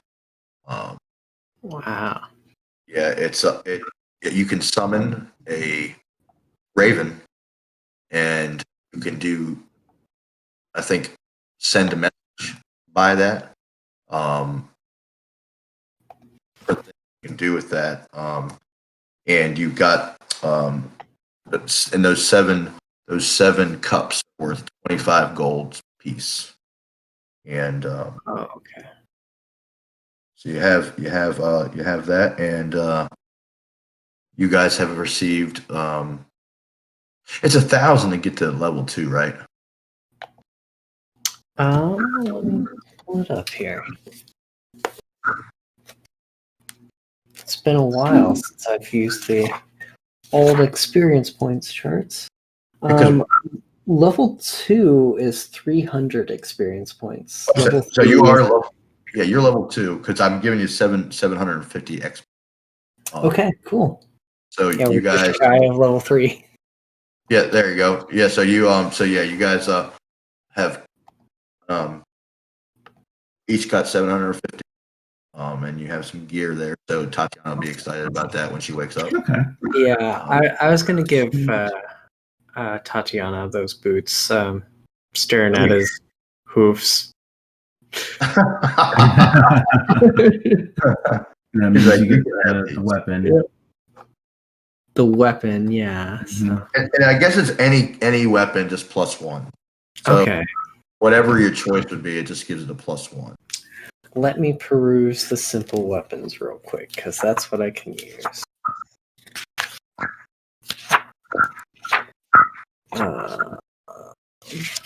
Let's see here. Sickle, spear.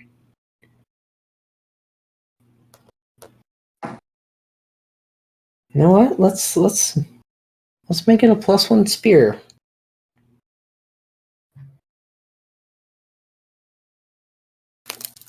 +1 spear. Mm-hmm. It's like a quarterstaff, just pointier.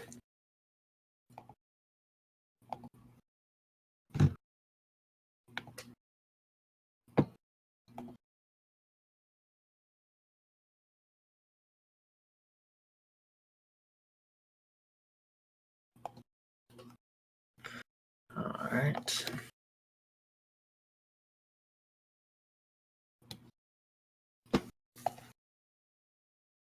And then I added that raven to my sheet as well, but I figured like that's something we could probably hand back and forth between the two of us. So you wrote everything down? Everything but the boots. I did give you the boots, so if you wanted to add so those. I'll get the boots here in a bit.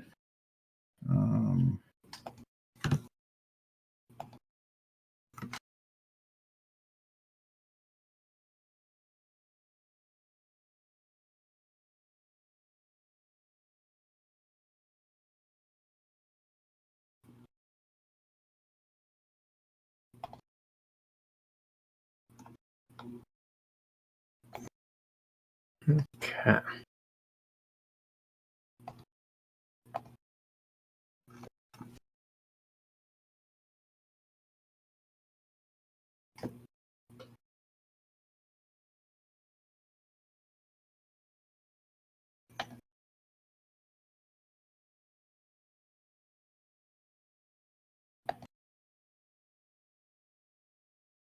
So if there wasn't anything else you guys want to do,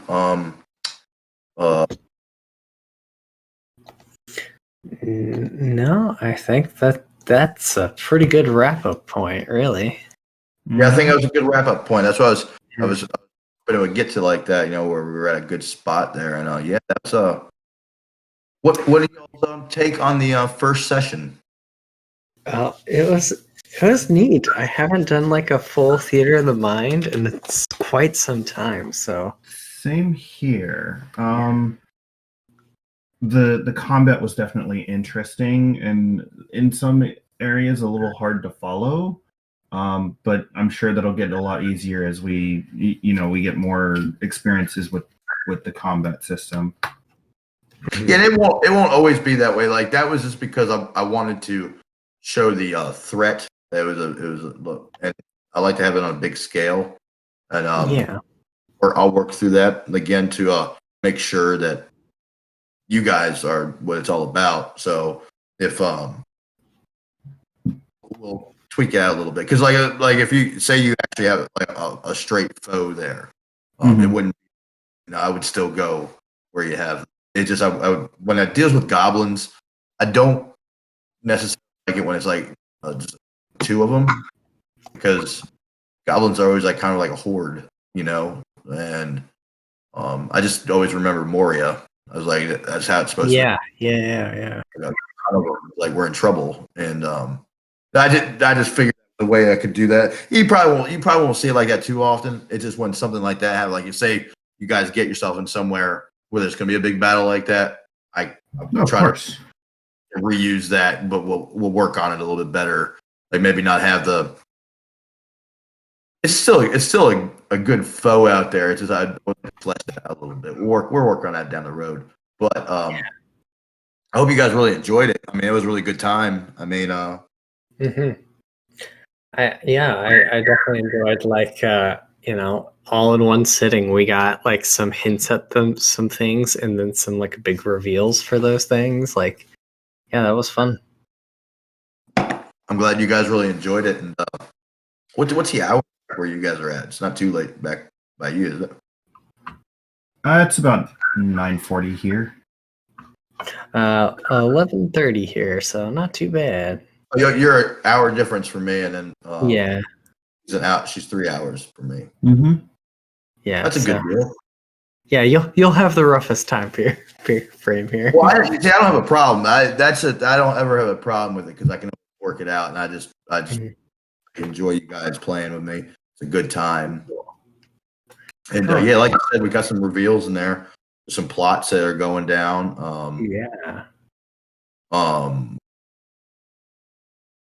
And you don't worry, you are going to see some kind of execution. Fun times. Yeah, no, I'll keep thinking on like some things to add. I wanted to use like this first session to like feel the waters on like how much input you wanted us to do, because I've definitely played like some campaigns where there's kind of like a pre-written storyline and you've got some influences here and there, and then I've played others where the backstories are the campaign. So what's really interesting about this is I went through the Dungeon Master's Guide. That's how I got the ideas of what's going to happen. I just did that. It was on the tables. I just rolled gave you a little guy like this is. So it wasn't necessarily that way because it actually was backwards, but the way we did it. But I took those ideas and you can just it just grows on it. Then I take the ideas you guys have, put it in there, so it's your world. That's why with her brother being the king and everything, and you had the visions and stuff. It creates this. It's y'all's world, and that's what it's. I guess they say sandbox kind of, but it still has a structure to it. I've seen it when you're just running around doing whatever.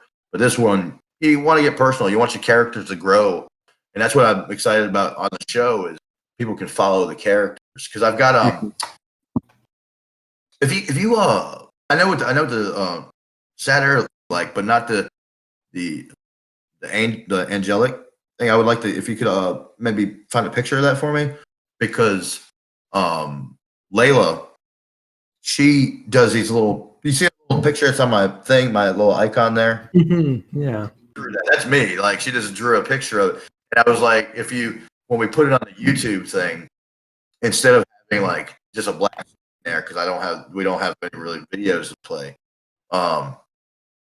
We would have our like squad, you guys, and your characters on there, and she's pretty neat at drawing like cartoony characters and stuff. Mm-hmm. I was like, hey, would you mind drawing a couple of those once I get the characters down?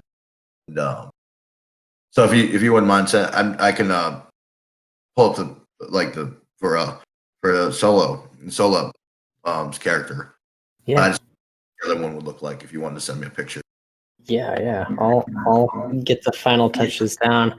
I basically just use Hero Forge as like a character creation domain, and then that's how I get my images. But yeah. Sure. Yeah, But you guys have definitely made an impact on Blackstone. Yeah. There's a shed of hope, hopefully. I hope so. But, if you guys ever want to do like a one shot in the evening or something, if you have an idea or you have a character you want to try out, I can definitely whip something up just to have a quick little story. If you ever are like itching for a game or something, it doesn't matter. I will let you know. But yeah, I usually sign up for way too many things all at once, but we get excited, we get excited. Yeah, I know. Yeah.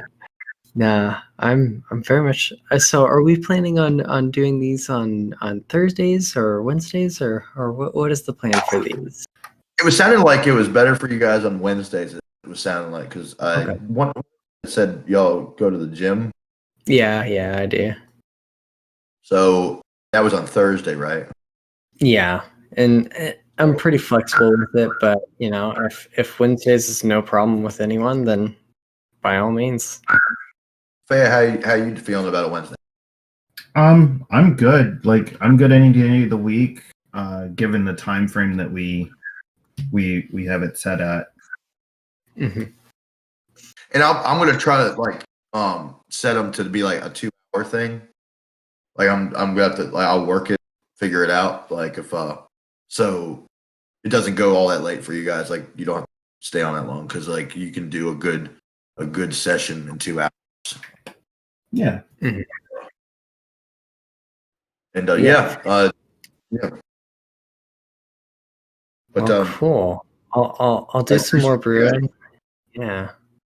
If I have anything else that I need to come up with for Solas and to curving him out a little bit more, I'll definitely send it your way before Wednesday. Sure. You have, and you could add things like there's places around that you might know, or contacts you might know, things like that. And by the way, Layla had it was funny because my name's Dustin, right? So, she said you should call Dustin and Dragons. That's funny. That's a shout out to Layla. Like, Dustin and Dragons. But we got we got a squad coming up. See, what's neat though is like we're playing and say we get a third person sometime or whatever comes in. You guys are the veterans, you see, and that's what about it. Like when I watch at the PAX and all that kind of stuff, you have I don't know the guy's names, but the bald headed fella, he's the leader like all the time, and people it'll be him and have you guys ever watched that? PAX? Not really, no. Yes, I think it's Penny Arcade. And I know what you're talking about, but yeah, that's like one of the few ones I haven't watched myself. Well, it's a lot more common. Like they're just having a good time. It's like it gets like where, and I think and we might incorporate that one day, like just being like where you're having fun, like it could be some like off the wall kind of things that happen, but they're up there in front of people and they're just having a good time playing Dungeons and Dragons. Great stuff. But like somebody new will pop in, like somebody couldn't make it. So and they're up there in front of the audience, so the fourth it's usually the fourth person. They get a fourth person that's like somebody new. But you have the veterans, they're the ones running like what is it called? It's what is it called? Something Incorporated. It's Acquisitions Incorporated. Yeah, Acquisitions Incorporated. And by the way, all that stuff is canon. Like you have that, and then you have Critical Role. I was at Second and Charles. I don't know if you guys have those kind of stores around. I don't know, but there's a place called Second and Charles where it's just like nerd world, man. I love it. It has everything that we all love, whether it's anime or movies or games or records or music, whatever's happening. They have everything. I was in the D&D section, right? Well, no, it wasn't even the section. It was on a what is it called? Like a app, you know? And I'm looking, and there's these pops, and I look. It's dang on Critical Role, man. All those guys, they had their own pops, and they had their books. Pops. Yeah. Yeah, they had all their books. It's their world they created. It's canon. It's in because I think Chris Perkins I think came up with the Dragon Heist. I think it was. I think that was from. That sounds about right. Yeah, their Waterdeep. Yeah, all this stuff. They have all these events, and it's just neat because it's so evolving, and all this stuff goes. I've actually never done any of the published stuff. I have the published stuff, just never did it. You know, I might take an idea from it or something, but it's just there's such a world out there. You know, the dream, really. I would love to put out a campaign guide. There's a guy on YouTube that does that. Like it's I think it's probably on the second market. It's not on like the highest, but this is something the Bard. I can't remember. But I think he writes his own modules. Wow. He's got a lot of followers on YouTube. But I watched the show a couple times. He just like you guys are. Everybody he just has an imagination and puts his stuff together. This is really neat. That's nothing so cool. makes you feel it. Yeah. But I appreciate tonight. It was a great time. This is episode episode 1 down.